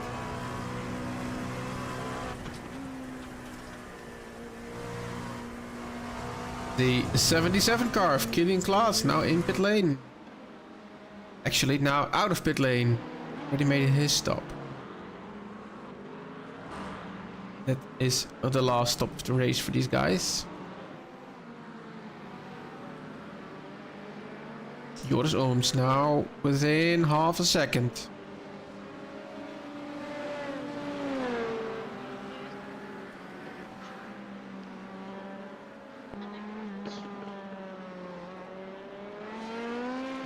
Going through Hals Edge chicane. Through the Kubo bocht. Harry Leijendijk turn and then on to the straight. One more lap of Zandvoort. 145 laps we've done up until now. I thought we would have done more.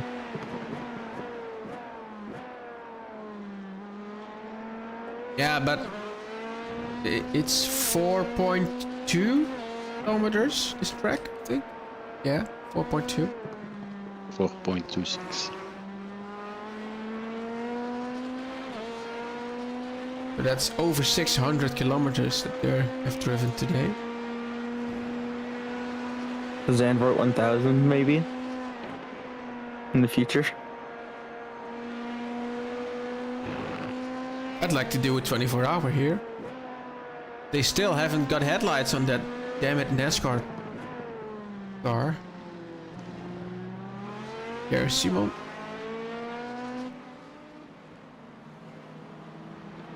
You make garage 56. Yeah, I'd love to do that on Le Mans. Absolutely would love it. Just blasting by LMP2s on the straight. There's an Assetto Corsa mod for it, but it's paid. A little bit of a peek down the inside in the chicane. Can he set up a move? For an action into turn 1 this time around.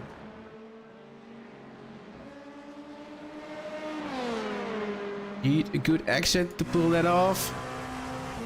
3/10 away might be a little bit too far. And it is.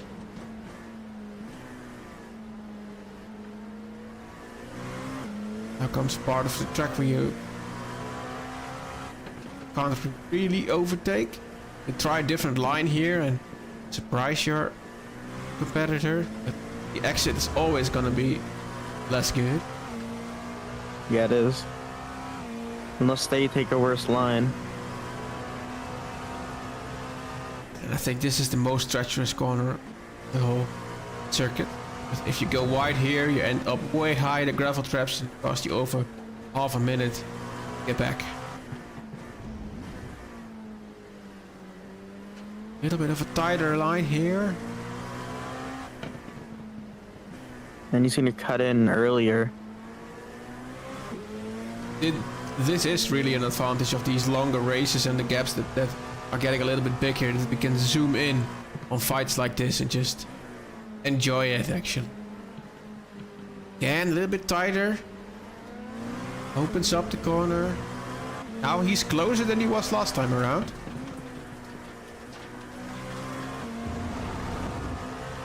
Gives it absolutely everything on the exit there. I think there might be a move pending into turn 1. Defensive from Stefan. We got 15 minutes to go in this race. Side by side through turn 1. And he hang on. Still side by side on the exit. And there he gets Makes the it position. Can That's he what keep we it in like these to upcoming see. corners?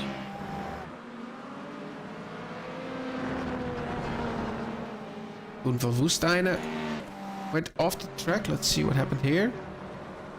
Only Chevy on track. A little bit of an off track in the last corner. A little dirty. Nothing too much to worry about. 88 Think for he's Verstappen fitting back anyway. in pit lane. Splash and dash for the last 15 minutes. The 58 ANR Endurance Esports crew has been reported for a dive bomb. They are under investigation now.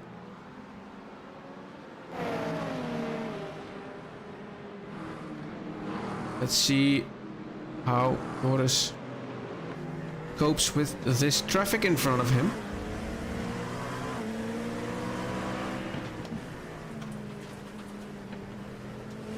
We head over to Stefan's point of view. Yeah, he's right back He's hungry for more. on Joris' tail. Absolutely. See, Joris is absolutely defensive. No. Leaves the door open, and that might result in a move from Stefan. A little bit of a better exit. Successfully defended. Bram Lenten entered pit lane and left the pit lane. I think that might be just... Oh, he went lead into the pit lane. I think it was a drive-through. Yeah, but not one Yep. from race control. This was an iRacing drive-through. The incident reported 58 has I'm resulted very in familiar with iRacing no, drive-throughs. no further action. Racing incident.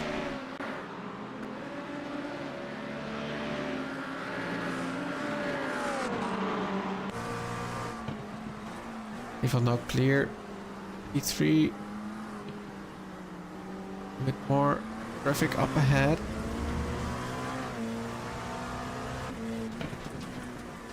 Which are the leading pair GT3 drivers. Which is Rutger Gerritsen and Vince Peters. And while Joris gets the move done into turn 1, Stefan needs to wait. That's multi-class racing.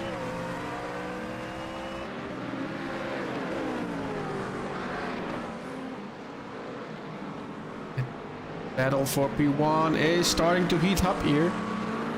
Vince Peters really onto the back of Rutger Gerrits nu.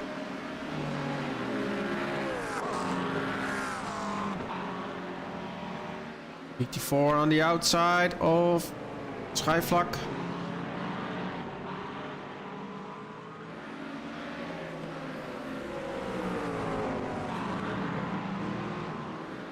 Boris Ooms is still not driving away from Stefan.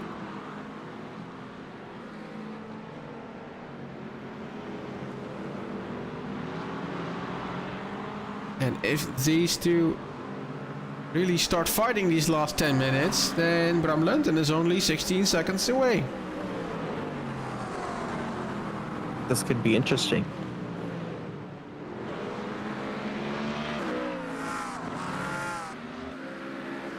This could absolutely be kind of finish we ache for here after 4 hours of racing. Stefan into pit lane. For the last splash and dash, 10 minutes to go.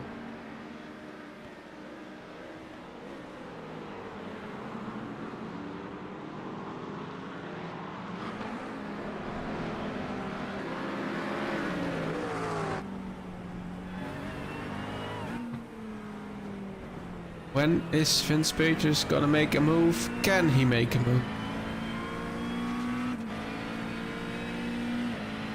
If he gets close enough, yes. Yeah, but that Mustang is an absolute rocket ship on the straights. Yes, it is.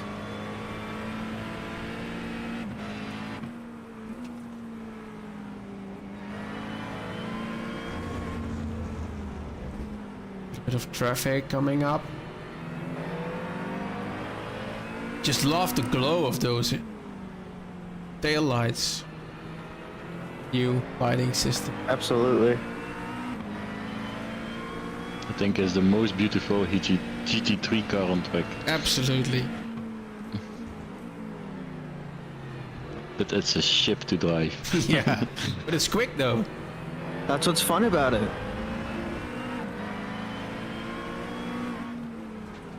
Its Peters is close this time around.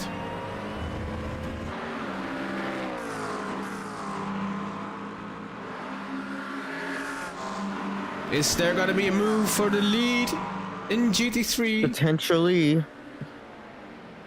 Goes down the defensive. block. Oh, Goes down the inside. further. Makes the move and makes it stick. Rutger Gerritsen back into P2. Vince Peters is our new race leader. Went down to block, and he went down further.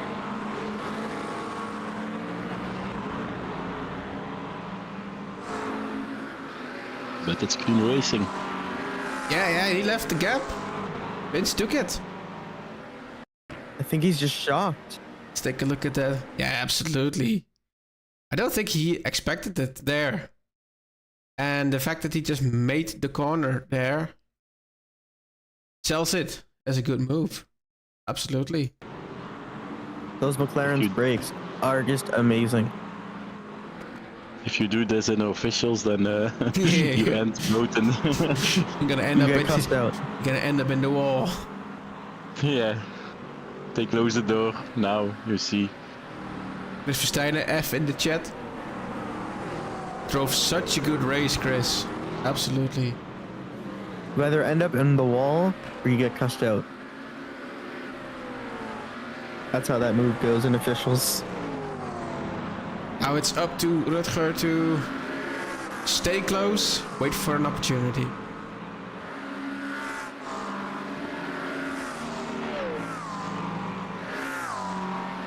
And if your name is Vince Peters, it's try and stay in front, win this race.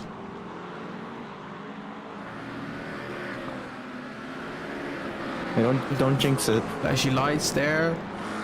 Get the GT3. He wants that. He wants to go. He wants to go past, but he can't pass there. In pit lane now. 127 car.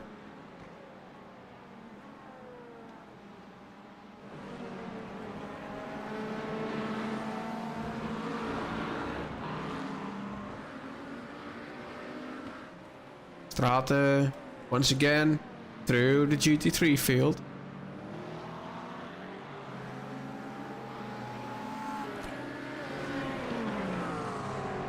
Something I found out recently, you can actually turn off the iRacing billboards with the displays on them. Why would you? Nice. Klopman enters pit lane. With 1 minute and 10 seconds advantage over P2, I think they're gonna retain the lead. Walt Mallards in the 24 car for Sim Formula Europe comes in for his last splash and dash. 6 minutes of racing to go. Gap between Vortex Red and Viraco Esports Team Black, 2 seconds now. So it is advantage Vortex at this point. Yes, it is.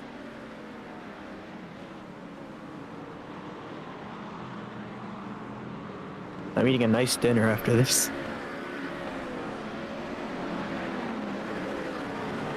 I'm gonna go to sleep after this. Yeah, it's like tomorrow for you. Yeah.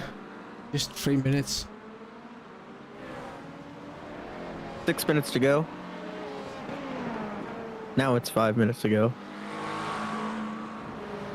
Only a couple more laps to go, so let's see what this McLaren in the lead can do. Ruben Beerings, what could have been for him? Also, a lot of incidents, a lot of things happening for him during the race.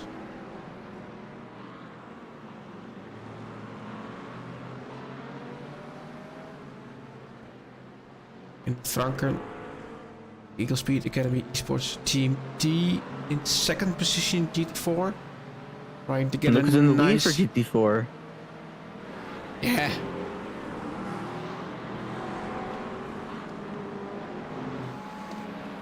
I will not allow myself to be too happy about that.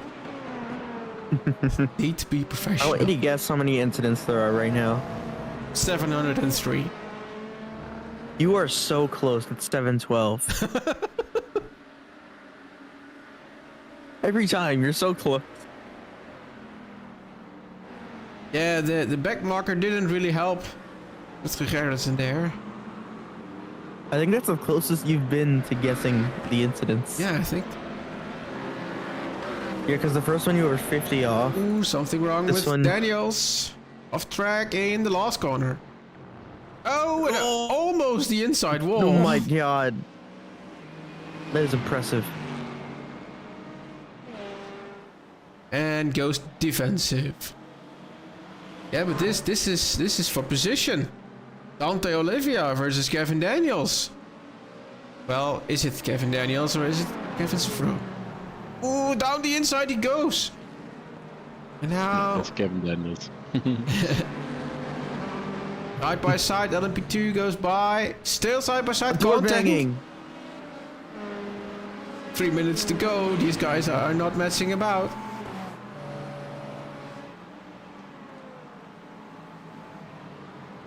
Dante Olivia ultimately got that position. Now it's up to Kevin Daniels to get it back. Moves down the inside. Not enough space for an AMG Mercedes nose in between there. No, not yet. Two. Quite clear. GT3 gets in between them.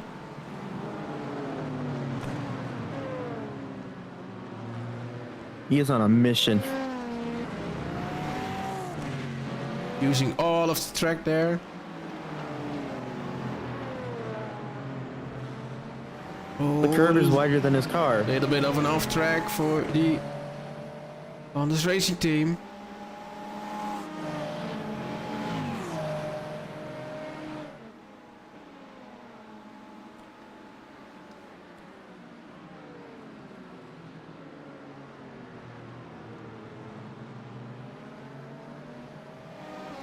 Meanwhile, also Chris van Gucht is closing up on Lengte.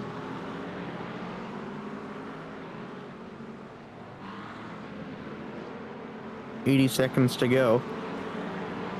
Here at Zandvoort.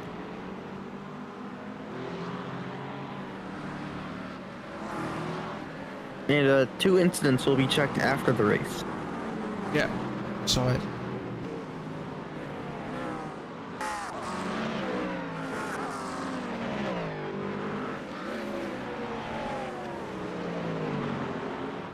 Kevin Daniels. Still behind Dante Olivia. 1 minute remaining.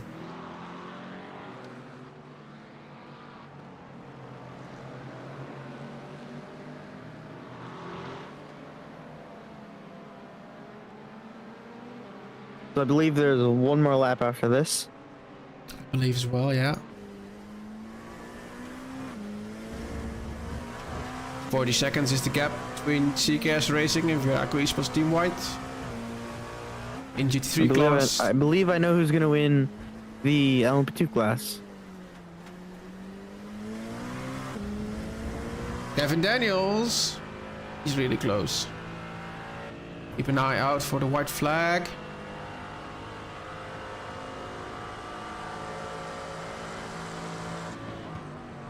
I think it's done. It's done. You're finished. Klopman across the line he goes. Gets the flag and he is done. Winner, race 4 here, the Wishful 2025 series, CKS Racing. Zalewski in 40 seconds will be across the line in second position. If Daniels had one more lap, he would have got him. Are they finished though? I don't see a flag behind Kevin Daniels' name. Do you? I think he thought he was done. Actually, Sim Formula Europe, they are finished. Zalewski across the line now, and he gets the flag as well. And Simon van Dijk came in to bring the win to the R.O.I road crew. What an absolutely amazing race. It's Vince Peters. Bring on home the GT3 victory here at Zandvoort.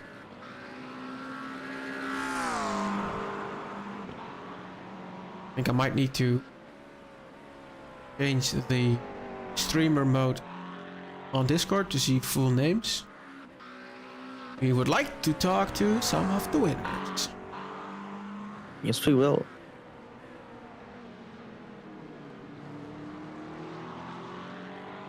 Just waiting for Vince Peters or Koen Klopman now into pit lane. Joris Ooms comes back into pit lane. Alex, I think there was a rule saying that you must complete your full outlap, right? Yeah. To have it look nice on stream, which I'm very glad about. It seems like in the real thing. Vince In the Peters. real world.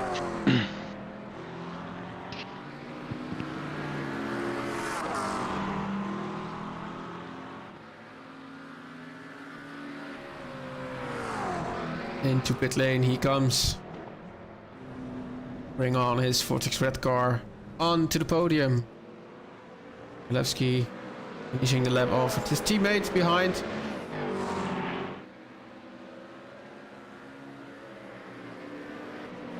Van Dijk also entered pit lane.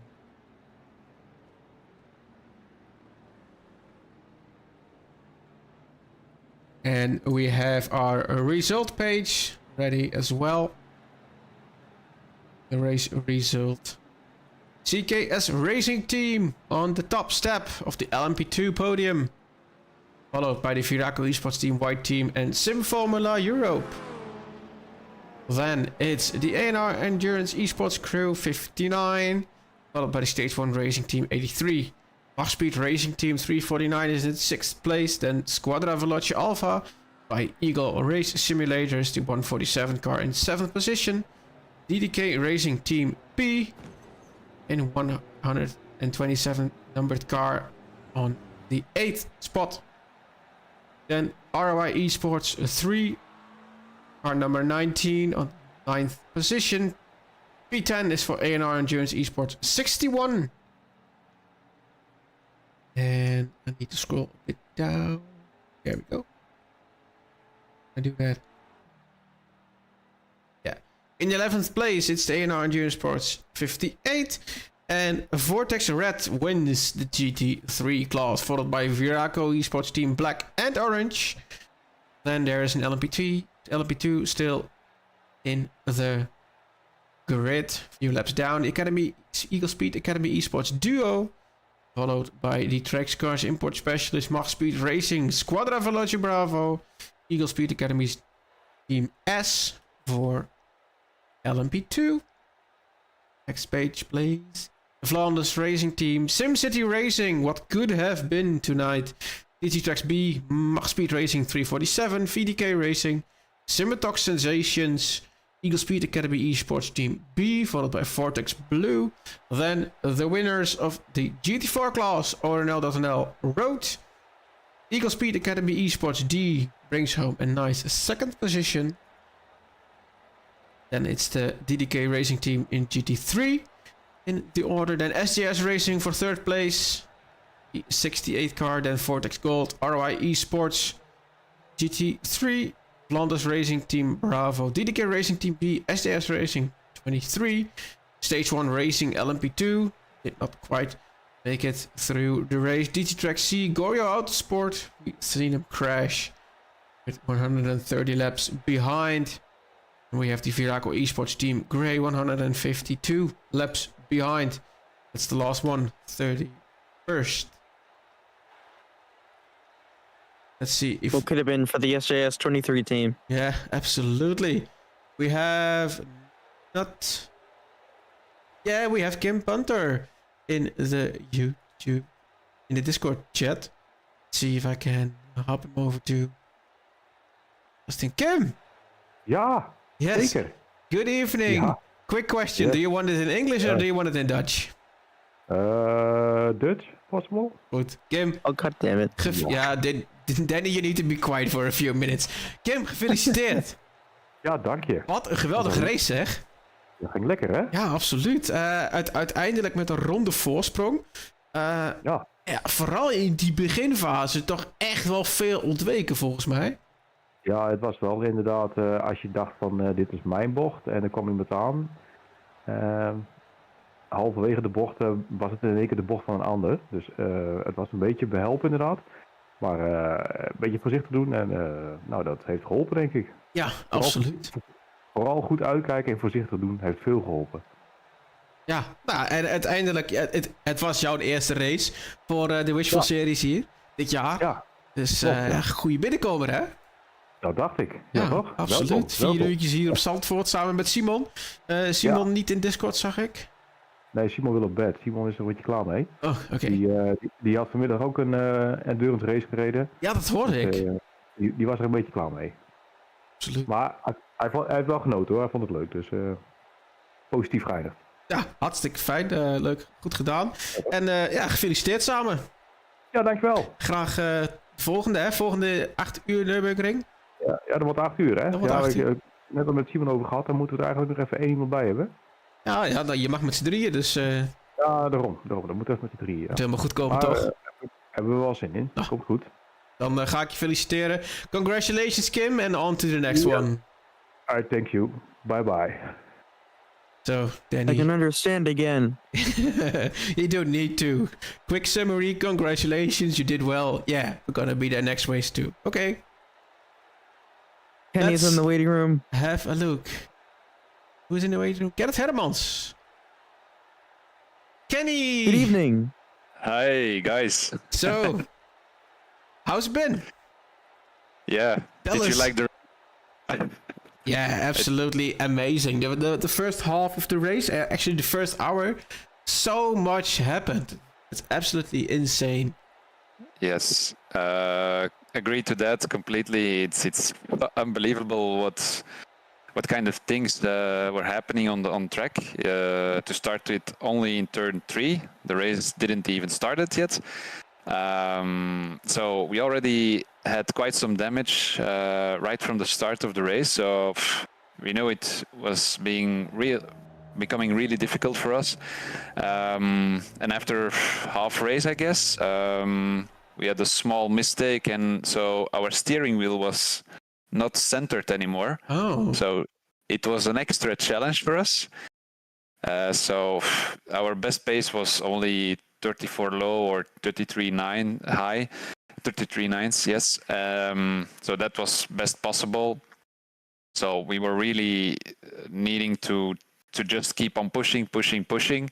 And yeah, I made Vince finish the race as well, and I spotted him all the time. So I kept on pushing him. Fun story to add as well. He had 2 dogs he had to look for, and he was the only one in the house, and they were barking for more than 2 hours. So that added to the record of having a nice focus. Yeah, absolutely. So that closing stages of the race. Yeah. How is that for you? Watching your teammate make the move, needing to make the move to win the race. So I was basically watching P2 at the moment all the time, and from the moment I saw Bram, who was at the steering wheel at the moment, making a mistake in the U-turn, I then told Vince, okay, we now need to push and pull the gap. And I think Bram was getting difficulty with his rear tires. I saw some grading, and I kept on pushing him, like, don't make any mistakes, keep on pushing. And I think it worked. And we closed the gap with the 2 of us, P2 and P3, towards P1. And yeah, Rutger was having problems, I think, with the pace a little bit. I don't know what the reason was, but I think the move was splendid. It was amazing. Yeah. It was a clean move. Was a nice move. We watched it back on stream because Rutger, he seemed to defend, but then leave a gap just big enough for McLaren to fit into. Yeah, it was absolutely a great move. Yeah, good thing we didn't have the Mustang for this race. So. Yeah, there was a McLaren-sized gap, and he went for it. Yeah, it was absolutely. really nice to see. It's to be honest, it's a sweet victory because of the early damage we had. It was a really difficult race for us. We were not in the game for the win, but I said let's keep on pushing and let's see what happens. And yeah, we're happy with the P1. It's really nice. Yeah, absolutely. So if we look on to the next one, it's the big one, 8 hours. Oh, really? Nürburgring. I think you'll be back together with Lucas again and Vince. Yeah. I hope so, at least. I was not feeling top at the moment as well, like mentally wise. So there's a reason why I made Vince also drive a little bit more. Yeah. And it pulled off today. So okay, really good teamwork. So then good congratulations are in order, and we all hope to see you the next one. Thank you very much. Okay. Thank you for the organization. Thank you. No problem. Have a nice evening. Ciao. Same for you. So, Danny, I don't think we have anyone from CKS Racing Guys online, which gives us the moment to wrap things up. It was an absolutely action-packed race. Before we sign off. Yeah. There's been decisions. There's been decisions for the after race check. So is it Q-ban and a Q-ban? Yeah. Okay. So the 58 A&R Endurance Esport team will be getting a qualifying ban for the next race, and the 347 Mach Speed Racing crew will also get a qualifying ban for the next race.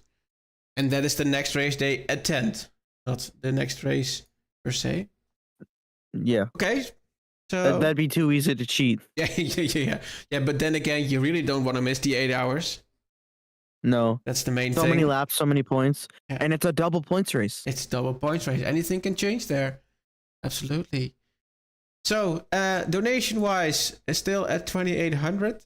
That I hope we can raise a little bit more during the 8 hours, during the main event. But yeah, anything else than that? I think we saw a nice race. Zandvoort is a difficult track. Race control had their hands full with the different incidents, with the start crashes and the full course yellows and whatnot. But all in all, I think we've seen a really nice race. I'm absolutely delighted to be on the end of this stream and have it all work perfectly fine. So that's and you're talking to people. Yeah, I'm talking to people. That's a other than just me. Personal victory for myself tonight and the hardware. So absolutely, that's fine.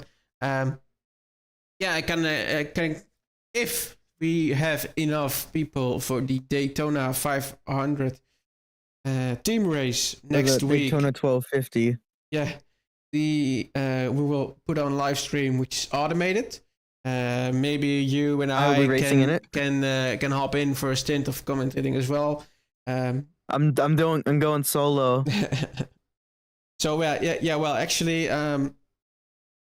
Kenny's back in the waiting room. Yeah, but we're gonna close up the stream now. So if we're gonna have enough contestants, then there will be a live stream and a race. If not, don't really know what the organization maybe next year will do, because there have been made donations, I think. But that's up to them. Yeah, and then we will see you all in form of Wishful again on the big one, the 8 hours of Nürburgring, the Wishful 2025 race. So, as I would like to say, as always, Danny, thank you for being with me tonight, helping me in the broadcasting booth. To all the viewers, I say thank you, and to all the racers and teams, I say thank you as well. Because without any of them, we do not have a race, and without viewers, there is no point in streaming such a race. So thank you all, and we would like to see you all next time, the 8 hours of Nürburgring. Goodbye.